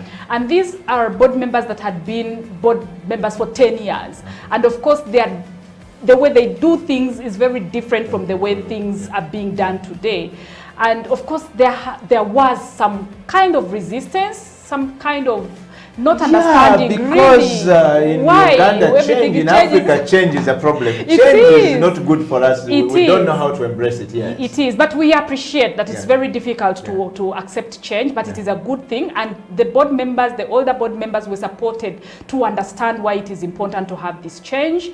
And they have handed over very happily to a new board. And the new board also has come in, but we have prepared them through the orientation process to be open to change, because as an organization we keep on changing. So you're preparing them before their time? Before their time. They are now so in this is now the new generation kind of thinking that you step in there with a plan, knowing that tomorrow you will be asked to exactly, exactly. So we do prepare our leaders, our governance for change, and not only in terms of the leaders themselves changing, but also the systems, the programs that we are doing, the staffing. There is a lot of change that happens because of the changes that are happening in our environment. It's not a static environment. So that is how change is happening. The organization is open to change. As a leader, I am open to change. A number of times I get staff that have to move on. And for me, I come from a background where I appreciate the fact that that is good change. For me, it shows me if one of my staff comes to me and says, I am moving on to another organization, it's a better opportunity. For me, I celebrate that, because I feel like I have contributed something to the growth of this staff, and this staff is building a career, is moving on, and is creating space for newer generation or younger people to come in. So I usually celebrate that. I support them to transit and then bring in new people to the organization, support them to, to be able to also make their own contribution in that space. So there's change that happens in the organization in terms of staff, in terms of programs, but as a leader, we try as much as possible to be open to it, to be able to support the systems, but also the personnel to be open to it, but also to appreciate it, despite the fact that it is hard. So that is our approach that we take. Okay. And to our viewers, this is change management process in the CEO bench. And of course, when we say the CEO bench has that, we put leaders, CEOs on the CEO bench to task to explain some of the things. And the CEO bench brings out people who are in position of leadership and are actually practicing leadership by doing what they are supposed to do. And today on the show we have Francis, depending on where you come from. Of course, the executive director of Huckelbach, who is telling us more about how she's actually managing change. Now, viewers engage with integrative mind maps of organizational and leadership development on this program. And that is the focus for us here, as well as instantly applicable practices for becoming more effective as a leader, but as well as becoming dynamic as an individual, as well as collective. Francis, on that note, the NGO sector in Uganda is well known for many things, good and bad. In some circles, we believe that they do good things, but quite a number of times we try to measure the impact of what they are doing and we don't see. how is it that, or rather, how are you doing it at Huckelback? 30 years down the road, can you measure your impact? Can we see it? And we're looking at measuring impact by measurable metrics. We're talking about, you know, looking at the quantifiable, justifiable, measurable metrics of an organization. And so we want to put you on task as a CEO who has come in, or as an executive director who is there. How are you managing this? Can we see, can you take us through some of this that we can see today? Of course, reading from out there, I see that Huckelback is known. You can't even mention the full names and it's known by that full name. It's known by the short name of it. Huckelback, yes. So how are you doing it? Okay, thank you. That's a very good question. And I think monitoring change and impact is very critical for any organization, because many times we do a lot as civil society organizations, but if we don't track what we are doing, we end up doing nothing. And that's why you say that sometimes organizations are either doing something good or sometimes doing something bad. In many cases, they are doing good, but are not able to demonstrate, or they're not able to track that, you know, they are doing good in these areas. And I think that's a gap that many civil society organizations have. I think the issue of monitoring impact and being able to demonstrate impact really comes from the organization being very clear from the onset on what its objectives are. That is the starting point. You need to be clear about what it is that you want to see as change. And what is change to you as an organization? What is it that you would celebrate as change, for example? So I think once you're very clear on that, you have a very clear vision, you have a very clear mission, very clear and, you know, smart objectives for the organization, it becomes easier for you to be able to monitor change. And that is one thing that I don't know if many organizations are doing, but the ones that I've interacted with are investing a lot to making sure that they have smart objectives. Beyond smart objectives, an organization... Yes, I know. Yes. Beyond that, I think as an organization, we need to have systems. Yeah. Systems are very important. If you don't have systems and you're doing everything the way you want, then you will not be able to know if you're making a contribution or not in society. So systems are very important in the organization, but one of the major systems in terms of measuring impact is this, the issue of monitoring and evaluation systems. So there has to be a policy for the organization that responds or that shows that this organization is able to meet its objectives, but is also able to meet the objectives of the country and the world at large. So you have to see that, you know, that link, because we don't work in isolation as civil society organization. We complement efforts of government. So we have to make sure that our objectives that we do are in line or contribute or complement on what you know, the national development plans are, for example. But also we need to look at the sustainable development goals. What are the goals that we, you know, we would look at to say that there is development in the world, you know? So it's very clear to have a policy in place, a monitoring and evaluation policy that will show you that your interventions or your programs are first and foremost responding to your organization objectives, but are also responding to the national priorities and are also contributing to the sustainable development goals. So a policy is very clear. It will show you what systems, you know, what you need to have in place. For example, you need to have monitoring tools for each program. You need to have personnel in the monitoring and evaluation to be able to collect data that you can then analyze and see whether you're contributing to this. You have to have a framework that really shows that, you know, the different programs that you're doing, the interventions that are under each program area, and the, you know, how you're going to collect data that will inform you that you're making change or not. So that is a very valid question, very good, and I think as leaders, it is something that we need to really focus on, so that then we don't waste resources. The resources are directed towards our goals and vision.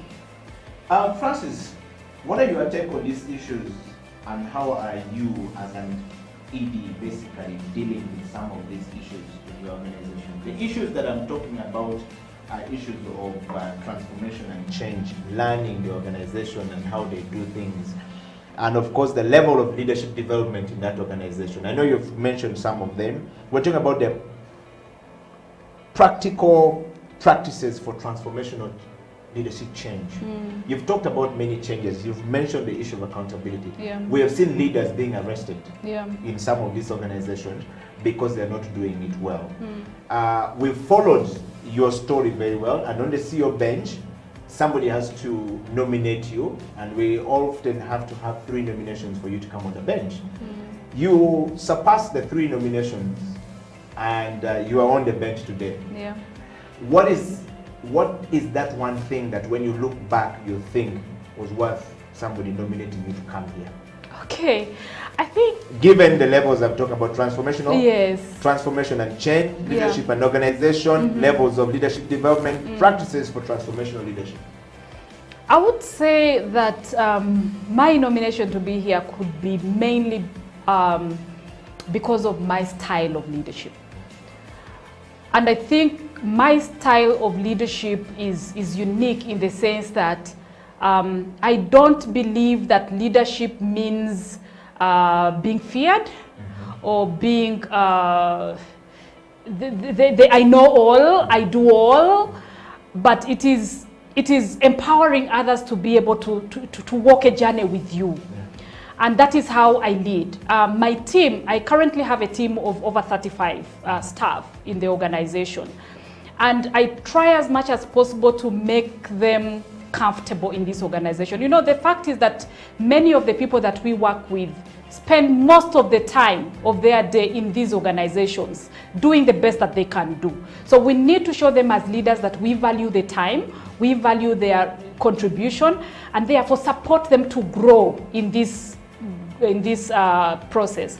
So what I think is very unique in my style of leadership is that I try as much as possible to make it a family kind of organization where I am not, as leaders, as a team of leaders, we are not mechanic, but we are human beings. We try to listen to what our members are going through, support them through their journeys, but also I have this feeling that everyone can contribute something. So I am a kind of leader who actually does not believe in interviews. Unfortunately, I don't believe in interviews. I have this feeling that everyone is able to do something if they are supported and if they are given a platform to grow, and if they are given the resources, the ability, if they are treated in the right way, they are able to contribute something, So I try as much as possible. Many times in our organization, we bring young girls straight from university who have not even had any, training before. We don't normally do interviews. Those are really rare cases. So we bring these volunteers in, and we support them to grow into the organization. We tap into their abilities, but also build, support them through trainings, through exposing and providing platforms for them to go and make presentations, for them to go to and interact, so that they can then be able to grow and make their contribution the best way that they can. So I feel that transformation comes like that, by providing space for growth, not only for you as a leader, but also for the people that are in your team. Because if Francis as a leader, I am doing everything. I am the one writing proposals, I'm the one meeting donors, I am the one coming to speak to Eddie, I will break down. But I need to build a team that is able to do that, so that when I'm doing something else, there is someone else that is doing something else, and they are growing in the process, and therefore I am able to also take care of myself as a leader.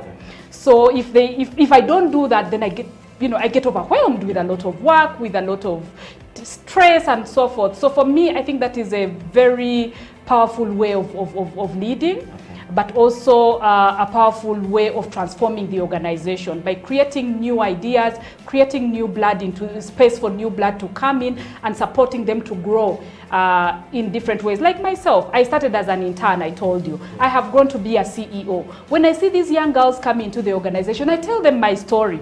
And I tell them, you're now an intern, you're doing the typing, you're running around providing paper and pen to the participants, but if you work hard, you will be in my place. And I see them really working hard, putting the best that they can be, consulting, seeking knowledge. I always encourage them to go back to school, provide the opportunity for them to do that. And in such a way, I see growth, and I celebrate this growth in the organization with the people that come in. Of course, when they come, they go, and then the new ones come. And I allow that to happen, because for me, that is growth for the organization. Okay. Yes. So, Francis, if I walk right now to the community, I will be able to find and feel the impact of your work. That's what you're saying? Yes, most definitely. So the CEO bench is going to take a break, and when we come back, we will put Francis onto the last part of the show to task to explain how transformation is happening in society, where Ukobak is actually doing some work as a CEO. For her, it's very special because she's an executive director on the CEO bench, mainly to talk about herself as a person, but also what the organization is doing and the change that we are having coming through to the society as a result of some of the programs that she's talking about. Stay right there. The CEO bench is going for a break. Make yourself a cup of coffee while we also take a coffee break. But most importantly, share this interview far and wide. You never know who you're actually going to be changing their lives.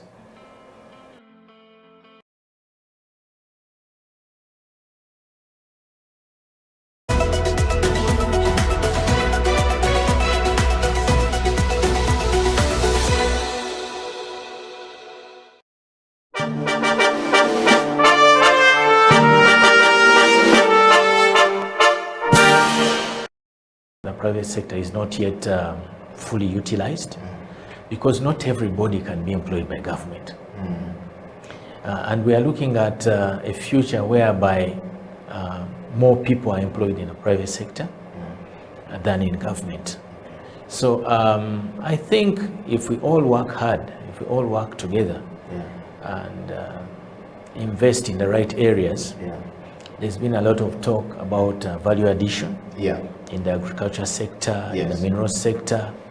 If there is enough investment in those areas, I think it can create enough jobs for our children and grandchildren. Okay. Yeah. I just want to take you to question number 4, Andrew, which is, let's talk about your journey at City Hall and the foray into the Executive Director's office, which is as Andrew Chitaka, Very as interesting. well as the Director Engineering. Very interesting. I joined KCCA on 1st November 2011. And before then, I was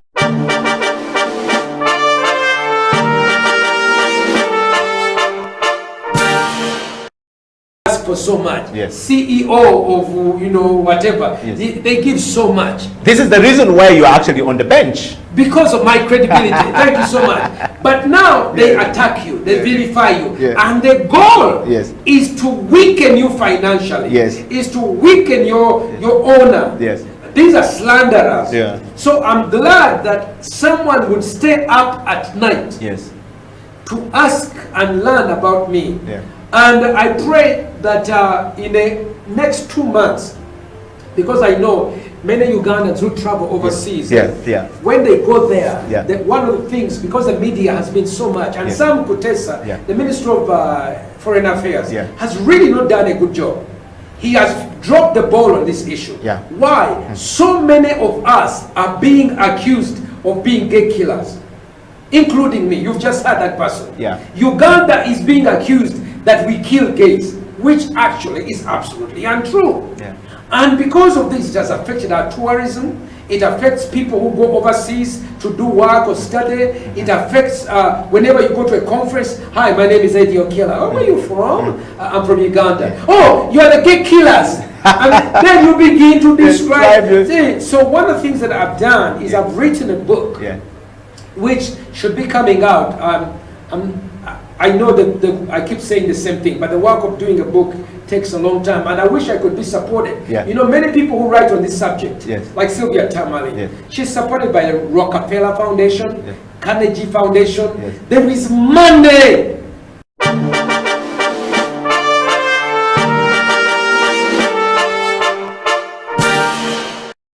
Is a very big brand, and as we go on, we will probably discuss the things we're trying to do to see that things change for the better.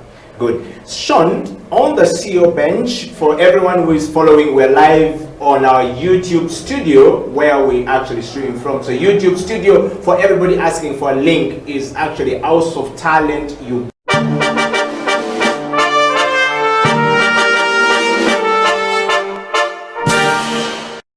Confident in themselves and what they are offering. Yes. I think that's the biggest problem. Like, women will easily settle for a less pay than men would. Okay. Yeah. Mona Onyetodeke goes on to say, or I think this is a comment, says, I didn't know that beauty products are taxed at 60%. Whoa. They are. I pray that changes soon, but they are. Okay. So with that challenge of 60%,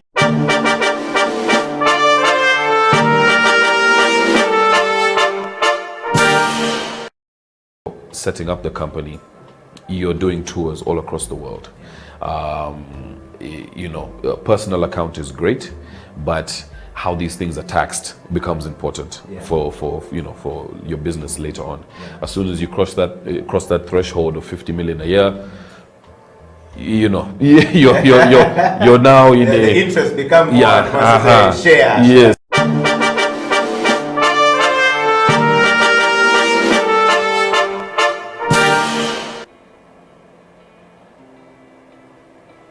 It's the CEO bench on a Friday morning or Friday afternoon right here in Kampala. Straight from Kampala to the rest of the world is when we bring you the CEOs on the CEO bench.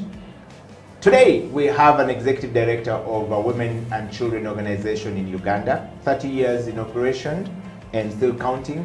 Francis Birungi Odong. We are yet to know who is Odong, who is Birungi in that mix, where does she come from? And we're going to welcome back to the show, first of all. A toast to the coffee break, and we have to toast to the CEO bench right there. And Francis, before we went for break, we're having a very interesting conversation. You've talked about many things, and I want to bring some people on the show. If you're following online, we would like to say thank you very much for being a part of the CEO bench. And I have a couple of questions for you. And so please share your kisses and disses here. If we're doing well, give us the kiss. If we're doing bad, diss us, we're okay.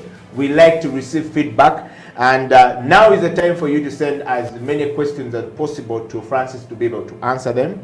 And I want to start with somebody here called Queenie Jill, said, go auntie, super proud and inspired. So this must be one of your people. Yes, and then of course I have Kutui Stella Rose saying that the organization's ability to sustain itself beyond the donor funding is also okay. Wow, and key. Yeah. And she goes on to say also the ability of a leader to mentor and continually build the capacity of itself, of its staff, to be an all-round person capable of responding to emerging new trends at work, but also outside work is key.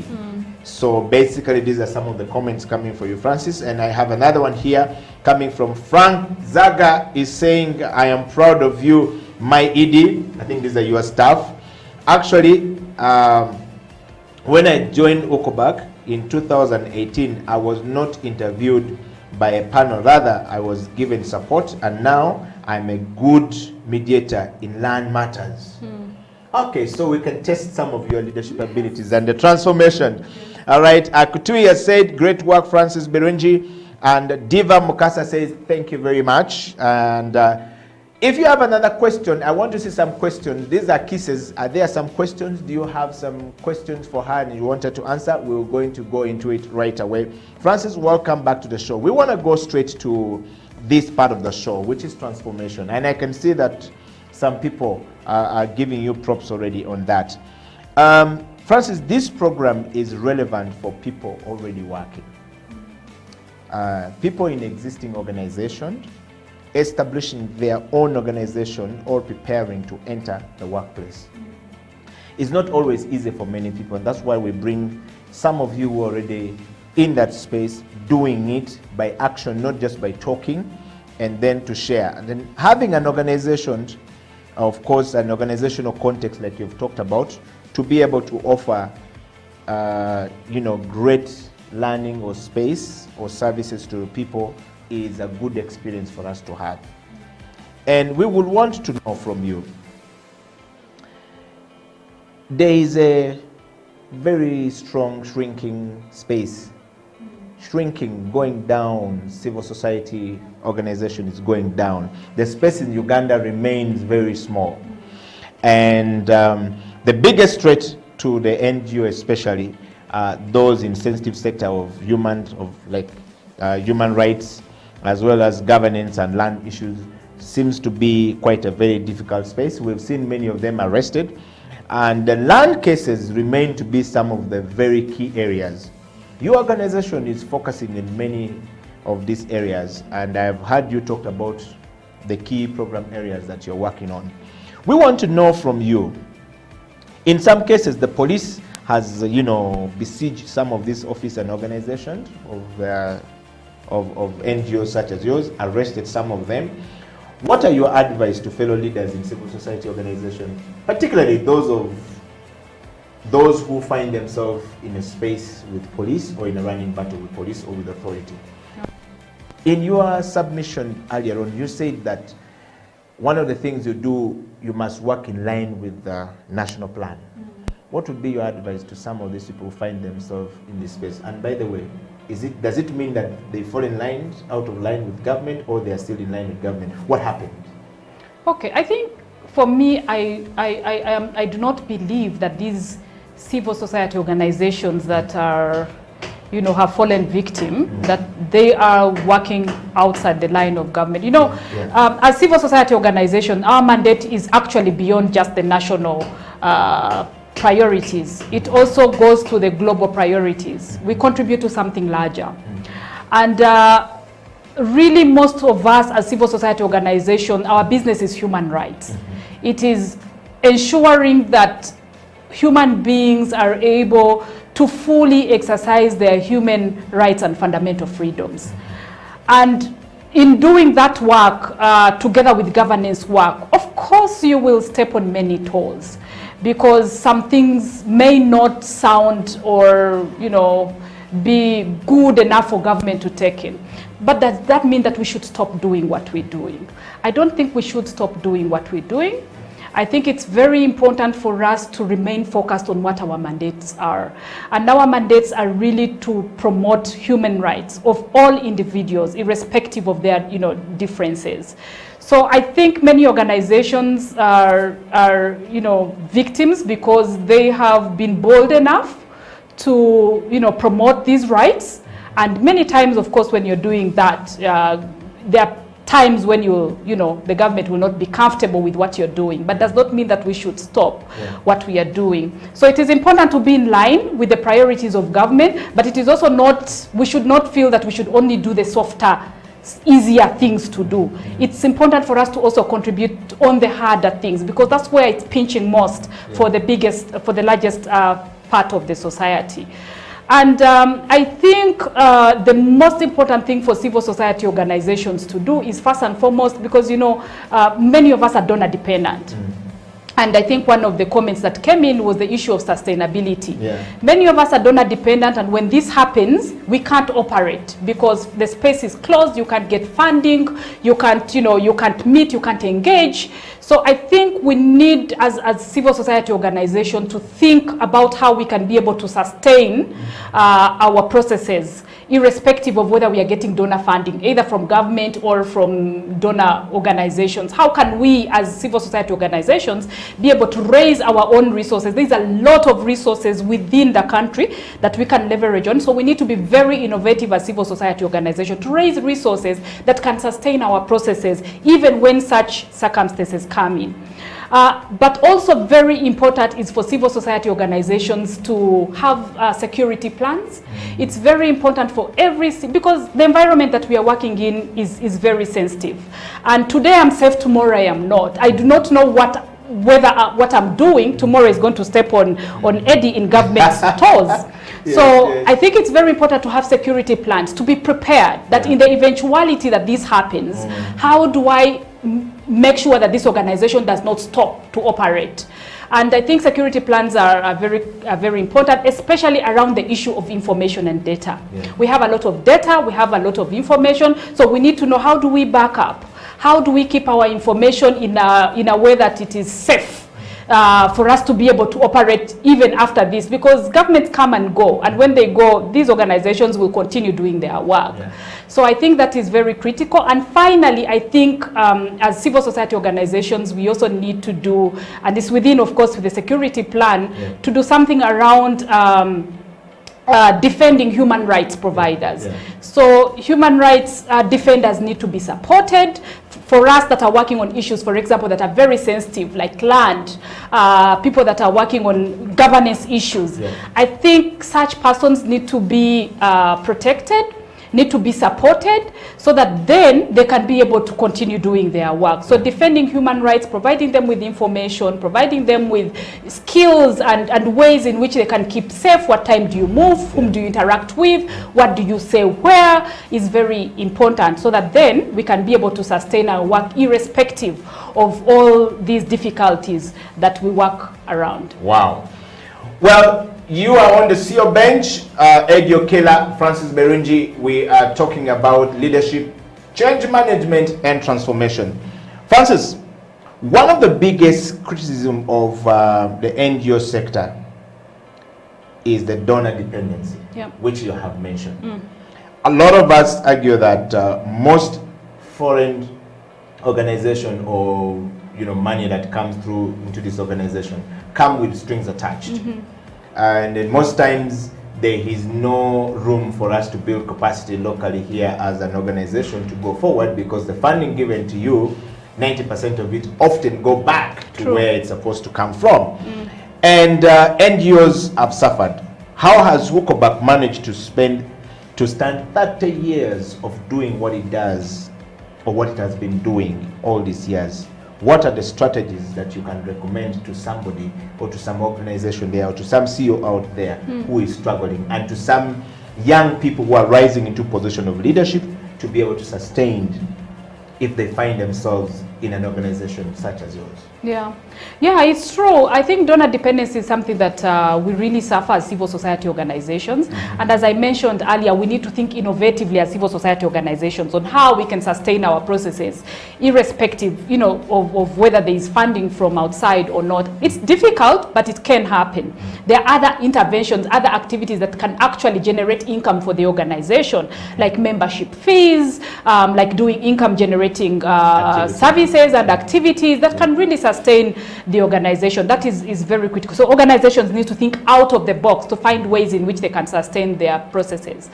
As WUCOBAC, I think our main, what has really added value, or what has really helped the organization to stay for this long, is the fact that when we decide to do something, we do it to our best. And that is something that I tell my team, that it does not matter how much money we get, even $1,000. We should do the best that we can do with that resource that we have. So you asked the question before we went to the break, that if we went to the community, would you see impact? And I would tell you that if you go to the communities where we work, we are operating in 10 districts, you will see real impact. We try as much as possible to make sure that we have systems in place, structures in place that ensure that the resources that we mobilize as an organization are properly utilized for the use that is, it's intended for. So you see impact, you see people really transforming. The transformation at community level is amazing. We work with the poorest of the poor. We work with the most vulnerable. I sometimes don't like to use the word vulnerable because it also stigmatizes many. But we work with that, you understand the category of people that we work with. And it's amazing to see that when you inject information, finances, trainings to these communities, to these families, it's amazing to see how they transform from A to B. And I think for us as WUCOBAC, that has helped our organization to stay, because people have seen that the work that we do is real. People's lives are actually transforming in the different sectors that we work in, but also the issue of accountability and transparency. That is something that is priority to me as a leader, to make sure that resources that we have, either financial or material, but even the human resources, there is accountability and transparency in the way we do our things. There is nothing that I know that my staff don't know. I try as much as possible to create space for people to know what is happening in the different spaces, but also to make sure that for those that choose to work with us, we account to them. We show them that, look here, this is what we have been able to do. We have systems that are able to show that evidence that this is happening. And so the trust is built. Many of our donors have been with us for even over 15 years. For example, and it's very rare to see that in civil society organizations. But we have our funding partners that have really walked the journey with us because they see that we have systems in place, we have processes in place that ensure that there is transparency, there is accountability, but there's also value for money, there is impact, there's real transformation. And our objectives are clear, and we try as much as possible not to go outside what we stand for. There is a question where you ask that, you know, sometimes people come with money and as an organization you want to move. And their salary is usually higher than the local salary, and they go back with this money. And then they influence, No, for us as UCOBAC, we have our objectives, we know what our mandate is, we stick to our mandate. So irrespective of how much money you bring, if it's outside our mandate, we will not take it. By the time we choose to do these 4 program areas, we know that these are the areas that will transform a life. So if you bring your money and you say, we know you're doing these 4 things, but we have money, can you do 5, 6, and 7? That is not in our mandate. We will not take it. We may show you who can take it, or we can tell you, no, try elsewhere. And I think that has also helped UCOBAC to stay for long, because we choose what to do, we stick to what we do, and we work as a team. Teamwork has been very powerful for us in the organization. We make sure that we all know what we are supposed to do, and we do what we are supposed to do. Wow. Yes. Well, you are on the CEO bench, and you're hearing that coming from the Executive Director of UCOBAC on the CEO bench, talking leadership, change management, and transformation. Do you have a question for Francis Birungi Odong? And we are listening to our evening of the show, and great discussions with you, Francis. Creating proper work-life balance is one of the biggest issues with CEOs. Yes. And in Uganda, we have such a big one. Whenever ladies, for example, rise to the position of leadership, powerful places of leadership, the men begin to say, now my wife has left. She's there, but I don't think she's with us anymore. The children begin to cry, and of course, sometimes also men who rise into a higher position of leadership have the same problem. Now, we want to know from you, how have you managed to balance your work life as an executive director of UCOBAC, and as a mother? And a wife. And a wife. I think we need to start off from understanding where this comes from. This comes from the fact that that is who our society is. It's a patriarchal society, so there's a lot of male dominance. So there's a lot of discomfort and fear that comes from a woman taking a space that is traditionally meant for men. So of course it is expected. So I think once we understand where that comes from, then we are able to deal or to find solutions to work around it. And what I mean is that we need to support the system. We need to transform the system, but not disintegrate it. You know, we need to realign it, to understand that the world has changed. You know, things cannot be the same. And for me, as you said, I am a mother of 4. I am a leader of a civil society organization. I am a wife. There's a lot of responsibility that comes with all that. But being a mother and wife has not stopped me from being a leader as well. And I think this comes from, first and foremost, understanding the environment in which I'm working. So I am able to speak with Mr. Odong to support him, because I understand that Mr. Odong has grown up in a society that I've also grown up in, and he may get a shock with what is happening. Yes. So creating that environment where he's able to understand why it is important for me to participate in this space as well. Yeah. How it supports him as a man, how it helps our family, how it helps society. Once he appreciates that, then he creates the space that will enable me to do all that. Yeah. The challenge we have is that many women like me, when we get empowered, we become fighters. We go in our home, we want to fight, we want to show, yes, we want to show that I've arrived, I know, human rights, I'm a woman, empowerment. Yes. And that is a wrong approach, because we must understand where does this come from. Don't blame the human being, but blame the system. And find ways in which you can support this person to interrogate the system, but also navigate for the benefit of himself, yourself, the children, the family, and the organization and the country at large. So I think it's very wrong for many women, and we do this even in the communities when we talk to women and empower them, tell them don't go home and start telling the man, so says, I now know, I have been told. Help them to understand why this is important, because you're going to contribute something. You want the children to go to international schools, you're admiring everyone to go to international schools, but you're saying your wife should not go to work. You're going to break down as Eddie. You're going to get stressed, you will die, you will leave me in stress, the children are not. So if you appreciate and you understand all that, then you will create the space. So I think for me as an individual, that has worked very well for me. I have created a space where me and my husband have been able to appreciate the good that comes from empowering a woman. We have one daughter. We create a lot of space for her as well to be empowered, because we have demonstrated it, that when I do well, you do well as my husband, the family does well, you know, the children are in better schools, they are fed well, they are getting good health. So for me, I really think it's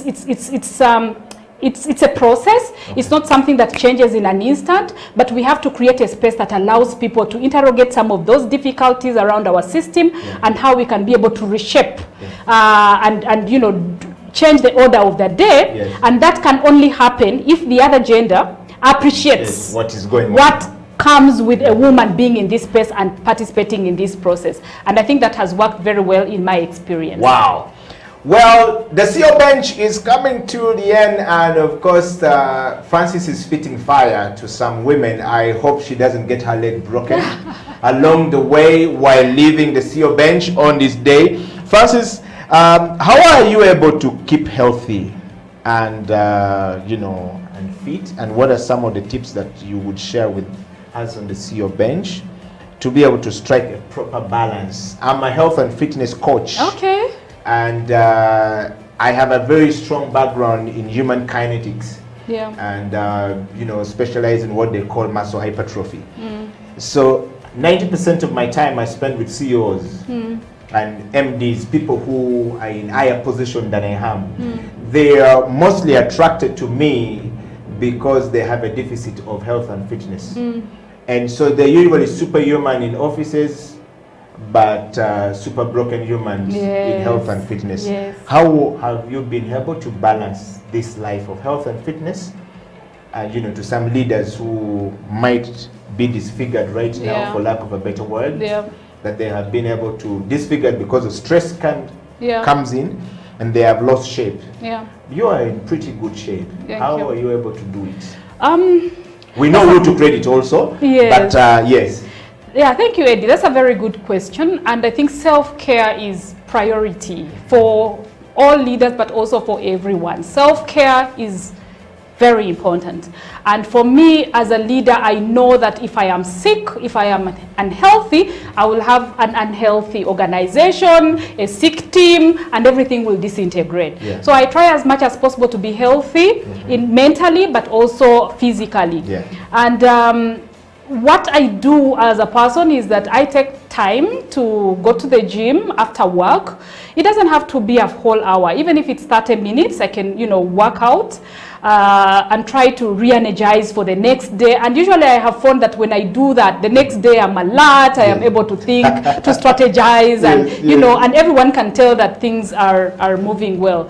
So physical fitness is very critical, but also taking off time me time, you know, to just take care of myself, be happy. So I can go out with my siblings, I go out with my friends, my husband, you know, take off time out of the city, go somewhere, relax, read a novel, no books, no laptop, no nothing.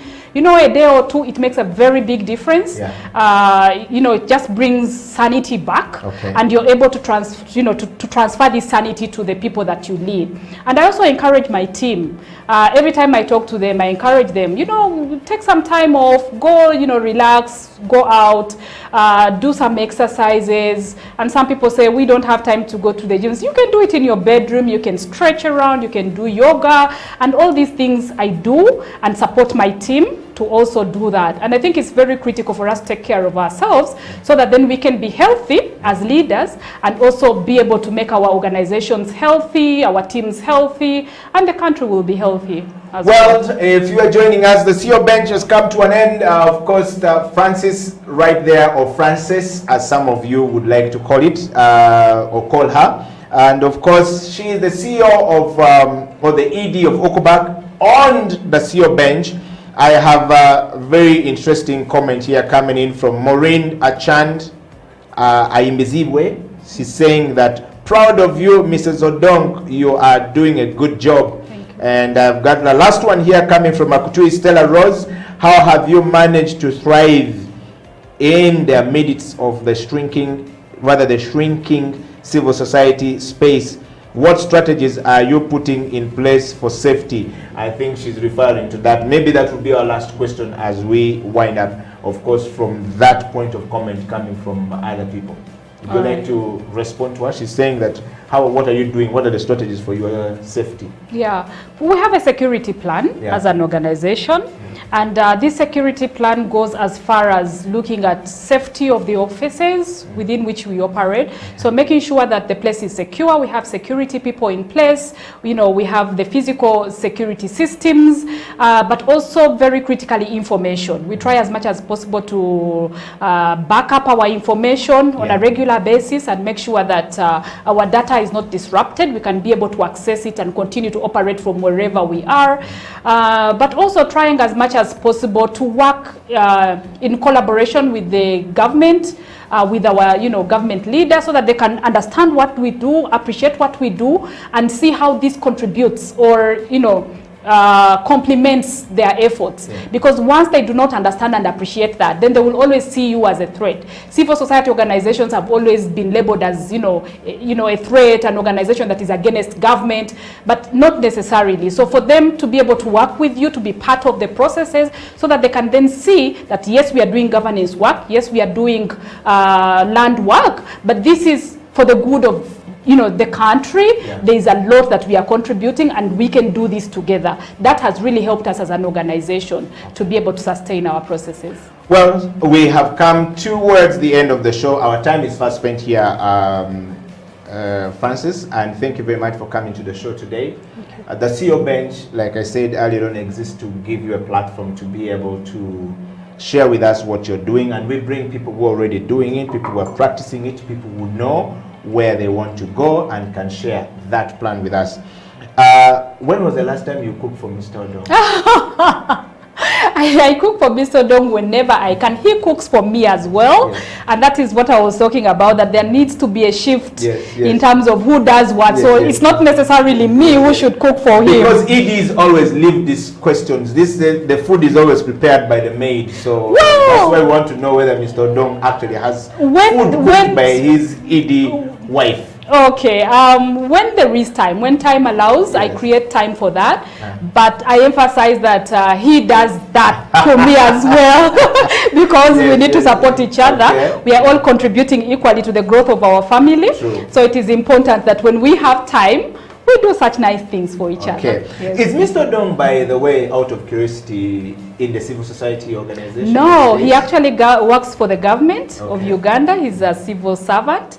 So yes, so I'm doing civil society work. I'm complementing the work that he's doing in government. So, and out of just fun questions, so if there was a fight between the civil society organization and the government, and it comes to your house because you are in the civil society organization and he's in a civil society, he's a civil servant. What happened when you have a fight in the home?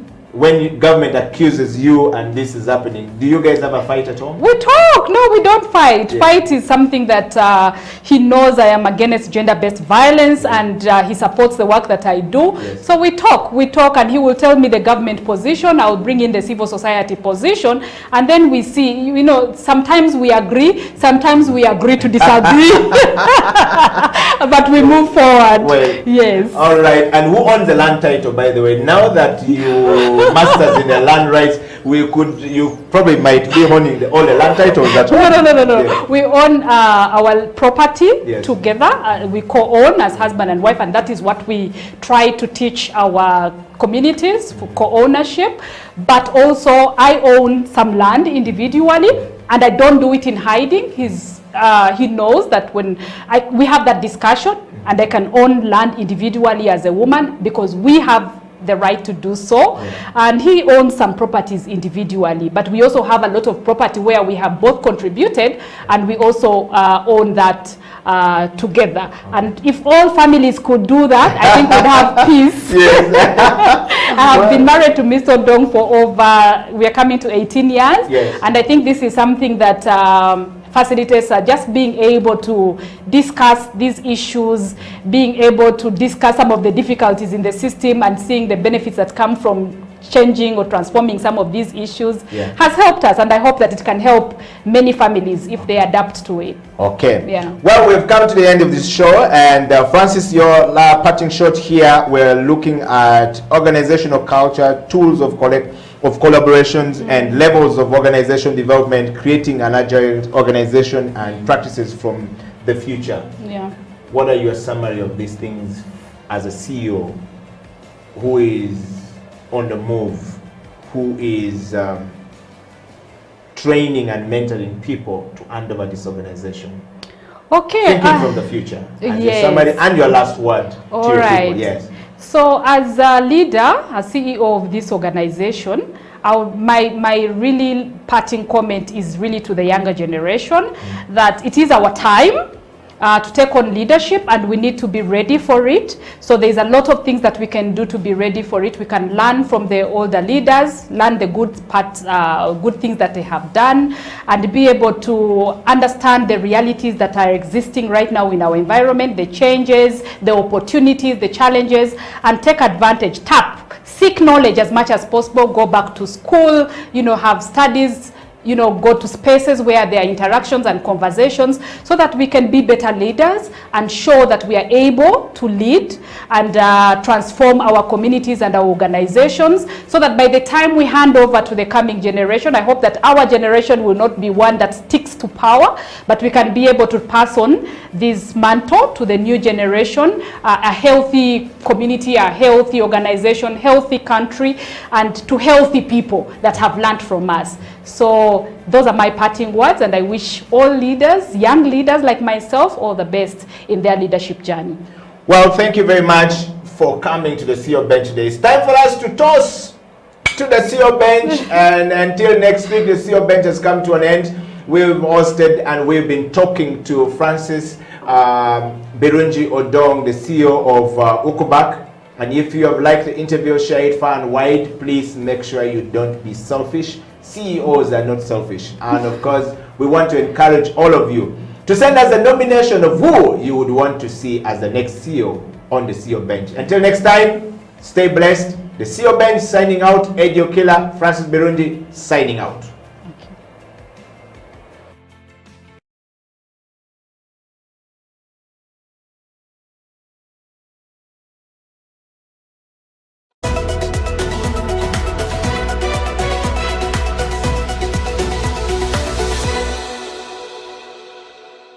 My name is Dr. Jinpo Olowo.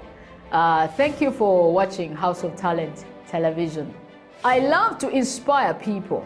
I love to talk about my experiences and how God has been able to use me in the different exposures.